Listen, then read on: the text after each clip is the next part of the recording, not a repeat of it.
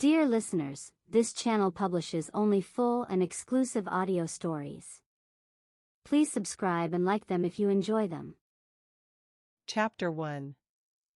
The parcel was smaller than Clara Wintersgill expected a mystery to be. It sat on the stone step of the memory house at 7 minutes past 8 in the morning, wrapped in brown paper gone soft with damp, tied with ordinary kitchen string, no stamp, no postmark, no name. Just her own name, Clara Wintersgill, Memory House, Thistlewood, written in a hand that shook slightly, as though the person holding the pen had been cold, or old, or both. She almost didn't see it. The autumn mist was thick that morning, the kind that turned the churchyard yews into grey ghosts and swallowed the sound of the village waking up around her, a dog barking somewhere near Cobbler's Lane, the clatter of the baker's shutters going up, a single rook complaining from the roof of St. Ambrose.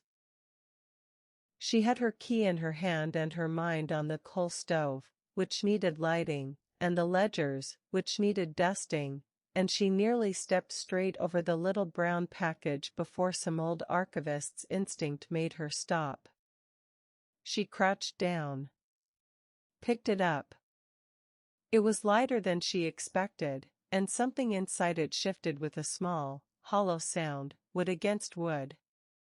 She should have taken it inside before opening it. That was the rule, unspoken but absolute, that Agatha had taught her 3 years ago, on the first morning Clara had stood in this doorway as the new keeper instead of the visiting niece. You never open a memory standing in the cold. You bring it in. You sit with it properly. You give it the respect of a chair and a lamp in both your hands. But the string was already coming loose in her fingers, and the fog was pressing close, and something about the silence of the square made her want to know, right there on the step, what had been left for her. The paper fell away in her hands. Inside was a music box.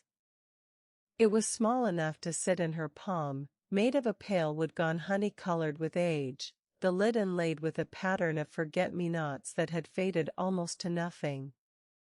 A brass clasp, tarnished green at the corners. And beneath it, folded twice, a single sheet of paper, the ink faded to the color of weak tea, the handwriting careful and old-fashioned. Each letter formed the way children had been taught to form them 60, 70 years ago. Clara stood very still in the doorway of the memory house and read it. My name is Eleanor Vance, and this is the last thing I have to give ***.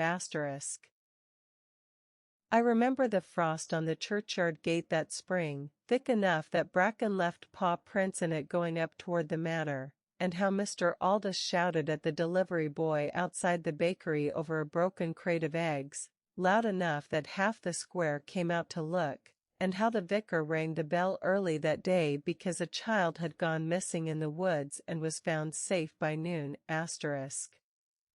I was there. I have always been there. But nobody in Thistlewood will tell you my name, because as far as any of you know, I never existed at all. The mist moved past the doorway behind her, and somewhere the church clock began to strike the half-hour, and Clara Wintersgill stood absolutely motionless with a dead woman's memory in her hands, because she did not, in that first moment, feel curiosity at all. She felt cold.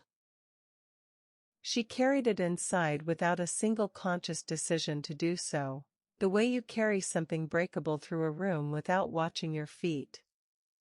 The memory house received her the way it always did, the smell of beeswax and old paper, the particular hush of 100 years of other people's grief kept safe behind glass, the coal stove cold and waiting to be lit. She did not light it. She went straight through to the ledger room, laid the music box and its folded letter on the reading table under the one working lamp, and pulled her cardigan tighter around her shoulders, though the room was no colder than it had been a moment before. Bracken. She knew that name. Not from any record she'd catalogued. From an offhand remark Bertram Locksley had made once, over a cup of tea, about the Ashcombe family's old sheepdog, dead for the better part of 60 years, a dog so beloved that half the estate accounts from the period apparently referenced feeding him. It was not a detail a stranger would invent. It was not a detail anyone would invent, unless they had walked those lanes themselves, in that particular spring, and watched that particular dog leave paw prints in that particular frost. She reached for the ledger nearest the door, the oldest of them, its spine cracked, 1919 stamped faintly into the leather and gold that had long since dulled to nothing, and began, methodically, the way her training in London had taught her to begin any provenance question, at the beginning. There was no Eleanor Vance.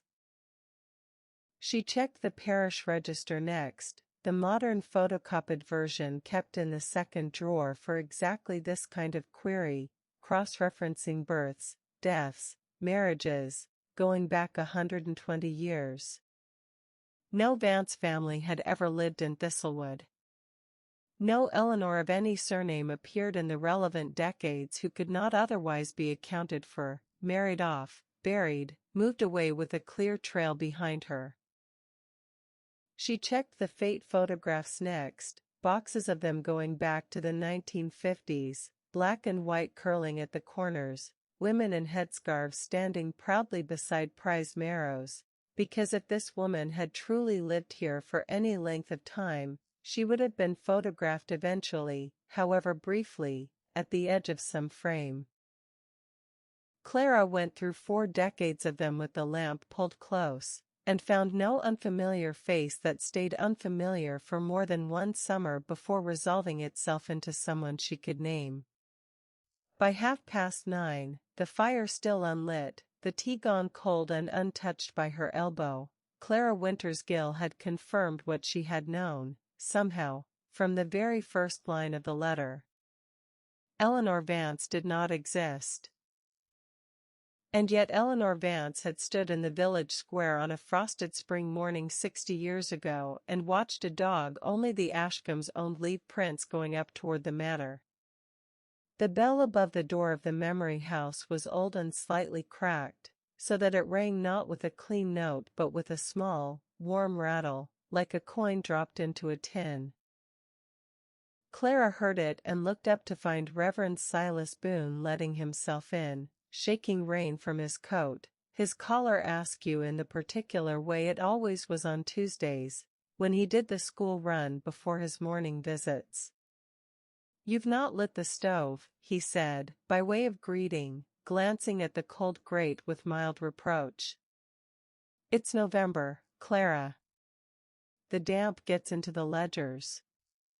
"I got distracted," she said, and heard how strange her own voice sounded, thin and careful, and Silas. 12 years in the parish, young enough still to notice when something in the village had shifted off its axis, old enough by now to know better than to ask directly, came and stood beside the reading table and looked down at the music box and the letter without touching either. "Someone left this on the step this morning," Clara said. "No name. No note beyond what's inside."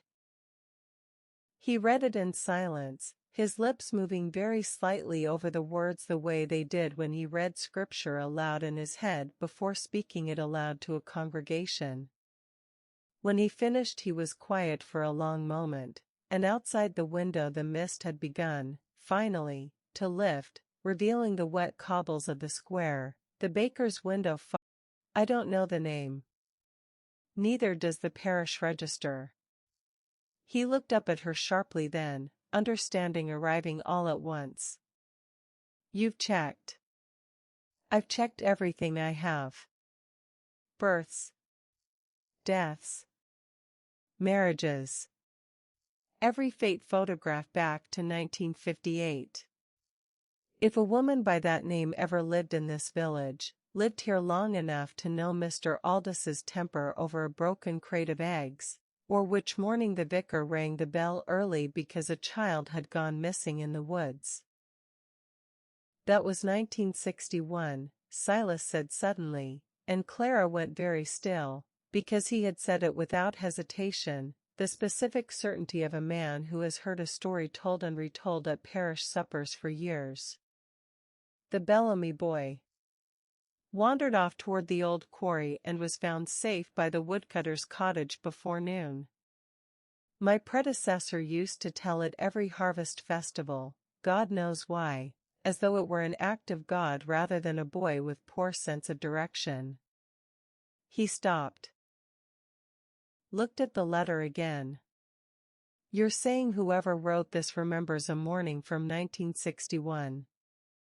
I'm saying whoever wrote this was there, in 1961, close enough to see a dog's paw prints and hear a shopkeeper shout at a delivery boy, and yet by every official measure of this village's history, she never drew breath here at all.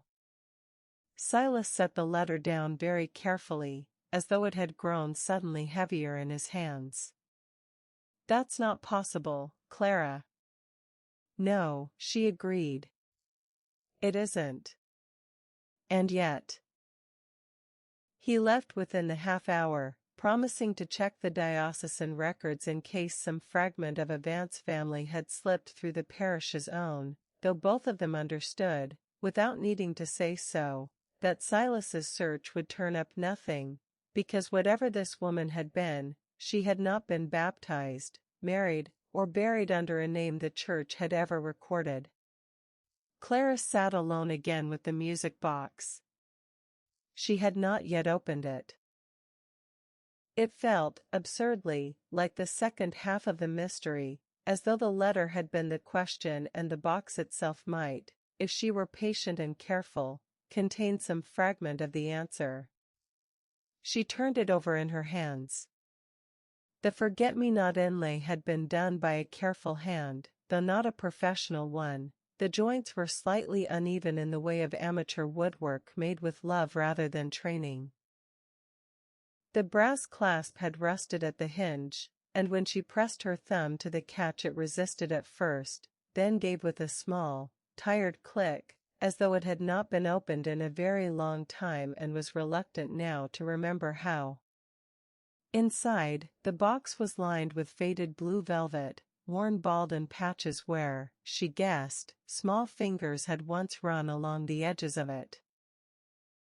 There was a mechanism, the kind wound with a tiny key, but the key was missing, and when she tipped it gently she heard only the dry click of unwound gears, no melody, nothing but silence where a tune should have been.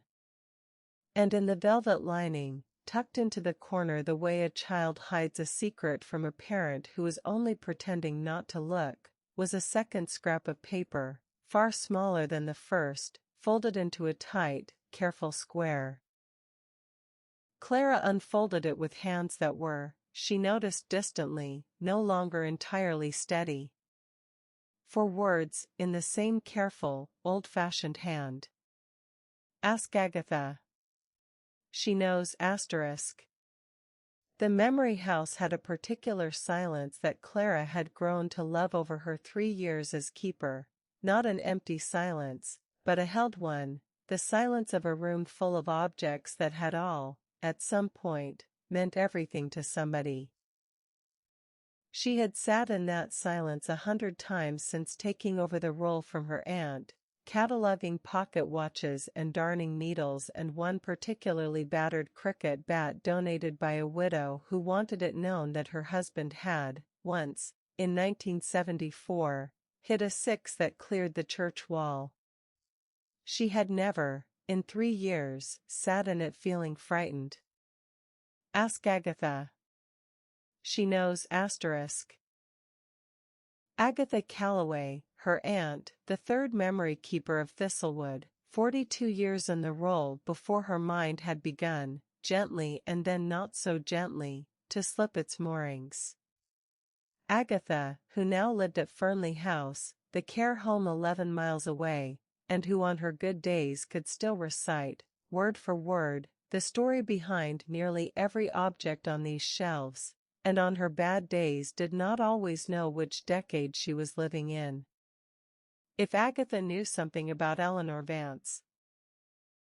If Agatha had, at some point in 4 decades of careful record-keeping, encountered this woman, or her name, or whatever thread connected a non-existent life to a real memory of a real dog and a real missing boy, then somewhere in this building, in Agatha's own hand, there ought to be a record of it.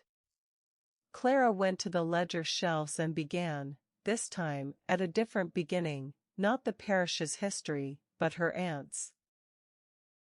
The maroon spines ran the length of the back wall, 42 years' worth, each one dated in gold along the bottom edge, Agatha's own careful cataloging system unbroken from 1979 to 2021. Clara's fingers moved along them until they reached the volume marked simply *1979*, the year Agatha had taken up the role, young and newly widowed and, according to family stories Clara had grown up hearing, determined to make something useful of her grief. She pulled it down, opened it on the reading table, beside the music box, beside the 2 unfolded scraps of paper that had, between them, turned an ordinary Tuesday morning into something else entirely. The entries were as she remembered them from occasional browsing over the years, a pattern for each object, a description, a donor's name, the memory recorded in the donor's own words wherever Agatha had been able to manage it, all in that same neat, upright hand that had not yet, in 1979, begun to falter. She found it 2/3 of the way through the volume, dated in September of that year. Object, small sewing box, contents intact, asterisk. Donor, Margaret Coombs, newly arrived to the village, Cobbler's Lane, asterisk. Memory, withheld from full record, by request, asterisk. Clara read the line 3 times. Withheld from full record, by request, asterisk. In 42 years of Agatha's meticulous cataloging, 42 years of recording, in full, in the donor's own words, memories of first kisses and lost children and wartime letters and every ordinary sorrow a village could produce, there was, as far as Clara had ever known, and it belonged to a woman who had arrived in Thistlewood the same year Agatha became keeper, a woman named Margaret Coombs, of Cobbler's Lane, whose name Clara now realized, with a cold and creeping certainty, she had never once heard spoken by anyone in the village in 3 full years of living here.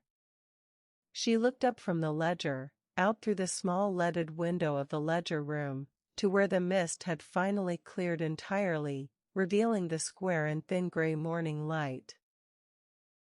The bakery, the war memorial, the narrow lane leading up toward the church, all of it exactly as ordinary and unremarkable as it had been every morning of Clara's life here. Somewhere out there, she understood now, was the answer to a woman who had never officially existed. And the only person who might still hold the key to it was sitting 11 miles away in a care home, losing, day by day, the very memories Clara needed her to keep. She closed the ledger, picked up her coat. And then, because Fernley House did not open its doors to visitors before 11, and because the walk there took her past the tea room in any case, she found herself pausing at Adeline Praed's window instead, drawn less by hunger than by the simple, old instinct that in Thistlewood, if you wanted to know what a name meant, you asked the person who had poured tea for the whole village for 50 years. The bell above Adeline's door was a proper brass one, polished twice a week, nothing like the tired rattle of the memory house's own. Inside, the windows had already steamed over with the morning's first pots of tea, and the smell of scones baking somewhere behind the counter sat warm and thick in the air, mixing with wood smoke drifting down from the chimney. 2 elderly regulars occupied the corner table, as they did most mornings, discussing the vicar's sermon in low, contented voices, and Adeline herself stood behind the counter in her usual flowered apron, sleeves pushed up, flower on one forearm. "You look like you've seen a ghost, love," Adeline said, setting down the teapot she'd been polishing, her sharp eyes taking in Clara's face with the particular attentiveness of a woman who had spent half a century reading village faces over the rim of a teacup.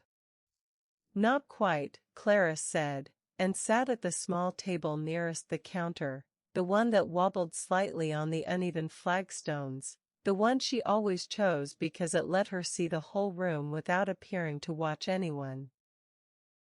"Adeline, does the name Margaret Coombs mean anything to you?" Something crossed Adeline's face, there and gone so quickly that had Clara not spent 3 years learning to read the smallest changes in people's expressions over objects far less significant than this, she might have missed it entirely. A flicker. The particular stillness of someone deciding, in half a second, how much of the truth a question deserves. "Coombs," Adeline repeated, too evenly. "Can't say it rings a bell, love." "Should it?"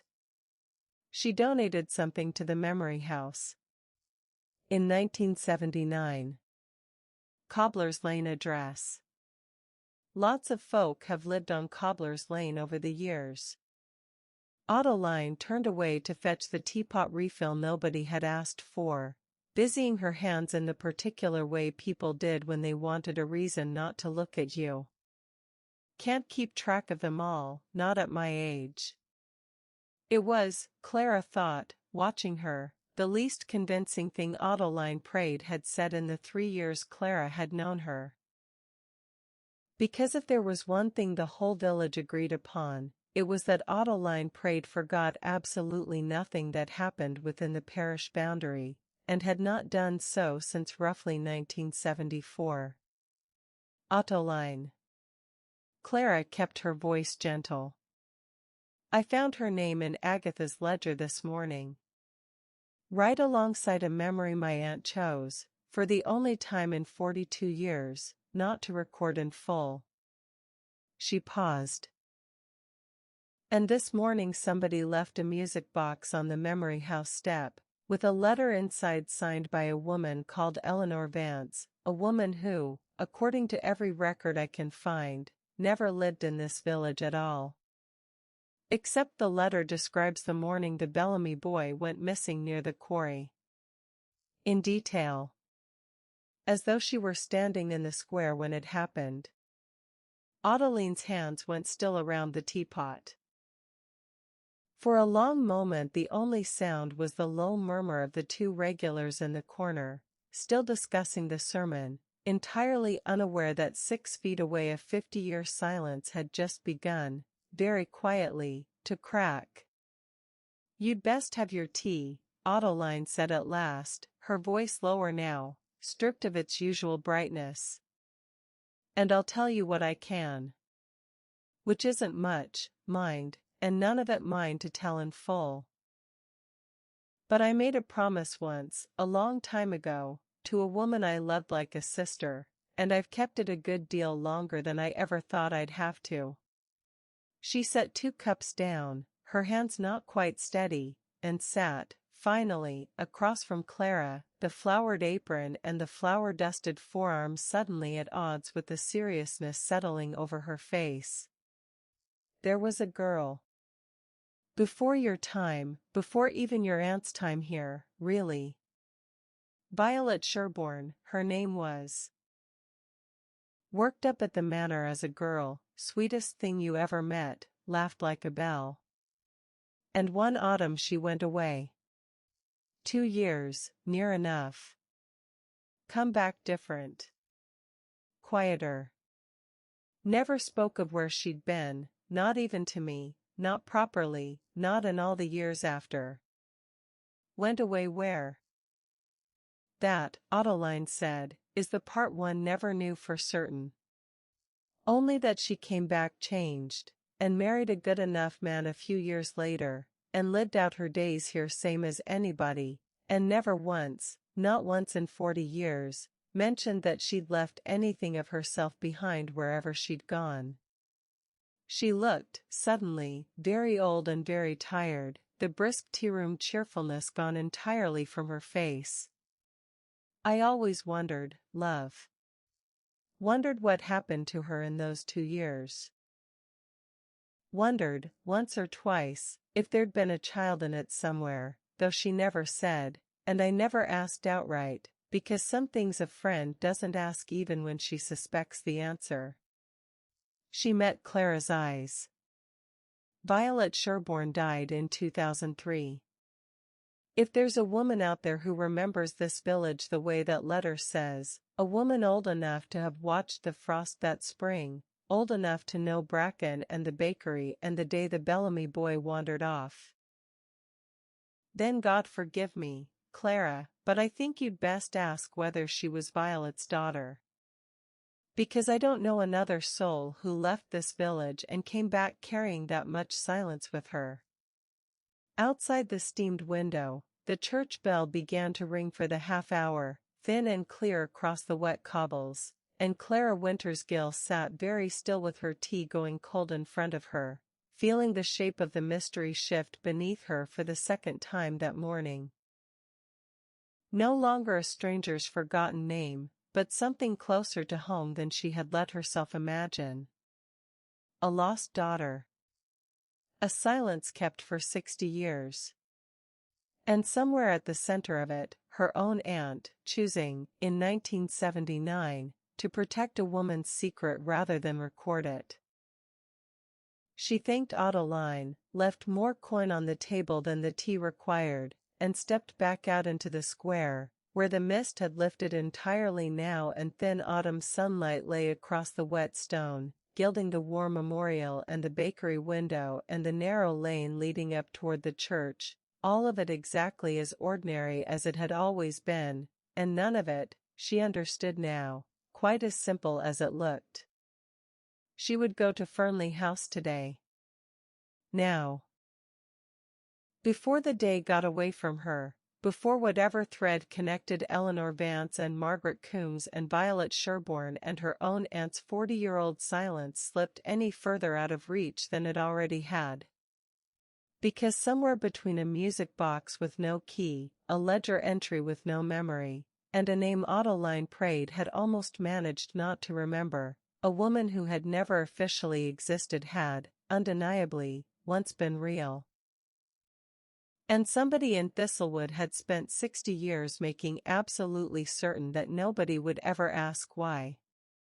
The bus to Fernley House ran only twice a day, and Clara had missed the morning one by the time she left the tea room, so she took her own car instead, out past the last of the village cottages and onto the narrow lane that wound between hedgerows gone copper and gold with the season, the fields beyond them plowed and dark and waiting for winter. She drove with the radio off, the way she always did when she needed to think, and found her mind circling back, unbidden, to her own mother, who had left this village at 19, much as Violet Sherborne once had, and who had likewise come back changed, though she had never come back to stay, and had spent the whole of Clara's childhood answering any question about her Thistlewood years with the same 3 words, spoken lightly enough to close the subject every single time. Nothing worth telling. Clara had grown up believing her.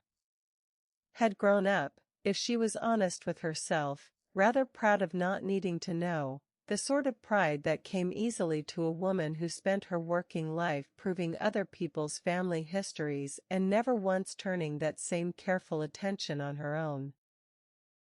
It was only now, driving toward a care home to ask her aunt about a woman erased so thoroughly from the record that not even the parish register remembered her, that Clara found herself wondering, with a small, unwelcome chill, how many other ordinary women had once left this village carrying more than anyone was ever told, and how many of them had come back changed, and quiet, and never spoken of again.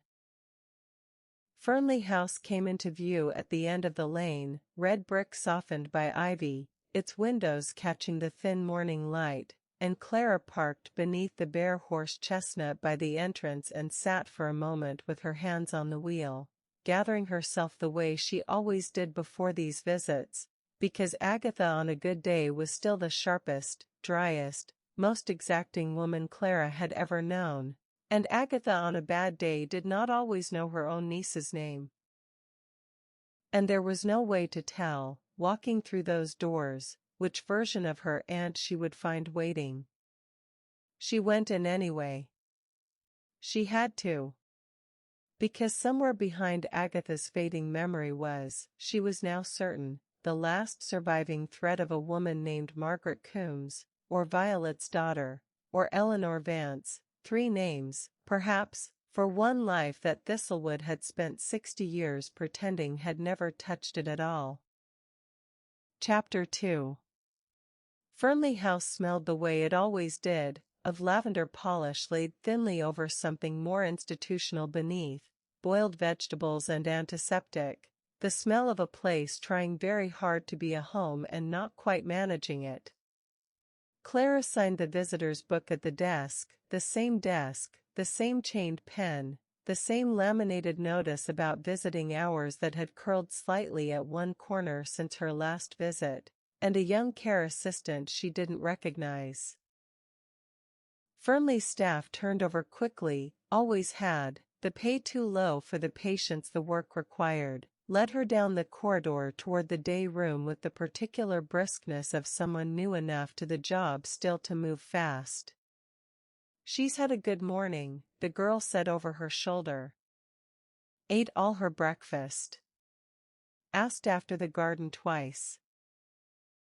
"That's good," Clara said, and meant it, and felt the small, familiar clench of dread anyway, because a good morning by 8:30 did not always survive until 11, and there was no way of knowing, walking down this corridor with its handrails and its watercolor prints of hollyhocks, which Agatha she would find waiting at the end of it. The day room looked out over Fernley's garden, which someone conscientious kept tidy year-round. Dahlias cut back now for the season, a few late roses still clinging on against the cold, a bird table someone had positioned exactly where the residence chairs could see it. Agatha sat in her usual place by the window, a blanket over her knees though the room was warm enough, her white hair pinned back the way she'd always worn it, her hands folded in her lap in the particular stillness of a woman waiting for something she couldn't quite remember the shape of. She looked up as Clara came in, and for one terrible half-second her face held nothing at all, no recognition, no warmth, only the polite blankness of a stranger being approached by another stranger, and then it cleared, all at once, into something like relief. "There you are," Agatha said, and her voice was entirely her own, dry and precise, the voice that had taught Clara everything she knew about the memory house and half of what she knew about herself. "I was beginning to think you'd forgotten me, Clara Wintersgill." "Never." Clara pulled the second chair close and sat, taking her aunt's hand, finding it thinner than it had been even a month ago, the skin loose over the bones, though the grip that returned hers was still surprisingly firm. "How are you feeling?" "Old," Agatha said, with the flicker of dry humor that Clara had always loved in her, the humor that dementia had not yet managed to take, whatever else it had claimed. "And bored, which is worse. They won't let me near the good scissors anymore, in case I do something regrettable with the flower arranging. As though I've ever done anything regrettable with a pair of scissors in my life." "You cut Reverend Prendergast's church vestments in half once, if the story's to be believed." "That," said Agatha, with great dignity, "was 1988, and entirely his own fault for leaving them draped over my work table, and I will not be reminded of it in my own sitting room." A pause, and then, with the sharpness that could still surface even now, cutting straight through the small talk the way it always had, "You didn't drive all this way to discuss my scissors privileges." What's happened? Clara had wondered, on the drive over, how to begin this, whether to ease her aunt toward it gently, the way the care staff always advised, or simply to lay the truth on the table the way Agatha herself had always preferred things laid, plainly, without cushioning. She chose the second, because some part of her understood, watching her aunt's clear eyes this morning, that this might be one of the good days, and good days did not come often enough anymore to waste on careful hedging. Someone left a music box on the memory house step this morning, Clara said. With a memory inside, signed by a woman called Eleanor Vance.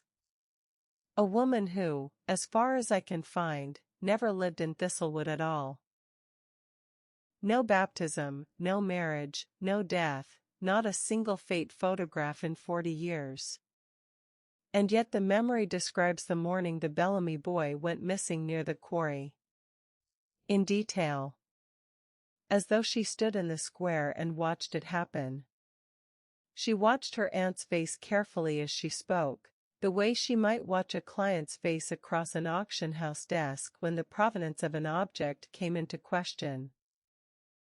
And she saw something move behind Agatha's eyes at the name, a flicker of recognition, quickly and deliberately smoothed over, the same half-second of calculation Clara had caught in Adeline's face that morning.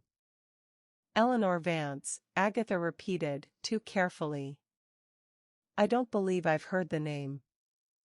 Aunt Agatha. Clara kept her voice gentle, but did not let it go. I went through your ledgers this morning. The 1979 volume. There's an entry. A sewing box, donated by a woman called Margaret Coombs, newly arrived to the village, Cobbler's Lane, and beside it, in your own hand, 4 words. Withheld from full record, by request. She paused. In 42 years of keeping this village's memories, that's the only entry I've ever found where you chose not to record something in full. I need to know why. For a long moment Agatha said nothing at all, her hands very still in her lap, her gaze drifting past Clara to the window, to the garden, to the bird table where a single robin had settled, indifferent to the conversation unraveling a few feet away behind glass. When she finally spoke, her voice had changed, quieter, older, carrying a weight Clara had not heard in it before. I promised her, Agatha said. That's why. Promised who? Margaret Coombs? She came to me not long after she arrived. Autumn of '79 must have been, because I'd only just taken over from Reginald that summer and I still felt half a fraud in the role, if I'm honest, still feeling my way through what a memory keeper was meant to be. Agatha's eyes had gone distant now, focused somewhere Clara couldn't follow, somewhere 44 years in the past. She brought me a little sewing box. Nothing valuable, a few spools of thread, a thimble, the sort of thing you'd hardly look at twice, and she asked if she might give the village one memory, the way everyone did, but keep the substance of it private. She said. Agatha stopped, frowned, the frown of a woman reaching for a sentence she could feel slipping just out of reach. She said something about a life lived in the wrong order. That's the phrase she used. A life lived in the wrong order, and she wanted one small piece of it kept safe here, in this village, even if the rest of it could never be spoken of properly. Did she tell you why? I didn't ask. Agatha's mouth tightened, an old regret surfacing, 60 years too late to be undone. I was young in the role, and she was clearly in some kind of pain, and it seemed a kindness, at the time, not to press her. I recorded the object. I noted that the memory was withheld by request.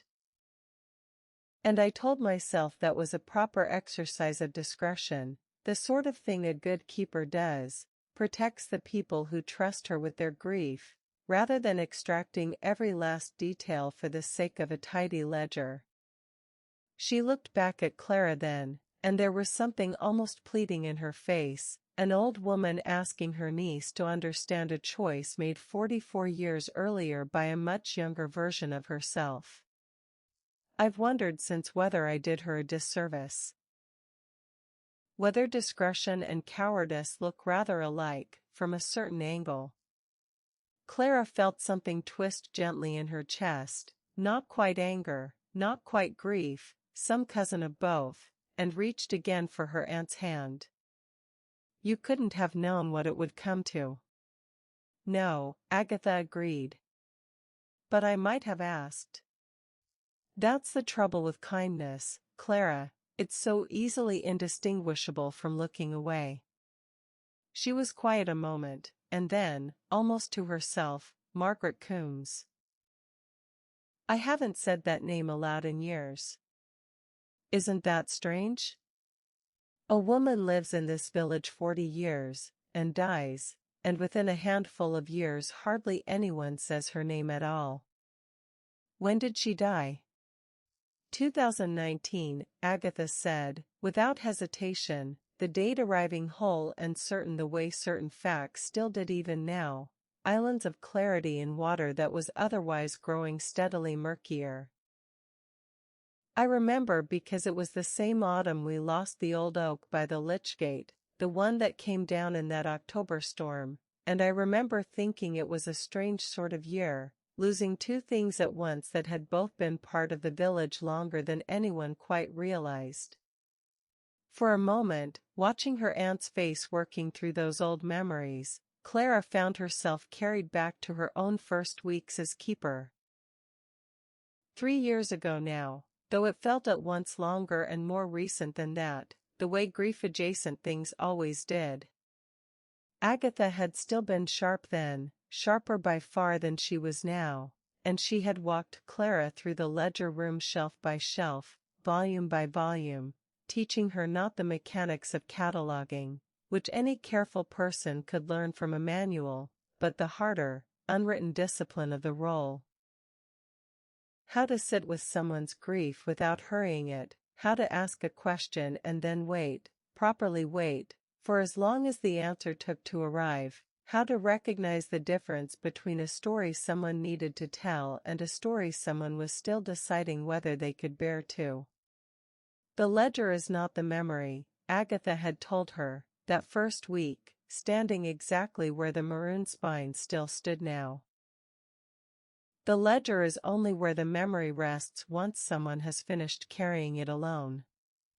Your job isn't to collect facts, Clara. It's to be trusted enough that people hand you the truth instead of the version they've been telling everyone else. Clara had thought, at the time, that she understood what her aunt meant. She had spent 3 years cataloging pocket watches and hymn books and one memorable garden trowel, listening to widows and widowers and the occasional shy schoolchild hand over some small, precious fragment of a person they'd loved, and she had believed, in her quiet, private way, that she had learned the lesson well. It was only now, sitting across from her aunt with a 60-year-old secret unspooling slowly between them, that Clara understood how much more there was to that lesson than she'd ever been tested on before, because trust, it turned out, cut both ways. Agatha had been trusted with Margaret Coombs's secret in 1979, and had chosen, in that trust, to protect rather than to record, and Clara was only now beginning to understand the full weight of what that choice must have cost her aunt to carry silently for 4 decades, long after the woman herself was gone and a promise, by any reasonable measure, might have been considered fulfilled. The care assistant came through with tea at 10:30, the trolley wheels squeaking on the linoleum, and for a few minutes the conversation drifted. Agatha asking after Clara's garden, whether the roses had survived the early frost, whether Clara had remembered to have the memory house chimney swept before winter properly set in, all the small, ordinary anchors of a relationship that had nothing to do with music boxes or vanished women, and Clara let her aunt have those minutes, because she understood, by now, how precious ordinary conversation had become, how much more it cost Agatha these days to hold a thread of memory steady than it once had. But the mystery would not stay quiet for long, not with the ledger's 4 words sitting between them unresolved, and eventually Clara returned to it, gently, the way you'd return to a wound to check whether it had stopped bleeding. Aunt Agatha, do you know anything about where Margaret Coombs came from? Before Thistlewood? Something flickered across Agatha's face again. Not the calculated smoothing over of before, but something closer to genuine effort, a woman straining to retrieve a fact that had slipped a little further out of reach than she'd like. There was talk, she said slowly. When she first arrived. You know how the village is, someone new moves onto Cobbler's Lane and within a fortnight everyone has decided 3 different stories about where they've come from and why. Someone said she'd been widowed. Someone else said she'd nursed a sick relative for years and had nothing left to go back to. I never asked her directly, and she never volunteered it, and after a while the village simply stopped wondering, the way it does, and got on with the business of knowing her as she was, the seamstress on Cobbler's Lane, quiet, kept a lovely garden, did the church flowers every Easter without fail. Agatha's brow creased. I do remember one thing. Small. Probably nothing. What? She had trouble, once, registering with the doctor. This would have been not long after she arrived. Dr. Fairclough's father was still in practice then, the old Dr. Fairclough, and his son Edmund was just newly qualified and helping out at the surgery on Tuesdays. I remember it because Margaret came to me about it, rather flustered, asking whether I knew anyone who could help sort out some confusion over her papers. Said the young doctor had written down the wrong address for her, some mix-up with wherever she'd come from before, and she was anxious to have it corrected but didn't quite know how to go about it without. Agatha stopped again, and this time the pause stretched longer, her hand tightening slightly around Clara's, some old anxiety surfacing that had nothing to do with her illness and everything to do with a memory 60 years old resurfacing all at once, whole and sharp. Without what, Aunt Agatha? Without drawing attention, Agatha said finally, very quietly. That's what she said. She didn't want to draw attention to it. I thought at the time it was simply shyness. Some people hate a fuss over paperwork, hate the bureaucracy of it, but she said it in a particular way, Clara. The way you say something when you're afraid of what a question might uncover, rather than merely bored by the asking of it. Clara sat forward, her tea forgotten entirely now, cooling untouched on the small side table between them. Do you know if it was ever corrected? The address? I don't know. Agatha's frustration was plain now, an old woman fighting against a mind that would not hand over what she needed it to, however hard she reached for it. I told her to speak to young Dr. Fairclough directly, since I hadn't any authority to sort out medical paperwork, and I believe she did, because I never heard another word about it from her again. Whether it was corrected or simply left as it was, I couldn't tell you. She looked at Clara, something almost apologetic in her face. I'm sorry. There was a time I'd have remembered every detail of it. Now I can hand you the shape of the thing and none of the edges. You've given me more than I had an hour ago, Clara said, and meant it, though even as she said it she felt the particular ache of watching her aunt's frustration at her own unraveling mind, the small private grief of it that had nothing to do with Eleanor Vance or Margaret Coombs at all. Agatha was quiet for a while after that, her gaze drifting back out to the garden, to the robin still working its way along the frost-hardened lawn, and Clara let the silence sit, sensing that her aunt was somewhere else entirely for a few moments, not lost, exactly, but resting, the way a mind exhausted by unfamiliar effort sometimes needed to rest before it could offer anything more. It was nearly time to go. Clara had promised the care assistant she wouldn't overtire her aunt, and the light outside the window had already begun its early autumn slide toward afternoon shadow. When Agatha spoke again, suddenly, her voice different once more, thinner, and Clara felt the particular chill of recognizing, before her aunt had said a single further word, that something had shifted in the room, that the version of Agatha sitting across from her was no longer entirely present in this Tuesday, this year, this conversation. "Is she all right?" Agatha asked, her eyes fixed somewhere past Clara's shoulder, at nothing, at the middle distance of a memory rather than the day room itself. "Margaret. Is she all right? She looked so pale, the last time. I told her she oughtn't carry it alone, whatever it was, but she never would say." "Aunt Agatha." "Ask the doctor," Agatha said, and her hand closed around Clara's with sudden, urgent strength, her eyes finally finding Clara's face again, though something in them had gone unmoored, drifting between decades in a way that frightened Clara more than any confession could have. "Ask the doctor. He signed her in wrong.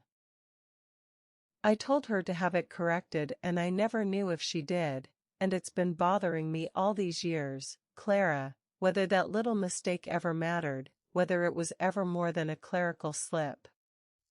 Aunt Agatha, look at me." Clara kept her voice steady, gentle, the voice she'd learned to use in exactly this moment, when her aunt's mind slipped its mooring and needed, gently, to be guided back to shore. "It's Clara. It's Tuesday. We're at Fernley House."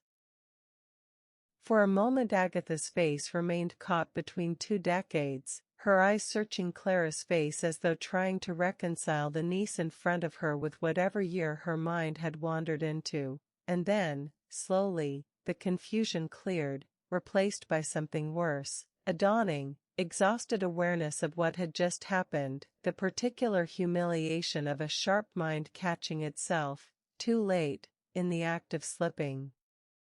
"Oh," Agatha said quietly. "I did it again, didn't I? It's all right." "It is not all right." Agatha's voice cracked, just slightly, the first real crack Clara had heard in her aunt's composure in the whole visit. "I hate it, Clara. I hate not knowing which version of myself is going to answer when you ask me a question. I was there, a moment ago, genuinely there, in that room, watching her face.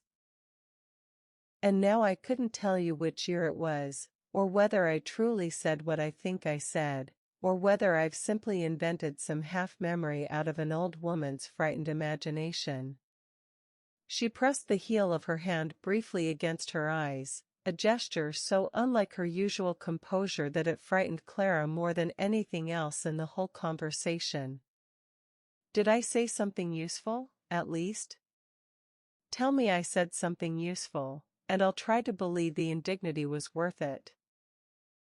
Clara thought of the words, "Ask the doctor." He signed her in wrong, sitting now alongside everything else she'd learned that morning, the ledger's withheld memory, Adeline's reluctant confession about Violet Sherborne, the strange, careful confusion over a newly arrived woman's medical paperwork in 1979.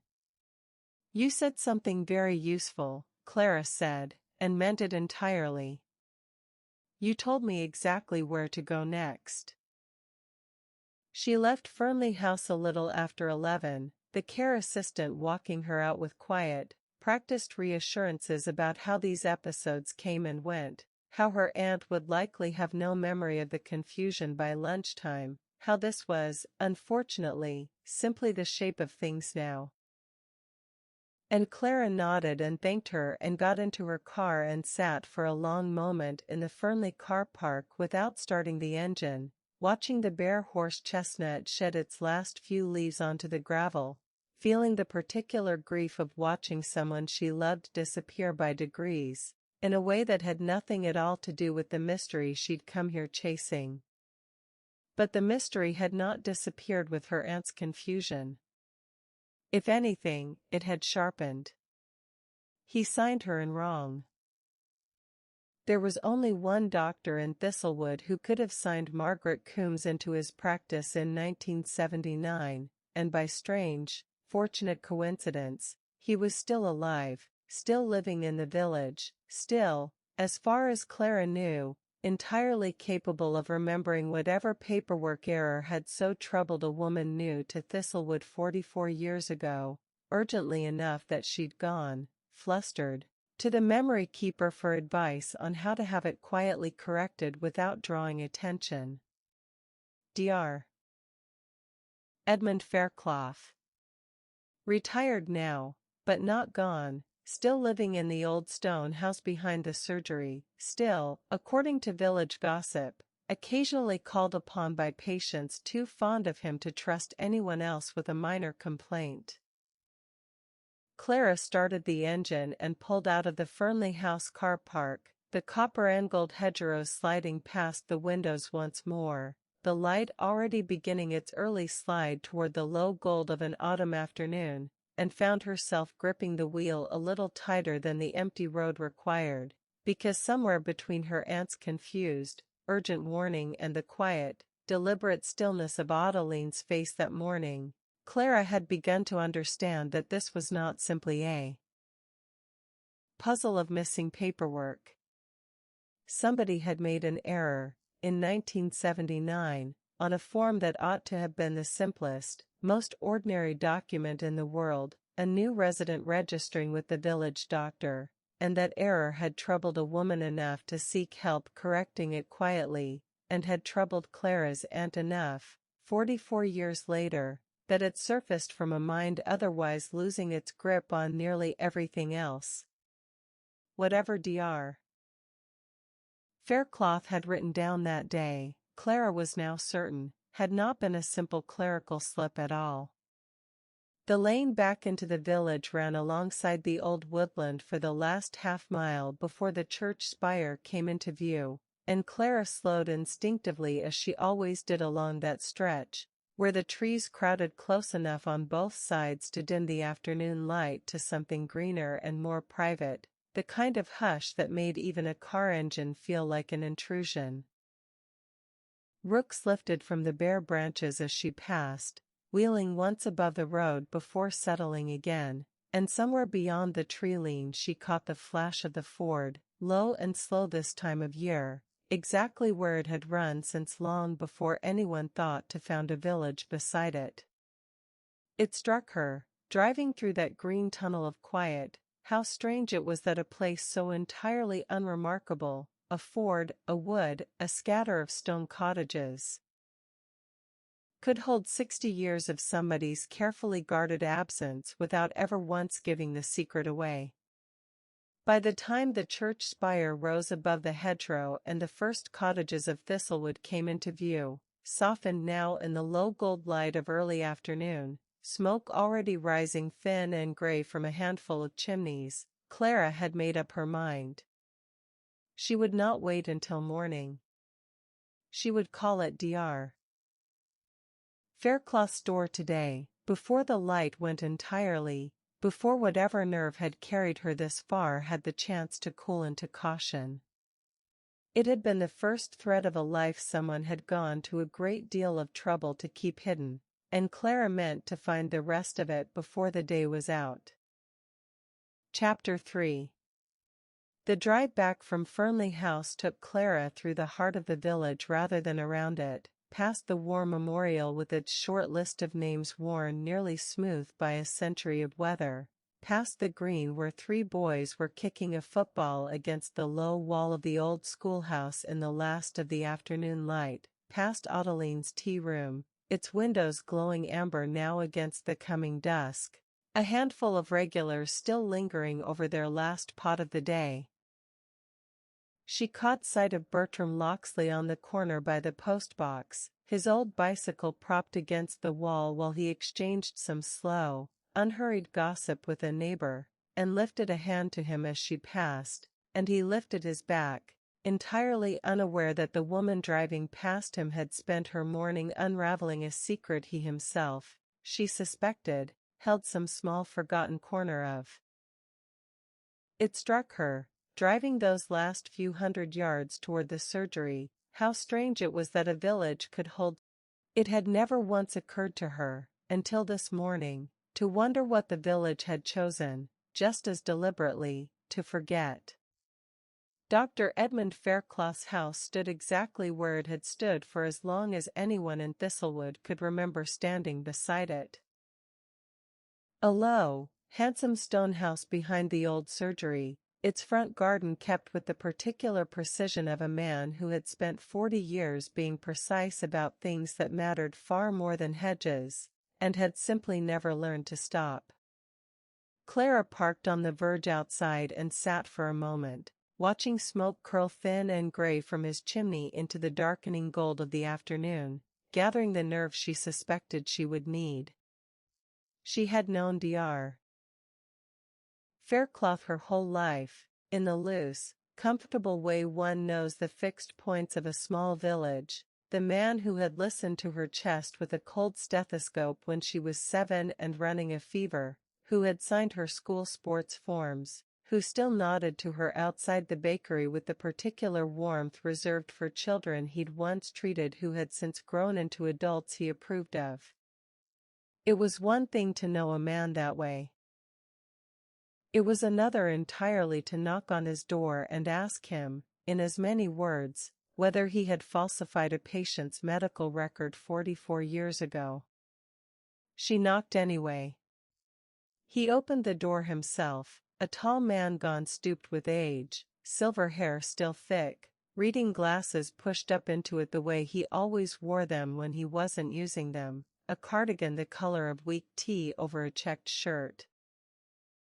His face, on seeing her, arranged itself into the easy, unhurried welcome of a man with nothing to hide, and Clara found herself wondering, standing on his doorstep with the light going gold and low behind her, whether that welcome was entirely genuine, or simply the well-worn habit of 40 years spent making frightened patients feel at ease. Clara Wintersgill. He stepped back to let her in, waving off her apology for calling unannounced with the easy generosity of a man who had never, in his professional life, turned away someone who needed him. Come in, before you catch your death standing there. I've the kettle just gone off the boil. His front room was exactly as she remembered it from a handful of childhood visits with her aunt. Dark oak furniture polished to a soft shine, bookshelves crowded with medical texts gone yellow at the edges alongside a surprising quantity of detective novels, a coal fire already lit against the coming evening, its light catching the brass fittings of an old grandfather clock that ticked, unhurried, in the corner. He gestured her to the good chair by the fire and busied himself with the tea things, and Clara let him, understanding without quite deciding to that this was a conversation better begun once both of them had a cup in hand, the way most difficult conversations in Thistlewood seemed to require. He handed her a cup. Good china, chipped at the handle, the sort of thing that had clearly outlived a wife Clara vaguely remembered from childhood, dead now some 15 years. Her photograph still standing on the mantel among a small crowd of family faces and frames gone slightly dusty with the particular neglect of a widower who dusted everything except the things that mattered too much to touch carelessly. The fire popped once, sending a brief shower of sparks up the chimney, And somewhere out in the darkening garden a blackbird gave its last few notes of the day before falling silent. "Now then," he said, settling into the chair opposite with the small grunt of a man whose knees had opinions about sitting down and standing up both. "What brings the memory keeper to my door on a Tuesday afternoon, looking as though she swallowed something she can't quite digest?" Clara set her tea down without drinking it. "Margaret Coombs," she said. She watched it land, not the sharp, guarded flicker she'd caught in Adeline's face that morning, nor the careful, deliberate stillness of her aunt's, but something else entirely, a genuine start of surprise, followed almost at once by something that looked, unmistakably, like relief. "Good Lord," Fairclough said. "Now there's a name I haven't heard spoken aloud in years. What's brought her to mind?" "Someone left a music box on the Memory House step this morning," Clara said, and told him the letter, the impossible details, the name Eleanor Vance that existed nowhere in any parish record, her aunt's ledger entry with its 4 withheld words, Adeline's reluctant story about Violet Sherborne's 2 lost years. She told it plainly, the way she had told Adeline, the way she had told Agatha, because she had learned already, in the space of a single strange morning, that plain truth seemed to draw plain truth back out of people faster than any careful circling ever could. Fairclough listened without interrupting, his tea going cold in his hands, his expression shifting through something complicated as she spoke. Surprise, then a kind of dawning, weary recognition, then, by the time she reached her aunt's final, fractured words about a doctor who had signed something wrong, an unmistakable flinch. "She said that," he said quietly, when Clara finished. "Agatha. About the wrong signing." "She did. And then she lost the thread entirely and couldn't tell me what she meant." Clara leaned forward. "Dr. Fairclough. Did you make a mistake when Margaret Coombs registered with your practice? Something in her paperwork that troubled her enough to go to my aunt for advice?"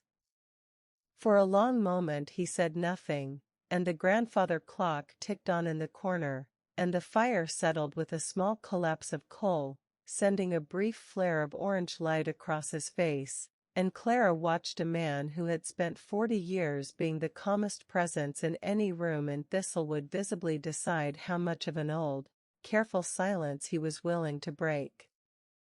"It wasn't a mistake," he said finally.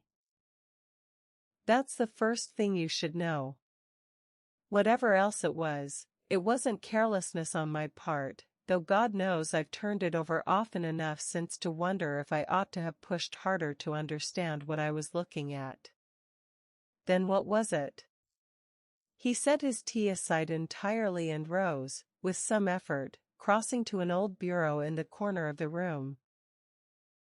The kind of peace, Clara thought with the small, automatic assessment of her old trade, that had likely stood in that exact spot since before either of them was born. He opened a lower drawer, riffled through it with the particular slowness of a man whose hands no longer moved as quickly as his memory did, and returned, after a moment, with a slim cardboard folder, its edges soft with age, a faded label reading simply "Retired Patients, CD, pre-1990. "I keep the old records longer than I probably should," he said, settling back into his chair with the folder on his lap.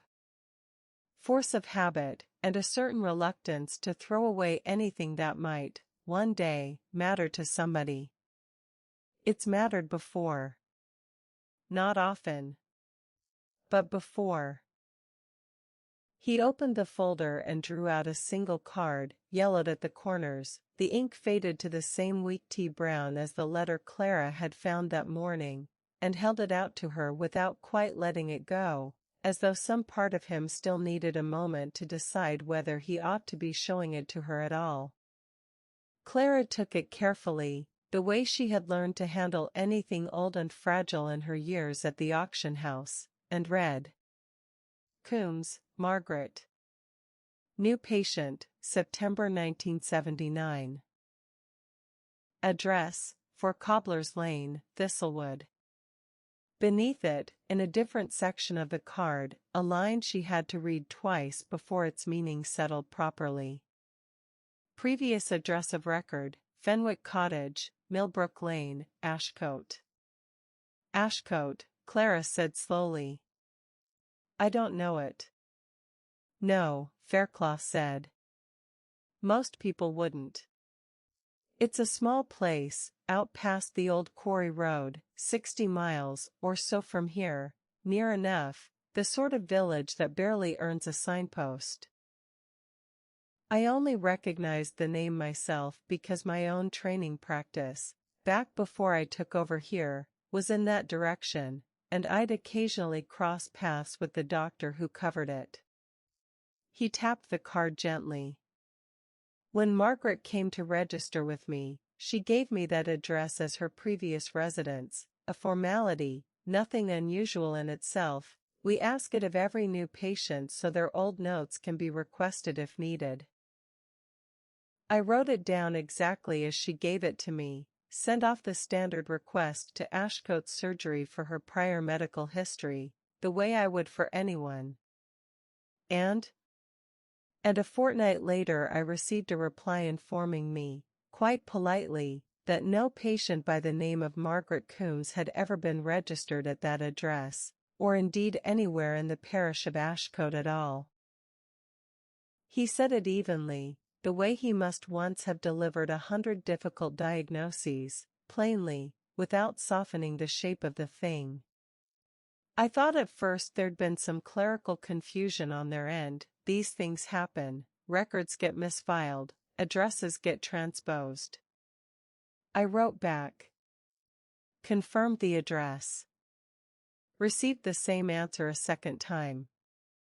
No Margaret Coombs. No record of anyone by that name having lived there, ever, as far as their books could show. Clara felt the floor of the mystery shift again beneath her, the third time that day, and this time it did not settle into a new, steadier shape at all. It simply opened, wider than before, onto something she had no name for yet. So you confronted her about it? I asked her, gently, whether she might have misremembered the address, or given me an old family address rather than her own.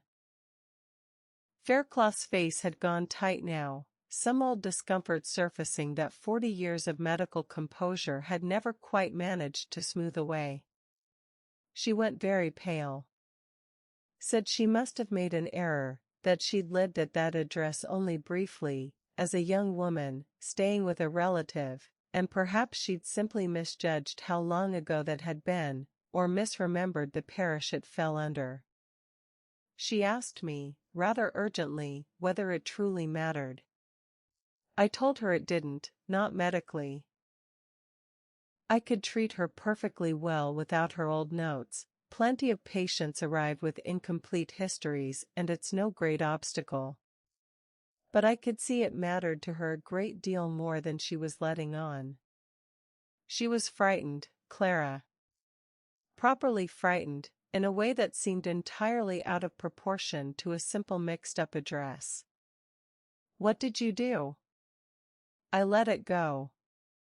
He said it heavily, as though the admission cost him something even now, for decades later. I told myself it wasn't my business, that whatever trouble had driven a woman to Thistlewood with a false address on her intake card was her own private matter, and not something a village doctor had any business prying into. I corrected the card, as she asked, struck through the Ashcote address, left the line blank rather than record something demonstrably untrue. And then I did what most of this village seems to have done with Margaret Coombs, one way or another, over the years. He looked up at Clara then, and there was real regret in his face, old and settled and entirely genuine. I decided not to ask any further questions I suspected I wouldn't like the answers to. Clara sat with that for a long moment, the fire ticking and settling in the grate, the old grandfather clock marking time in the corner with the patient indifference of a machine that had watched 100 such conversations pass through this room and would watch 100 more. "You thought she might have falsified something deliberately," Clara said slowly, working it through aloud the way she always did when a case grew tangled. "That she'd invented the Ashcote address, or lied about who she was, for some reason of her own." "I did wonder it, yes." Briefly. Fairclough's mouth twisted, something rueful and self-critical in it. "It's not an uncommon thing, in a small village doctor's experience, whatever people imagine. Folk arrive with pasts they'd rather leave unexamined, now and then. A debt. A failed marriage. Occasionally something worse. I told myself Margaret Coombs might simply be one more ordinary case of a woman starting over somewhere nobody knew her, and that it was neither my business nor my right to dig into whatever she was starting over from." He shook his head slowly. "But I never quite believed it, if I'm honest. She wasn't a woman running from trouble of her own making. I've treated enough of those, over the years, to know the particular shape of that fear, and hers was different.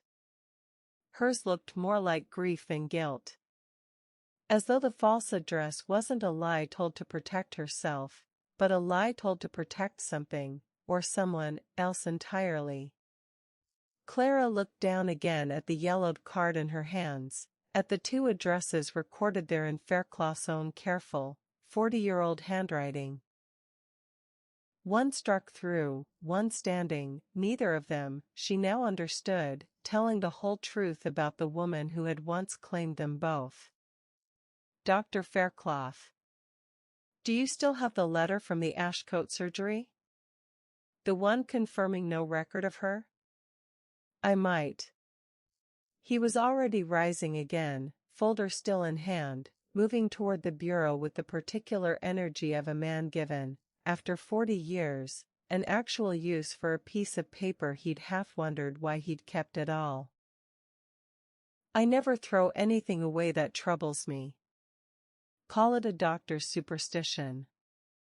The things that trouble you tend, eventually, to matter." He found it after a few minutes of careful searching, a single thin sheet on surgery letterhead, the ink typed rather than handwritten, formal in the particular bloodless way of institutional correspondence, and held it out to Clara with something like ceremony. She read it standing by the fire, the light catching the faded print, and found, at the bottom, beneath the confirmation that no Margaret Coombs had ever registered at that address, a final line she had not expected, a small courtesy, the sort a conscientious records clerk might add without thinking much of it, 44 years ago, to a colleague's routine inquiry. The property at Fenwick Cottage, Millbrook Lane, was registered during the relevant period to a Mrs. V. Sherborne, of Thistlewood, care of her cousin. Clara stood very still by Dr. Fairclough's fire, the letter trembling very slightly in her hand, and felt every separate thread of the day, the letter, the ledger, Adeline's reluctant story, her aunt's fractured warning, and now this, a doctor's 44-year-old correspondence naming, in black and white, the exact connection she had begun to suspect since a tea-room window had steamed over that morning. Draw together, at last, into something she could no longer pretend was coincidence. Violet Sherborne's cousin's house.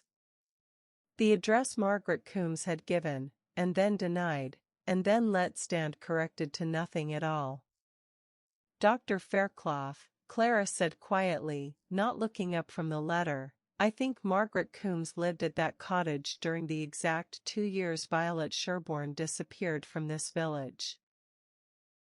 I think whatever happened to Violet in 1961, and whatever brought Margaret Coombs here 18 years later under a name that wasn't quite her own, are the same story.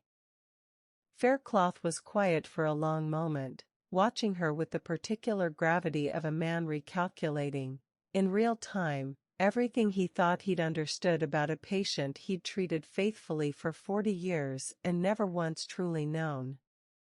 "I always did think there was a child in it somewhere," he said finally, very softly. Whatever that woman was carrying, it had the shape of motherhood about it. "I couldn't have told you why, exactly. Only that I've delivered enough babies and treated enough grieving mothers in this village to recognize the particular ache when I see it, even hidden as carefully as hers was hidden." Clara looked up at him then, the fire warm at her back, the last of the afternoon light fading gold and gray beyond his window, and felt the shape of the whole mystery tilt one final time that day. Not toward a stranger's forgotten secret, nor even toward Violet Sherborne's private grief alone, but toward something larger and more deliberate, something that had required, at some point, more than one person's silence to hold together. If Margaret Coombs was staying at Violet's cousin's cottage in Ashcote, Clara said slowly, then whoever registered that address in Violet's name knew exactly where she'd gone, and exactly what she was doing there. It wasn't an accident, or a coincidence of an unrelated relative's house. Someone arranged it. Someone with the means to arrange a quiet, private confinement 60 miles from home, Faircloth said, and something in his voice had gone careful again, the caution of a man beginning to see where a path might lead and liking the destination less with every step. Someone, one might reasonably guess, with rather more resources than a housemaid's family would ordinarily have had at their disposal. Neither of them said the word manor aloud. Neither of them needed to. Clara set the letter down carefully on the small table beside her, aware, as she did, of the grandfather clock ticking on into an early autumn evening, aware that the light outside had gone from gold to the deep blue-gray of a Thistlewood dusk while they'd talked, aware that somewhere in this village a woman named Adeline Praed had spent 50 years wondering what became of a friend's 2 lost years, and an old man 3 miles away had signed a young woman's name to a cottage he'd never seen. And her own aunt had kept a confidence for 44 years out of a kindness she now doubted had been kindness at all. "Thank you," she said, and meant it, gathering the letter carefully as though it might yet dissolve in her hands before she could carry its weight back out into the evening. "For keeping this. For telling me. Don't thank me yet." Faircloth's voice, when it came, held none of its earlier warmth. Only a kind of tired, careful honesty, the voice of a man handing over something he suspected might do more harm than good before it finally, eventually, did any good at all. "You've one piece of the puzzle now that nobody else in this village has held in 44 years, Clara Wintersgill. I'd think very carefully about who else you show it to, before you know for certain what it actually means." Clara folded the letter, slipped it carefully into her coat, and stepped back out into the deepening blue of a Thistlewood evening, the church bell somewhere behind her marking the half-hour with its thin, familiar chime. Faircloth walked her as far as his own gate, his cardigan pulled tighter now against the chill coming off the fields, and stood for a moment with his hand on the latch, watching her the way, she suspected, he had once watched patients leave his surgery uncertain whether the news he'd given them would prove to be the beginning of a recovery or the beginning of something far worse. "Clara," he said, as she turned to go. "Whatever you find, up at that house or anywhere else, go carefully. Rupert Ashcombe is an old man now, older than I am, and whatever he did or didn't do 60 years ago, he spent the better part of his life since then as a decent enough neighbor to this village. I'd not want to see an old man's last years spoiled over something none of us can undo regardless. I'm not looking to spoil anyone's last years, Dr. Fairclough. I'm looking for the truth about a woman who spent 40 of hers hidden in plain sight 2 streets from where I'm standing. Clara said it gently, but did not soften the shape of it. Somebody owes her that much, don't you think? Whatever it costs anyone else to give it to her now. He held her gaze a moment longer, and something in his face, old, tired, decent in the particular unglamorous way of a country doctor who had spent 40 years quietly absorbing other people's worst days, seemed to settle into agreement, however reluctantly. Yes, he said finally. I think perhaps she's owed exactly that. He opened the gate for her, the hinge giving its small, familiar creak. Good luck, Clara Wintersgill. I rather think you're going to need it before this is finished. She walked back to her car in the last of the light, the letter a small, precise weight against her chest through the fabric of her coat, and found herself standing quite still beside the driver's door, looking not toward the village square and the warm-lit windows of the tea-room, but up the hill, past the last of the cottages, toward the dark, waiting shape of Thistlewood Manor rising against the last gray light of the sky. A house she had walked past 1,000 times without a second thought, its long drive and clipped hedges as familiar and unremarkable to her as the war memorial or the bakery window, and now could not look at without seeing, superimposed over its familiar stone, the shadow of a young housemaid sent away 60 miles from home to hide a secret someone else had decided, on her behalf, was too dangerous to keep any closer. Somewhere behind those dark windows, an old man was finishing his supper, or reading by lamplight, or simply sitting in the particular silence of a house too large for the one person left to live in it, entirely unaware that a woman 2 streets away had just spent an hour learning that his family's oldest, quietest kindness, the goodwill gesture that had funded the Memory House itself, the reputation for decency that 3 generations of Ashcombs had spent a century building, sat directly on top of a 60-year-old act of concealment that had cost one woman her name, her history, and very nearly her place among the only people who had ever, however unknowingly, been her own. Clara got into her car, did not start the engine straight away, and sat instead in the gathering dark with her hands resting on the wheel, watching a single light come on in an upper window of the manor, small and warm and utterly ordinary against the darkening sky, and understood, with a certainty that settled into her chest like a stone finding the bottom of still water, that whatever she uncovered next would not stay confined to old letters and yellowed medical cards. It would, sooner or later, have to be spoken aloud, in that house, to the one man left alive who might actually know the whole of it. Chapter 4. Clara had left her car below, at the bottom of the drive, on some instinct she couldn't fully name, a sense that arriving on foot, however longer it took, suited the gravity of what she meant to ask better than the crunch of tires on gravel might have done.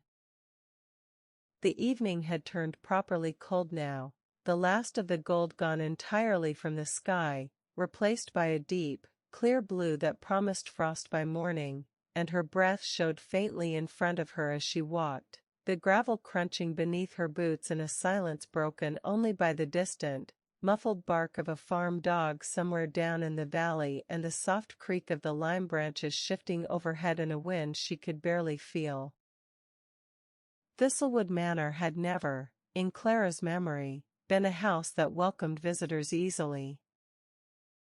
It stood at the top of a long gravel drive lined with lime trees planted, according to the small brass plaque by the gate, in 1823, their bare branches now laced together overhead in a dark tracery against the evening sky, so that walking beneath them felt less like approaching a house and more like passing through some old, formal antechamber built specifically to make a visitor feel smaller than they had a moment before. The house itself rose gray and symmetrical at the end of the drive, its windows mostly dark, one lit room on the ground floor throwing a thin gold rectangle of light across the gravel, and Clara found herself slowing her pace without quite meaning to, the way one does approaching any place that has spent 2 centuries being deliberately, architecturally intimidating. She thought, walking that last stretch of drive, of every fete she had attended on this house's lawn as a child, every polite, distant nod exchanged with the Ashcombs across a marquee or a raffle table, every ordinary assumption she had grown up making about this family, that they were simply what they appeared to be, a little grand, a little remote, decent enough landlords who had funded the memory house once out of some vague, respectable sense of civic duty. It struck her now, climbing the worn stone steps to the front door, how thin that assumption suddenly felt, how much of what any village believed about its oldest family was simply whatever that family had chosen, over generations, to let it see. She had telephoned ahead, some habits from her London life persisted even here, the basic courtesy of not simply appearing on an elderly man's doorstep unannounced. And had been told, by a brisk, unfamiliar voice she took to be a housekeeper, that Mr. Ashcombe would see her at 6, though the voice had added, with a faint note of apology, that he tired easily these days and she oughtn't expect too long a visit. The housekeeper who opened the door was younger than Clara expected, dark-haired, practical in a cardigan and sensible shoes, with the slightly harried look of someone who managed a house far larger than the one person living in it required, and rather less help than the house itself demanded. She introduced herself as Mrs. Kettering, in the brisk, economical way of a woman who had long since stopped expecting visitors to remember her name and had made peace with it, and led Clara through a hallway hung with portraits Clara recognized only vaguely from childhood visits. Stern Ashcombs in stiff Victorian collars, a rather better painted Edwardian Ashcombe holding a spaniel that was decidedly not Bracken, the whole gallery arranged with the particular formal chill of a family that had always understood its own history as something to be displayed rather than examined. "He doesn't get many visitors these days," Mrs. Kettering said, her voice dropping slightly as they passed beneath the portraits, as though the house itself might overhear and disapprove. "His solicitor, now and again. The vicar, of course. Otherwise it's just the two of us rattling round in here, and I'll be honest with you, Miss Wintersgill, I think he's rather glad of the company tonight, whatever's brought you." She paused at the study door, her hand on the heavy brass handle, and looked at Clara with something that was not quite a question but clearly wanted to be one. "He's been odd all week. Restless. Sent me up to the attic Tuesday looking for some old estate ledger he wouldn't say the purpose of, and hasn't touched his supper properly in days. I don't suppose you know anything about that?" "I might," Clara said carefully, "by the end of this evening." Mrs. Kettering studied her a moment longer, then nodded slowly, the particular nod of a woman who has learned, over years of service in a house full of unspoken things, precisely when not to ask a second question. "He's in the study," she said instead. "Do go gently, if you don't mind my saying. He's had a difficult few days. Won't say why." Clara filed that away, a difficult few days, in a house where nothing difficult was supposed to happen anymore, where the difficult things had all, presumably, been settled generations ago, and went in. Rupert Ashcombe sat by a fire only slightly smaller than Dr. Faircloth's, in a wing chair that seemed to have grown around him over the decades, a rug over his knees despite the fire's heat, and he looked, Clara thought, considerably older than the last time she'd seen him at some village function or other, his face gone gaunt in a way that spoke of more than simple age, his eyes, when he looked up at her, holding something guarded and tired that had nothing to do with the ordinary weariness of 86 years. Miss Wintersgill. His voice was still strong, at least, cultured and precise in the particular way of a man educated at schools that no longer quite existed in the same form. Forgive me for not rising. My knees have declared a sort of unilateral retirement I haven't yet agreed to. Please don't trouble yourself, Mr. Ashcombe. Clara took the chair he gestured toward, close enough to the fire that she could feel it against her legs, and found herself, for the first time that whole long day, uncertain quite how to begin. He seemed to sense it, watching her with the particular patience of a man who had spent a lifetime waiting for other people to say things they found difficult. "You telephoned about the Memory House," he said, after a moment. "Some matter you thought I might help with?" "I confess I'm curious what business of mine could possibly concern that establishment. I don't believe an Ashcombe has donated so much as a teaspoon to it in 30 years. It's not a donation I've come about." Clara chose her next words with the same careful precision she'd used with Adeline, with Agatha, with Dr. Fairclough, plain truth, laid on the table without cushioning, because the day had taught her that cushioning only bought time for people to decide how much to hide. This morning, someone left a music box on the Memory House step. Inside was a memory, written by a woman signed as Eleanor Vance, a woman who doesn't exist in any record this village keeps. But the memory describes a spring morning 60 years ago, in detail only someone who truly lived here could know. It mentions a dog. Bracken. I understand he belonged to this house. She watched it happen the way she had watched it happen 3 times already that day. The small, involuntary flinch, quickly and deliberately smoothed over, the particular stillness of a person recalculating, in real time, how much of an old truth a single afternoon might cost them. Except Rupert Ashcombe's flinch was larger than the others had been, and it did not smooth over quite so quickly. "Bracken," he said, very quietly. "Good Lord. Nobody's said that name to me in decades." "You remember him?" "Of course I remember him. He was my father's dog, and then mine, after a fashion, though he never much cared for anyone but the stable boy who fed him." Rupert's gaze had drifted to the fire, unfocused in a way that reminded Clara, uncomfortably, of her aunt's own drifting attention that morning. "He died in the winter of 63, I believe. Buried somewhere out past the old kitchen garden, though I couldn't tell you exactly where now." "Why on earth would a dead woman's memory concern itself with my father's dog?" "That's what I've come to ask you." Clara leaned forward slightly. "Mr. Ashcombe, I found something else today. A letter, from a doctor's old correspondence, confirming that in 1979 a woman calling herself Margaret Coombs, the same woman, I believe, who wrote to the Memory House as Eleanor Vance, gave a previous address that turned out to belong to Violet Sherborne's cousin, in a village called Ashcote. During the exact years, I believe, that Violet Sherborne disappeared from Thistlewood."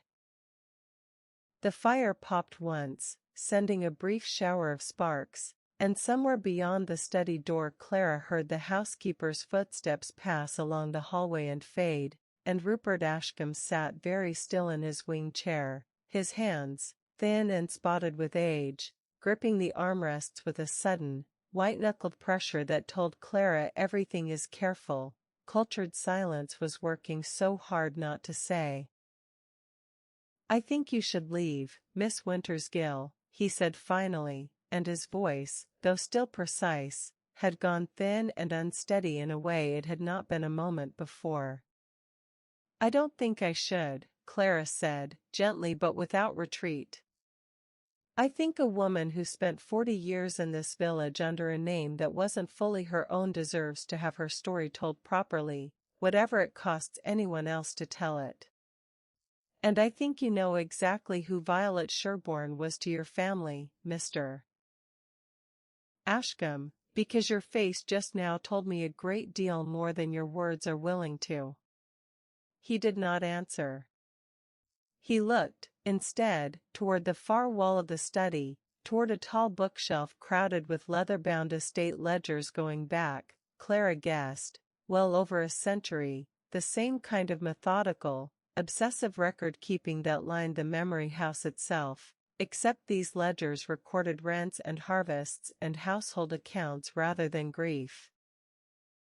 And beside the bookshelf, half obscured by the angle of a reading lamp, hung a small, unremarkable frame, a family photograph, the kind that might have gone entirely unnoticed by anyone not specifically looking for it, showing a group of people posed stiffly on the manor's front steps in the sunlight of some long-ago summer.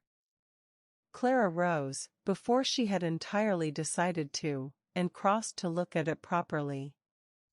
It was a photograph of perhaps a dozen people. The Ashcombe family, she assumed, along with what she guessed, from their dress and their careful distance from the family group, was the household staff, gathered for some occasion she couldn't identify, a fete or an anniversary or simply a fine summer's day thought worth recording. Most of the faces meant nothing to her.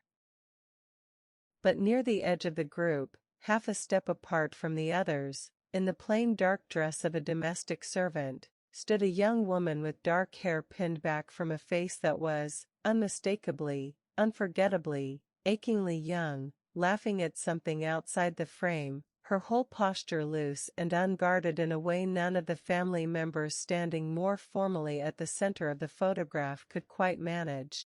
Clara asked quietly, though some part of her already knew the answer before she'd finished asking it. Rupert did not answer for a long moment. When he did, his voice had lost nearly all its earlier precision, reduced to something rawer and far older than the careful cultured tone he'd greeted her with. "Yes," he said. "That's Violet. 1959, I think, or perhaps 60. My mother's birthday luncheon. I don't know why that photograph is still hanging there, if I'm honest. I ought to have taken it down years ago. I simply never could quite bring myself to." Clara looked from the photograph back to the old man in the wing chair, seeing him now not as the remote, formal figure the village had always half feared and half respected, but as something smaller and sadder, a man who had kept a servant's photograph on his study wall for 60 years and told himself, presumably, that it meant nothing at all. "Mr. Ashcombe," she said carefully, "I think bracken left paw prints in the frost outside this house the same spring that Violet Sherborne disappeared for 2 years. I think whatever happened to her during those 2 years is the exact story that Margaret Coombs came back to this village, 18 years later, to quietly live inside the middle of. And I think that photograph is still hanging on your wall because some part of you has never quite been able to stop looking at it." The old man's composure, so carefully maintained through 86 years of being in Ashcombe in a village that had watched his family for 2 centuries, finally, visibly, began to crack. "You don't understand what you're asking me to say," he said, very quietly, his eyes still fixed on the photograph rather than on Clara. "There are things a family protects, Miss Wintersgill, not out of cruelty, but out of—" He stopped. Started again. "My mother believed she was protecting everyone. Violet included. That's what she told herself, and perhaps, in her own way, she even believed it. Protecting everyone from what? He turned to look at her then, fully, for the first time since she'd mentioned the dog's name, and his eyes, pale and rheumy with age, held something that was unmistakably grief, old, buried, decades deep, the particular grief of a man who has spent an entire lifetime not permitting himself to feel something properly. From the truth of what happened between a housemaid and the son of the house in the spring of 1961, he said, and his voice, when the words finally came, sounded as though they had been waiting 60 years for exactly this moment to be spoken aloud. From a child born that winter who was never, by anyone's design, meant to grow up knowing whose house she truly belonged to. The fire ticked and settled in the grate. Somewhere in the hallway beyond the study door, a clock struck the half-hour, thin and distant, and Clara Wintersgill stood very still before a 60-year-old photograph of a laughing young housemaid, feeling the entire shape of the mystery she'd been chasing since dawn finally, completely, rearrange itself into something she had not let herself fully imagine until this exact moment. Not a stranger's secret. Not even, entirely, Violet Sherborne's alone. Eleanor Vance, Margaret Coombs. The woman who had lived on Cobbler's Lane for 40 years, mending hems and tending flowers and watching the village she was never officially permitted to belong to, was Violet Sherborne's daughter. And the man sitting before her, gripping the arms of his wing chair with hands that had begun, very slightly, to shake, was that daughter's father. "She was your daughter," Clara said aloud, very quietly, needing to hear the shape of it spoken before she could fully believe it herself. Eleanor Vance. Margaret Coombs. Whatever name she used. She was Violet's daughter and yours, and she lived in this village for 40 years, 2 streets from your own front gate, and you never once. "I didn't know," Rupert said, and then, immediately, with the particular anguish of a man correcting himself in real time, unable to bear the shape of even a small, protective lie any longer. "I didn't know at first. Not for years. Not until—" He stopped again, his composure entirely gone now, an old man's face crumpling with a grief he had clearly never once permitted anyone to witness. "Miss Wintersgill, please. Sit down again.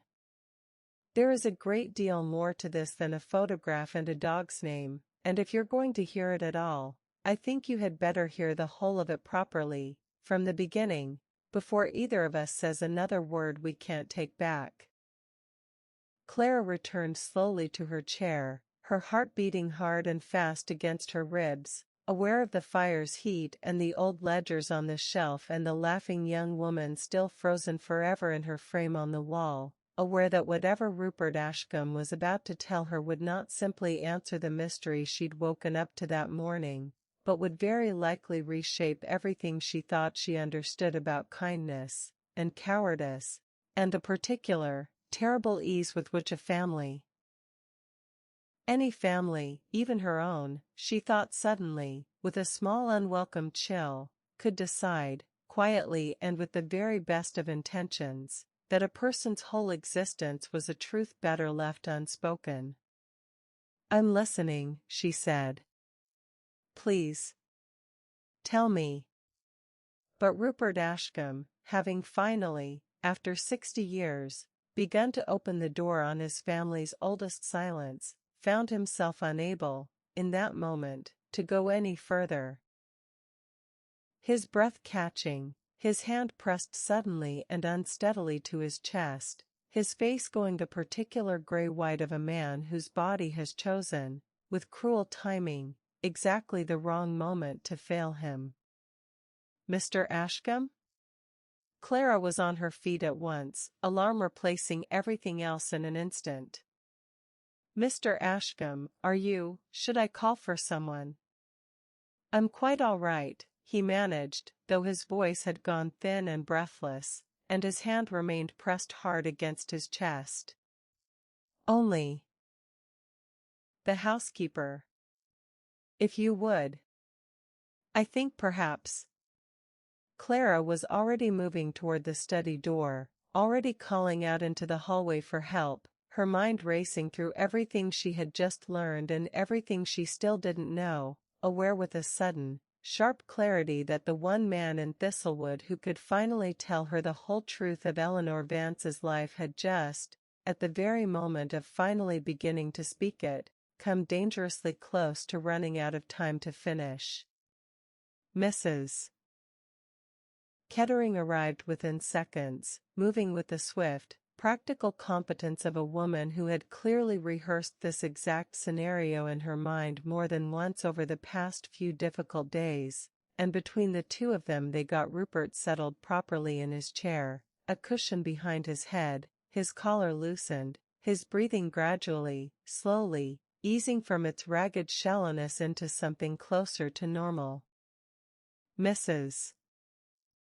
Kettering pressed a glass of water into his hands and stood over him with her arms folded, the particular stern tenderness of someone who has cared for a difficult, proud old man long enough to have stopped being intimidated by his dignity. "That's twice this week," she said, not unkindly, but with the flat authority of someone who intended to be listened to. "I'm calling Dr.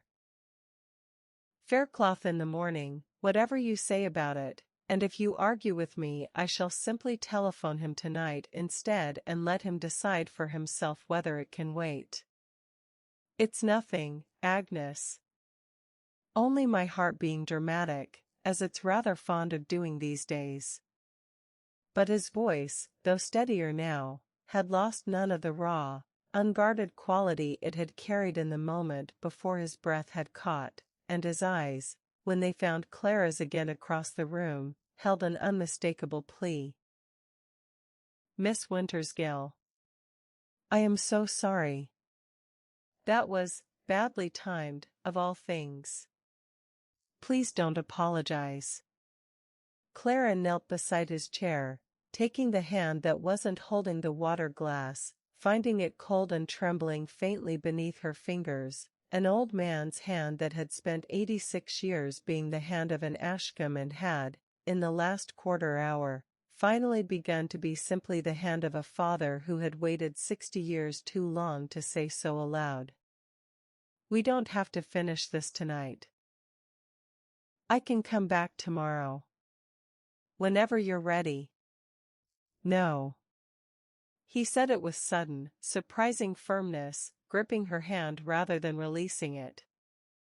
"No, I think if I don't finish saying it tonight, some part of me will find a way to talk myself out of it by morning.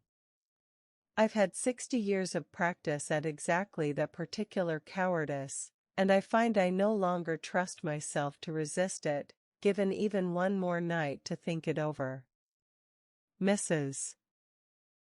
Kettering, watching this exchange with the careful, unreadable expression of a woman deciding how much of it was truly her business, set another log on the fire without comment and withdrew toward the door, pausing only to say, quietly, that she would bring more tea, and that she would be just along the hallway if either of them needed her.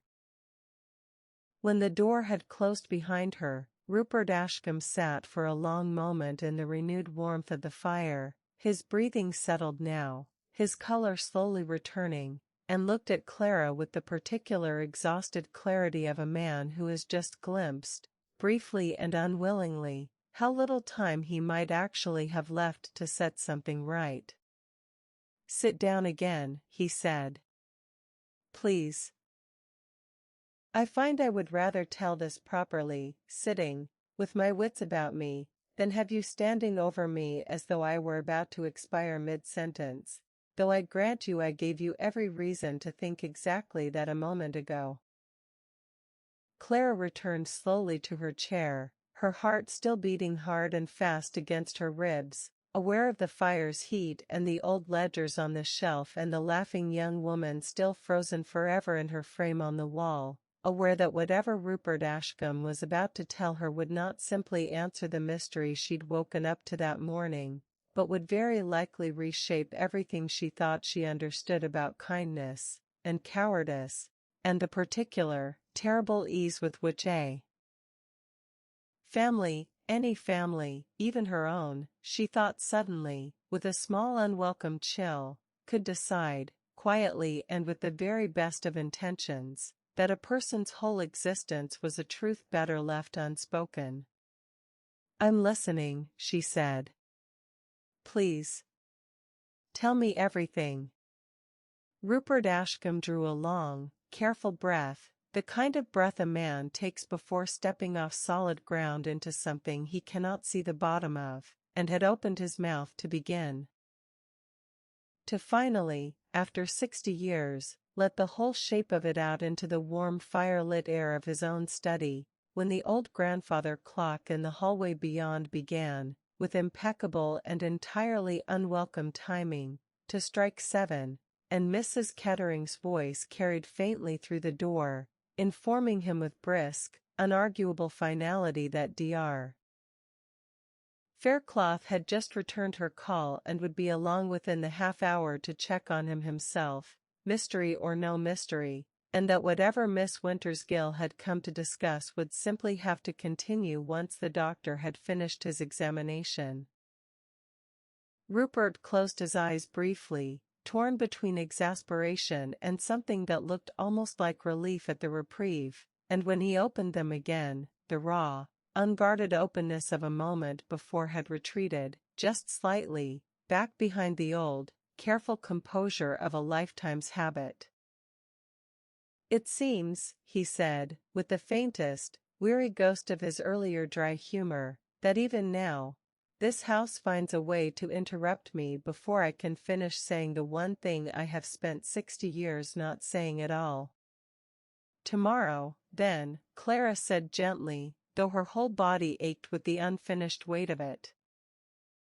60 years of silence, interrupted now by nothing more dramatic than a clock striking the hour and a housekeeper's sensible insistence on a doctor's visit, and somehow that felt, in its own small way, exactly like Thistlewood, a village where even its oldest secrets were subject to the ordinary, unglamorous interruptions of daily life. "Tomorrow," Rupert agreed. "I give you my word, Miss Wintersgill.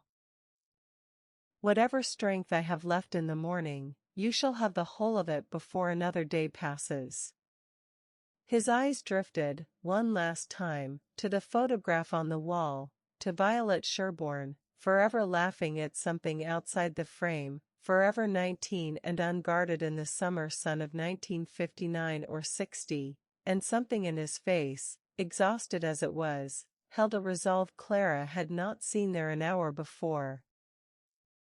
"I find, having very nearly run out of time to say it at all, that I no longer have the slightest interest in choosing silence over her again." Chapter 5. Clara had slept badly, turning the shape of the previous evening over and over in her mind until the small hours, Rupert's raw, unfinished confession, the photograph of Violet laughing on the manor steps, the strange, vertiginous feeling of having spent an entire day watching a village she thought she knew rearrange itself, piece by piece, into something considerably stranger and sadder than the postcard version she had grown up believing in. She had woken before her alarm, made tea she barely tasted, and walked the long way to her car simply to feel the cold morning air clear her head before whatever the day still had waiting for her. The village had been at its most ordinary that morning, which struck her, walking through it, as its own quiet kind of contradiction.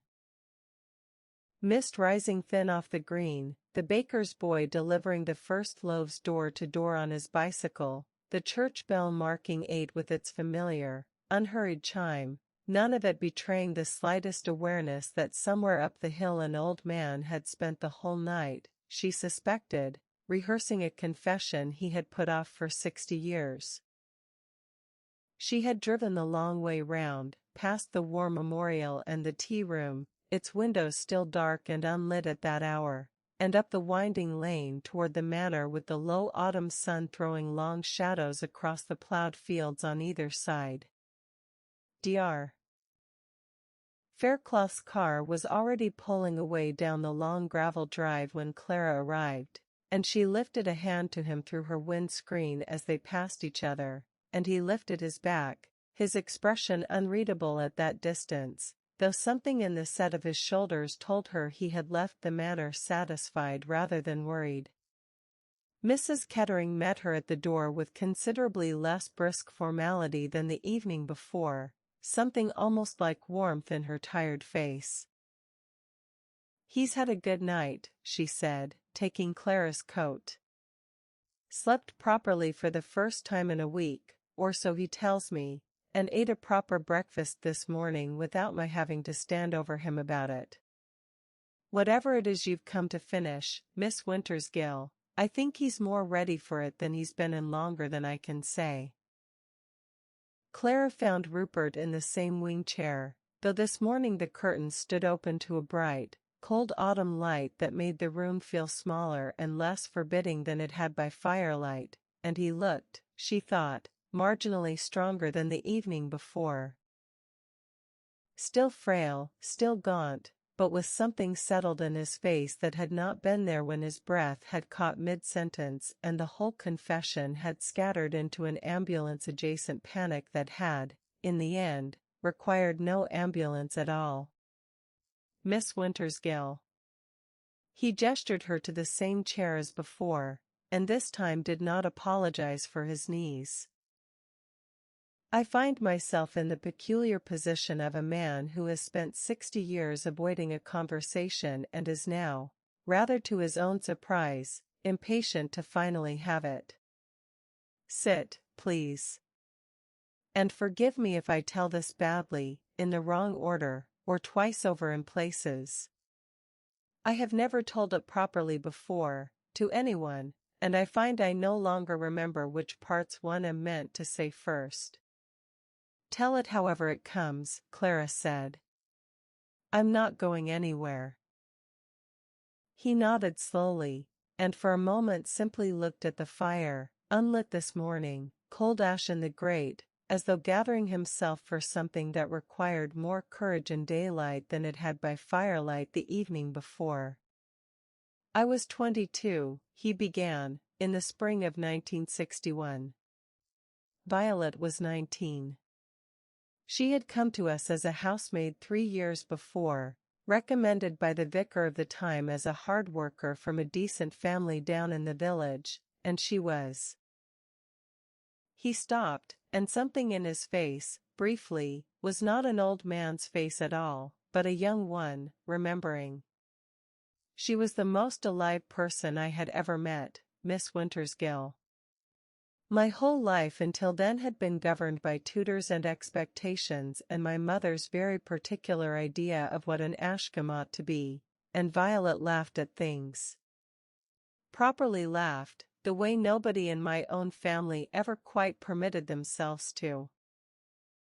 I fell in love with her the way, I suppose, young men in impossible positions always fall in love, entirely, foolishly, without once stopping to consider what it would cost either of us." "Did she love you in return?" "I believed so, at the time. I still believe so now, though I've had 60 years to wonder whether I only ever wanted to believe it." His hands, resting on the rug over his knees, had begun their faint tremor again, though whether from age or emotion Clara couldn't tell. "We were careless. Young and careless in exactly the way the young and careless always are, believing ourselves somehow exempt from consequence simply because we wished to be. By the autumn she told me she was carrying a child, and I remember, God forgive me. I remember my first feeling was not fear, or shame, but a kind of foolish, private joy, because some part of me had already decided, in the space of that single conversation, that I would marry her regardless of what my mother said, regardless of the engagement that had already been more or less arranged with a family in the next county for reasons that had everything to do with land and nothing whatsoever to do with affection. What happened? My mother found out before I ever worked up the courage to tell her myself. Something in his voice had gone flat now, reciting rather than remembering, the particular flatness of a story rehearsed silently so many times over so many decades that its edges had worn as smooth as river stone. I don't to this day know how. A servant's gossip, perhaps, or simply a mother's instinct for exactly the kind of trouble her son was most likely to make. She came to me directly. Did not shout, did not weep, did not do anything so undignified as express open anger.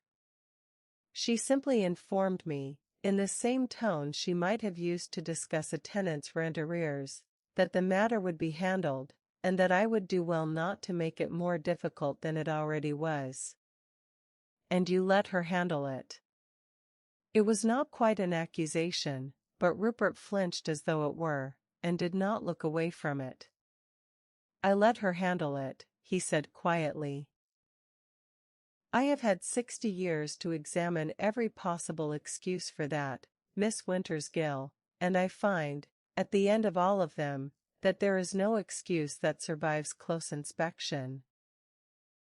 I was 22, and frightened of my mother in a way I am ashamed to admit even now, and I told myself that Violet would be looked after, that whatever arrangement my mother made would be a kindness rather than a cruelty, and I did not ask enough questions to discover whether that was actually true, because some part of me did not want to know the answer badly enough to risk my mother's fury by asking twice. He fell silent for a moment, and Clara let the silence sit, understanding that some parts of a confession needed room to breathe before the next part could be spoken. Violet was sent away within the fortnight, he continued eventually. To a cousin's household, 60 miles distant, under the cover story that she was nursing a sick relative. My mother arranged a settlement. A sum of money, paid quietly, meant, I believe, to ensure Violet's silence as much as her comfort, though I did not think of it in those terms at the time. I was not permitted to see her before she left. I was not permitted, in fact, to see her at all during the 2 years that followed, though I wrote to her twice, in secret, care of the cousin's address, and never received a reply to either letter, and told myself, because it was easier than the alternative, that she simply no longer wished to hear from me. Did she ever tell you why she didn't reply? Not directly. Not for many years. His jaw tightened. I believe now, though I cannot prove it, and Violet herself is no longer alive to confirm or deny it, that my mother intercepted those letters before they ever reached her. It would have been a simple enough thing to arrange, given the settlement's terms, given how thoroughly my mother controlled every practical detail of where Violet went and what correspondence passed to and from that address. I did not think to suspect it at the time. I have thought of little else since. Clara felt something cold settle in her chest, not surprise, exactly, but the particular ache of watching a story confirm the worst version of itself. The child, she said gently. What happened to the child? A girl. Born in the winter of that same year, in Ashcote, at the cousin's house, attended by a local doctor my mother had arranged and paid to keep the matter discreet. Rupert's voice had gone very quiet now, and very careful, the voice of a man handling something he still, after 60 years, found almost too painful to hold steadily. She was given the surname Sherborne, raised by the cousin as though she were the cousin's own late-arriving child, and Violet returned to Thistlewood 2 years later under the story of a sick relative finally recovered, and never spoke of the child again. Not to me, not, as far as I ever learned, to another living soul in this village, not even to Adeline Praed, who I understand loved her as a sister and never once suspected the full truth of what her friend had left behind. Did you ever see the child? Growing up? No. Not once, not for 20 years or more, and I told myself, in the particular cowardly logic a man constructs when he wishes to live comfortably with an uncomfortable choice, that this was simply how the arrangement had been made, and it was not mine to unmake it. He drew a long breath. I married, some years later. A good woman, from a family my mother approved of, and I will not pretend the marriage was unhappy, only that it was built, from its very first day, on a foundation I never once told my wife the whole truth about. She died 11 years ago, Miss Wintersgill, still not knowing.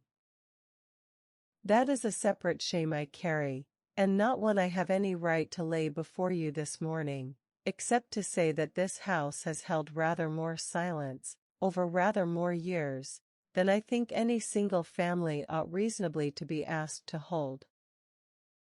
The bright autumn light through the study window had shifted slightly as he spoke, throwing a long, thin rectangle of sun across the old ledgers on the shelf, and Clara sat very still, letting the old man gather himself for whatever came next, aware that they had not yet reached the part of the story that explained how Margaret Coombs had come to live 2 streets from this house for 40 years without Rupert Ashcombe, by his own account, recognizing her at all. When did you learn who she was? Clara asked finally. Margaret Coombs. When did you realize? Rupert closed his eyes briefly, and when he opened them again, something in his face had gone even older than a moment before. 2004, he said. My mother had died some years earlier, and I was finally going through the last of her private papers, a task I had, I confess, put off for longer than was proper, out of a reluctance to disturb whatever she had chosen to keep hidden even from me. Among them I found a small bundle of correspondence, tied with ribbon, that I had never seen before. Letters between my mother and the doctor in Ashcote who had attended the birth. A copy of the settlement arrangement. And a single photograph of a baby perhaps a few months old, with a name written on the back in my mother's own hand. His voice had begun, very slightly, to shake. Eleanor. That was the name Violet had chosen for her, before my mother insisted on the surname Sherborne alone being used in any official capacity. My mother had kept it. All those years, she had kept a photograph of her own granddaughter, labeled with the name she'd never permitted anyone to use aloud, hidden away in a box she surely intended nobody to find until she herself was safely beyond having to answer for it. Clara felt her breath catch, understanding, before he said it aloud, exactly where the confession was leading. Eleanor, she repeated softly. Eleanor Vance. I did not make the connection immediately, Rupert said. Not for several months. It was only when I happened to see Margaret Coombs in the village. At the fete, I believe, of all ordinary places, standing near the tea stall with a length of ribbon in her hands, examining it the way a seamstress does, turning it over to check the weave, that something in the shape of her face, in the particular way she held her head, struck me as familiar in a manner I could not immediately place. It took me the better part of an hour, walking home afterward, to realize what I had actually seen. She had Violet's exact way of laughing at something before she'd quite finished hearing the joke. I had not seen that particular mannerism in over 40 years, and yet I knew it instantly, the moment I properly looked. What did you do? Nothing, Rupert said, and the word landed in the quiet room with the full, terrible weight of everything it had cost.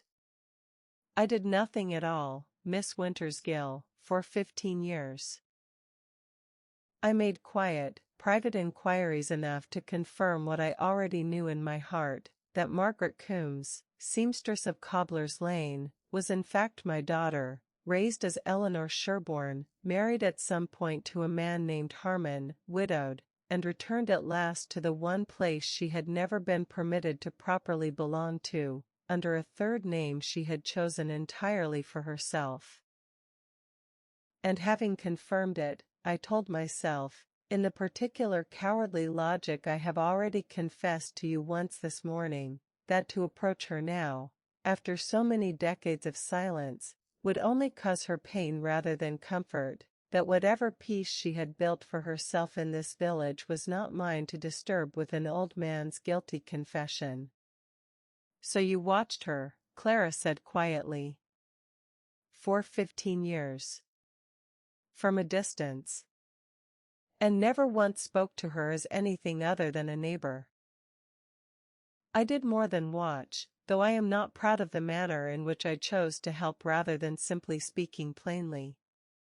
Rupert's eyes had drifted, once more, to the photograph on the wall, to Violet, laughing, forever young in the summer light of a party 60 years gone. There is a name in my estate's private accounts, Miss Wintersgill, that has drawn a small quarterly sum for the better part of 2 decades, arranged discreetly through my solicitor, never once connected publicly to the Ashcombe name. N. Harmon. It was the closest I could bring myself to offering her anything at all. Not an acknowledgement, which I told myself she did not want and I did not deserve to give her, but simply a small, anonymous kindness, delivered at a safe enough distance that I need never risk the conversation I am only now, at 86 years old and with my own heart finally beginning to fail me, working up the courage to have. Clara sat with that for a long moment, the shape of the whole story settling into place at last. Violet's exile, the birth, the settlement, the decades of silence, and then, layered on top of it, Rupert's own quiet, cowardly, well-meant 15 years of watching his daughter from a careful distance, paying for a peace he never once had the courage to offer her directly. Adeline told me Violet came back changed, Clara said quietly. Quieter. That she never spoke of it, not even to her closest friend, not in 40 years. She watched him carefully as she said it. Do you think she simply couldn't bear to, or do you think somebody made certain she never would? Rupert considered the question for a long moment, his gaze drifting once more to the photograph on the wall, to Violet forever caught mid-laugh in a summer that had, in the end, cost her so much more than either of them could have understood at the time. Both, I think, he said finally. My mother made the terms of the settlement quite clear, I later learned. A continuation of Violet's small monthly allowance was made explicitly conditional on her never speaking of the matter to anyone in the village, on pain of the arrangement being withdrawn entirely and, I believe, some vague but effective threat made regarding her own family's tenancy on Ashcombe land. That is the shape of the cruelty I have had longest to sit with, Miss Wintersgill. Not simply that my mother separated a mother from her child, but that she then ensured, through money and land and quiet leverage, that the mother could never even grieve the loss allowed to the one friend who might have shared the weight of it with her. Violet's silence was not only heartbreak. It was survival. And you let that stand too, Clara said, gently but plainly, for the rest of her life. I did. He did not flinch from it this time. I have told myself many things over 60 years to make that easier to live with, and none of them, examined honestly, hold up for very long. I was afraid of my mother while she lived, and afraid of my own comfortable, ordinary cowardice after she died, and between the two fears I found I had built an entire life around never once disturbing the silence that had cost Violet everything. I do not ask you to think better of me for admitting it. I ask only that you let Violet's daughter's story be told properly now, whatever that costs the rest of us who let the silence stand for so long. She had a son, Clara said slowly, the thought arriving even as she spoke it. Anne Harmon. Not her own name on the account, surely, a married name, you said. Did she have children of her own? One, Rupert said. A son. I never met him. I know almost nothing about him beyond the fact of his existence, which I learned only through the solicitor's careful, distant paperwork, a name, once, on a document related to her estate after her death, nothing more. I believe he lives abroad. Canada, I have been told, though I could not tell you where, precisely, or under what circumstances he left, or whether he and his mother parted on good terms or on none at all. Agatha mentioned a son, Clara said. At the funeral. She said he'd come from somewhere far off and hadn't stayed long. Then he is, as far as I am aware, the only living person who might actually know the whole truth of his mother's life, every part of it, not merely the parts that touched this house, or this village, or an old man's 15 years of watching from a careful, cowardly distance. Rupert looked at Clara then, and something in his ravaged, exhausted face held, for the first time since she'd arrived, a flicker of something that was not quite hope but sat close beside it.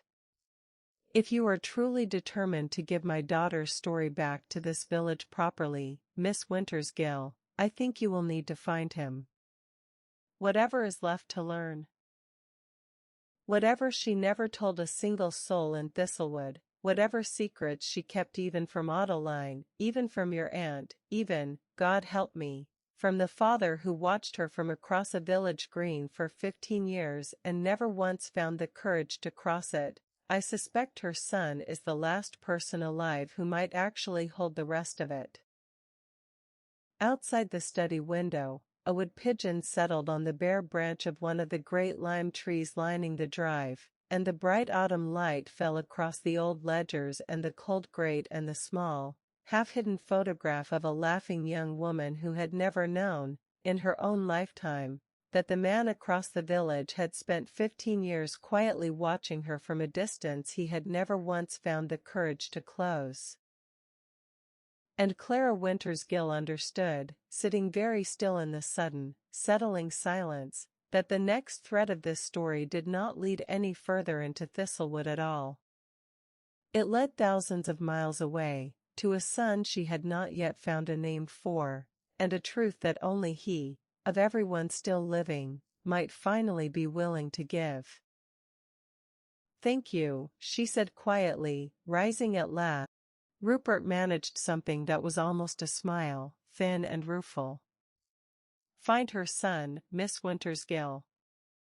Whatever he has to say to me, when you do, and I suspect it may not be kind, nor should it be, I find I would still rather hear it than go on not knowing, the way I have gone on not knowing so many things, for so very long. Mrs.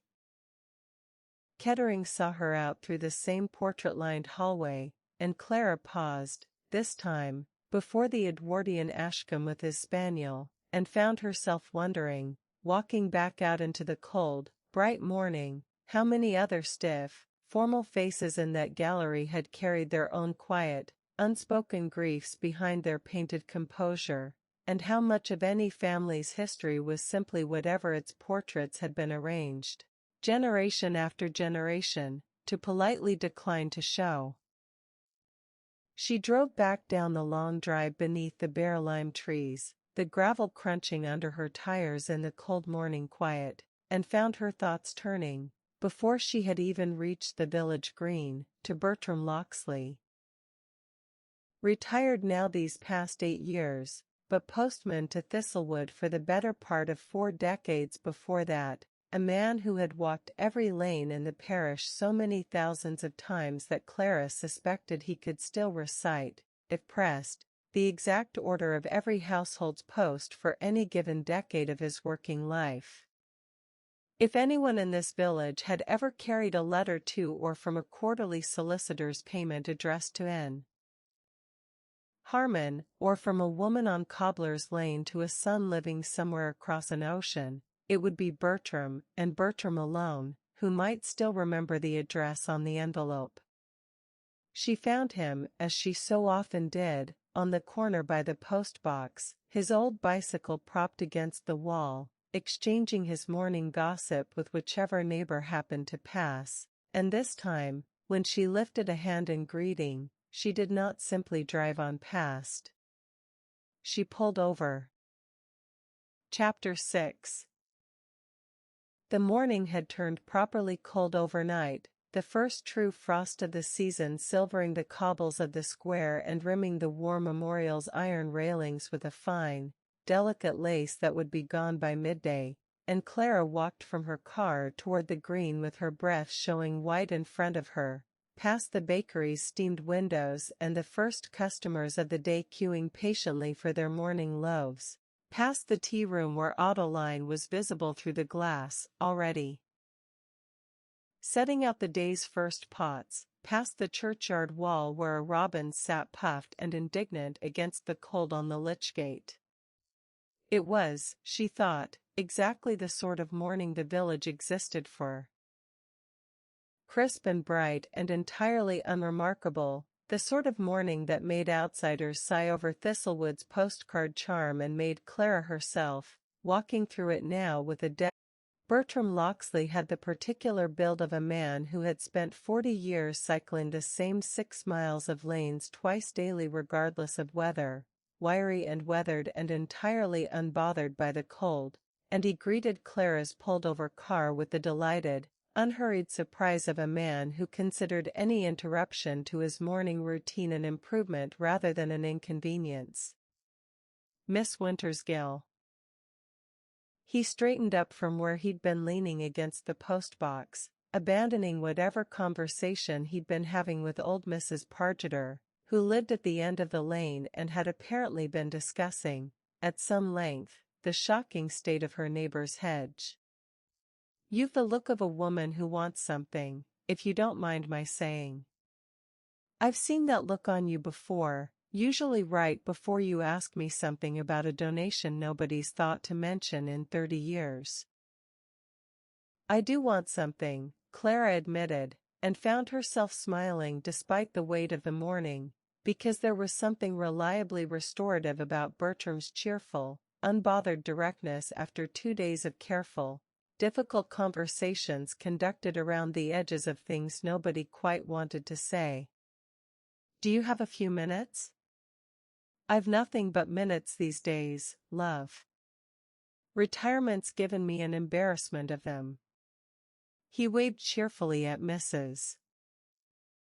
Pargeter, who continued on her way with a final, disapproving mutter about the hedge, and fell into step beside Clara as she walked, unhurried, toward the green.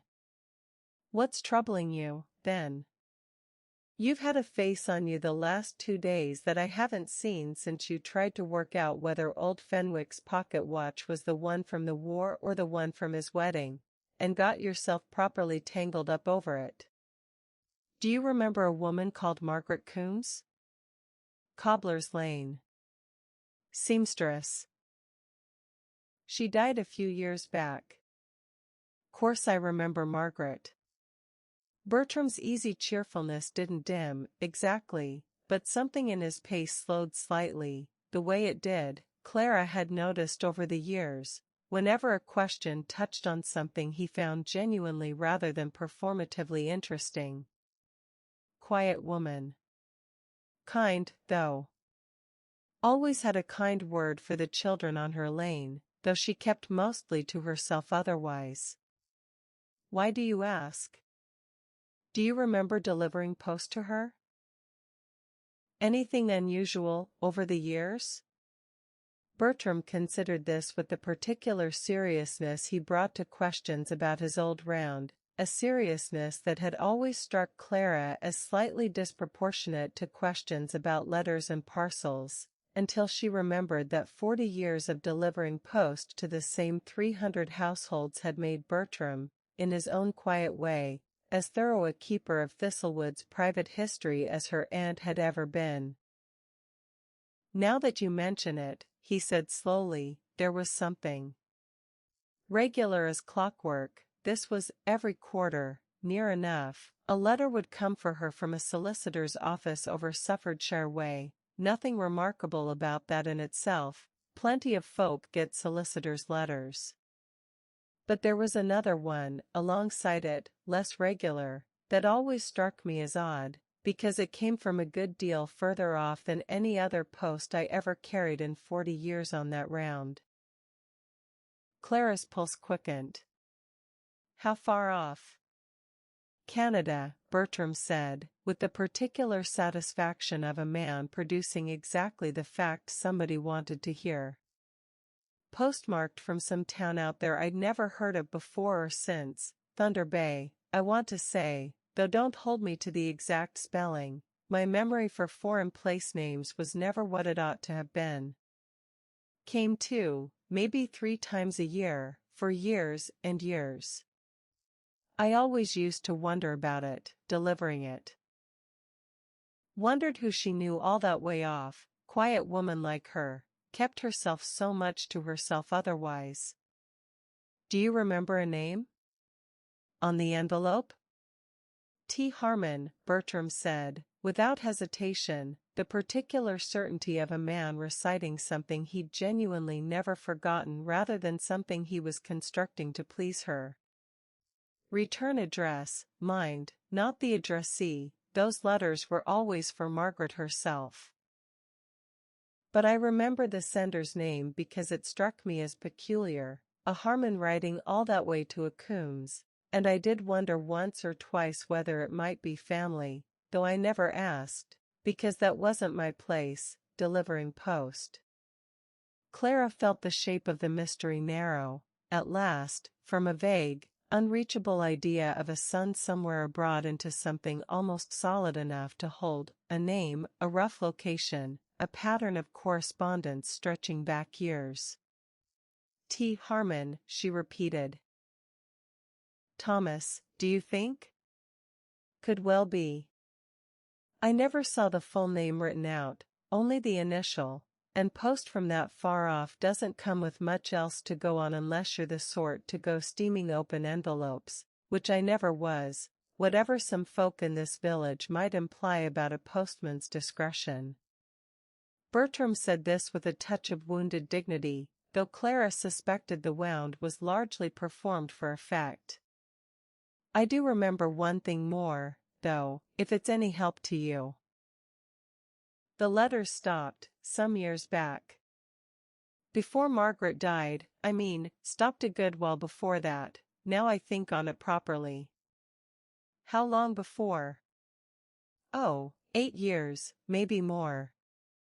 I remember because I noticed it at the time, the way you notice any regular thing that suddenly isn't regular anymore, and I did wonder, quietly, whether something had happened between them. A falling out, or a death on his end, though that seemed unlikely given the letters had come so steadily for so long before that. And then one came, not too long after the others had stopped altogether, that I remember rather better than the rest, because it wasn't addressed to Margaret at all." Clara stopped walking. "What do you mean?" "It came back," Bertram said. "Returned to sender, the way post does when nobody's there to collect it, or when the address is wrong, or— Well, in this case, I always assumed, when the person it was meant for simply won't have it. I remember it because it sat in the sorting room for the better part of a week before anyone worked out what to do with it, on account of Margaret being right there on Cobbler's Lane the whole time, perfectly reachable, and yet the postmark on that particular one said it had already been sent back once from her own address, refused, before it ever came to me for a second attempt. She refused a letter from her own son. That's how it looked to me, though I never knew the ins and outs of it, and it wasn't my business to ask. Bertram's cheerful manner had sobered considerably now, the particular gravity of a man realizing, mid-conversation, that some ordinary detail of his old working life had turned out to matter rather more than he'd ever imagined it could. I delivered it a second time, best I could. Knocked on her door myself, actually, rather than just posting it through, on account of the state of it, corners gone soft with handling, redirected twice over. She took it from me at the door, and I remember her face when she saw the return address properly. Went quite gray, she did. Thanked me very quietly, and shut the door, and I never knew whether she opened it in the end or not. Do you remember what year that was? Bertram frowned, working backward through some private calendar of his own retirement and the years before it. 2011, I want to say. Or thereabouts. I remember because it was the same autumn my own knee started giving me proper trouble, the one that finally saw me off the round 3 years after. Clara did the arithmetic quickly, feeling the pieces settle into place with the particular satisfying click of a lock finally finding its key. 2011. A falling out, sometime around then, severe enough that a mother had refused a letter from her own son, severe enough that the correspondence that had run steadily for years had simply, after that, stopped. They had reached the low wall bordering the green by now, and Bertram lowered himself onto it with the careful economy of a man whose knee had, indeed, never quite forgiven him for 40 years of cycling, patting the stone beside him in invitation. Clara sat, grateful for a moment to simply think, and watched the robin from the lich-gate hop down onto the grass, entirely unbothered by either of them. You think this Harmon fellow's behind the parcel, then, Bertram said, after a moment, with the particular directness of a man who had spent his working life reading the shape of other people's business without ever quite being invited to. The one left on your step. I think it's possible. And what do you make of him? A son who won't take his own mother's letter, and then goes to the trouble, years after she's gone, of sending her whole secret history to a village he's never so much as visited, far as I know, in all the years she lived here? Bertram's eyes had narrowed slightly, the sharp, unsentimental skepticism of a man who had, in 40 years of delivering post, seen a good deal of human behavior that didn't always resolve itself into tidy, kindly explanations. Could be grief, I grant you. Could just as easily be something less generous. A man estranged from his mother, turning up trouble after she's dead and can't defend herself, there's more than one reason a fellow might do that, and not all of them do him credit. Might be after something. An old family's name if there's money attached to it somewhere, or simply the satisfaction of causing a stir in a village that never made his mother feel properly welcome while she lived in it. Clara turned the thought over, aware that it was a fair one, and aware, too, of how easily her own instinct had already begun leaning toward the kinder explanation before she'd earned the right to. It's possible, she admitted. I don't know him. I've no way yet of knowing which kind of man he is. She looked out across the frosted green, toward the church tower rising pale against the bright morning sky. But whatever his reasons, Bertram, the letter he sent is true. Every detail I've been able to check has held up. If he's playing some game, he's playing it with a very great deal of accurate, painful truth, which strikes me as an odd tool for anyone with less than honest motives to choose. Bertram considered this, and something in his weathered face softened slightly, the sharp skepticism giving way, grudgingly, to something closer to agreement. Well, perhaps you're right. I've delivered enough of this village's grief over the years to know that most of it, in the end, comes from ordinary sadness rather than anything more calculating. I'll allow you might be onto something kinder than I first gave it credit for. Bertram, she said carefully, is there any chance that letter is still somewhere? The one that came back? Or any record of the address it was sent from? Lord, no, love, that's long gone. Recycled or binned years back, whatever it was, I never kept post that wasn't mine to keep, whatever else folks say about postmen and their curiosity. He said it with real regret now, understanding, Clara could see, exactly how much weight the missing detail carried. But I'll tell you what I do still have, if it's any help. I kept a little book, all my working years. Nothing official, mind, just my own private habit, jotting down odd deliveries that struck me as worth remembering, the kind of thing an old man likes to look back on once he's got nothing better to do with his evenings. I wrote that one down. The return address. Something Bay, in Ontario. I could look, if you like. Tonight, even. My memory's better with the book in front of me than it is standing here in the cold trying to recite it from thin air. I would be extraordinarily grateful, Clara said, and meant it with a force that surprised her, feeling for the first time since the music box had arrived on the Memory House step that the mystery had produced something she could actually follow to its source, rather than simply another layer of old, sad silence to sit with. She left Bertram at the Green, promising to call at his cottage that evening, and walked back toward the Memory House with her mind turning over everything the morning had given her, a name, T. Harmon, a rough town in Ontario, and a falling out severe enough that a mother had refused her own son's letter and a son had apparently, in the years since, made no further attempt to reach her, at least not by any post that passed through Bertram's hands. It struck her, walking the familiar cobbles of the square, how easily the shape of this new thread could be read two entirely different ways. A son who had grown estranged from his mother might, upon her death, have felt no particular obligation toward the village she'd hidden herself inside for 40 years, might, in fact, have felt considerably less than obligation, given whatever had caused the rift severe enough to refuse a letter outright. And yet someone had sent the music box.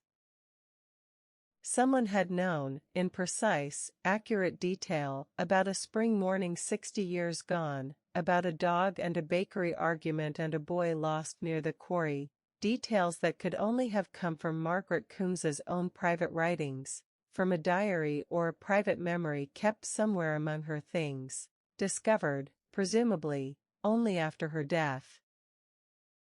If Thomas Harmon was the sender, then whatever estrangement had divided him from his mother in 2011 had not, in the end, prevented him from wanting her whole, true story to be known, even anonymously, even at a safe remove of thousands of miles and an unsigned parcel left on a doorstep in the fog. That, Clara thought, walking past the tea-room's steamed windows, past the bakery already emptying its morning trays, was either the act of a man seeking some obscure kind of exploitation, some claim on an estate or a story he thought might be worth something to somebody. Or it was the act of a man working through his own grief in the only way he had left to him, wanting the truth of his mother's whole, hidden life to exist somewhere in the world even if he could no longer bring himself to speak it aloud to anyone directly. She did not yet know which.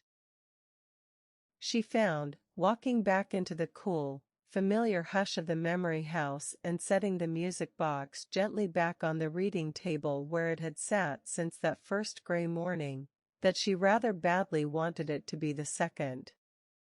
She spent the rest of that afternoon at the reading table with her laptop, doing the sort of quiet, patient searching that had once been her whole professional life. Electoral rolls, old newspaper archives, the thin public trail that any ordinary person leaves across the internet without ever quite meaning to. Thomas Harmon, Thunder Bay, Ontario, turned up little enough at first. A handful of names that might or might not be the right man, a small business listing for a furniture restorer that had closed some years back, a single photograph, badly cropped, from a local newspaper's coverage of a charity fund run a decade earlier, showing a tall, graying man in the middle distance whose face was too small and too indistinct to tell her anything useful at all.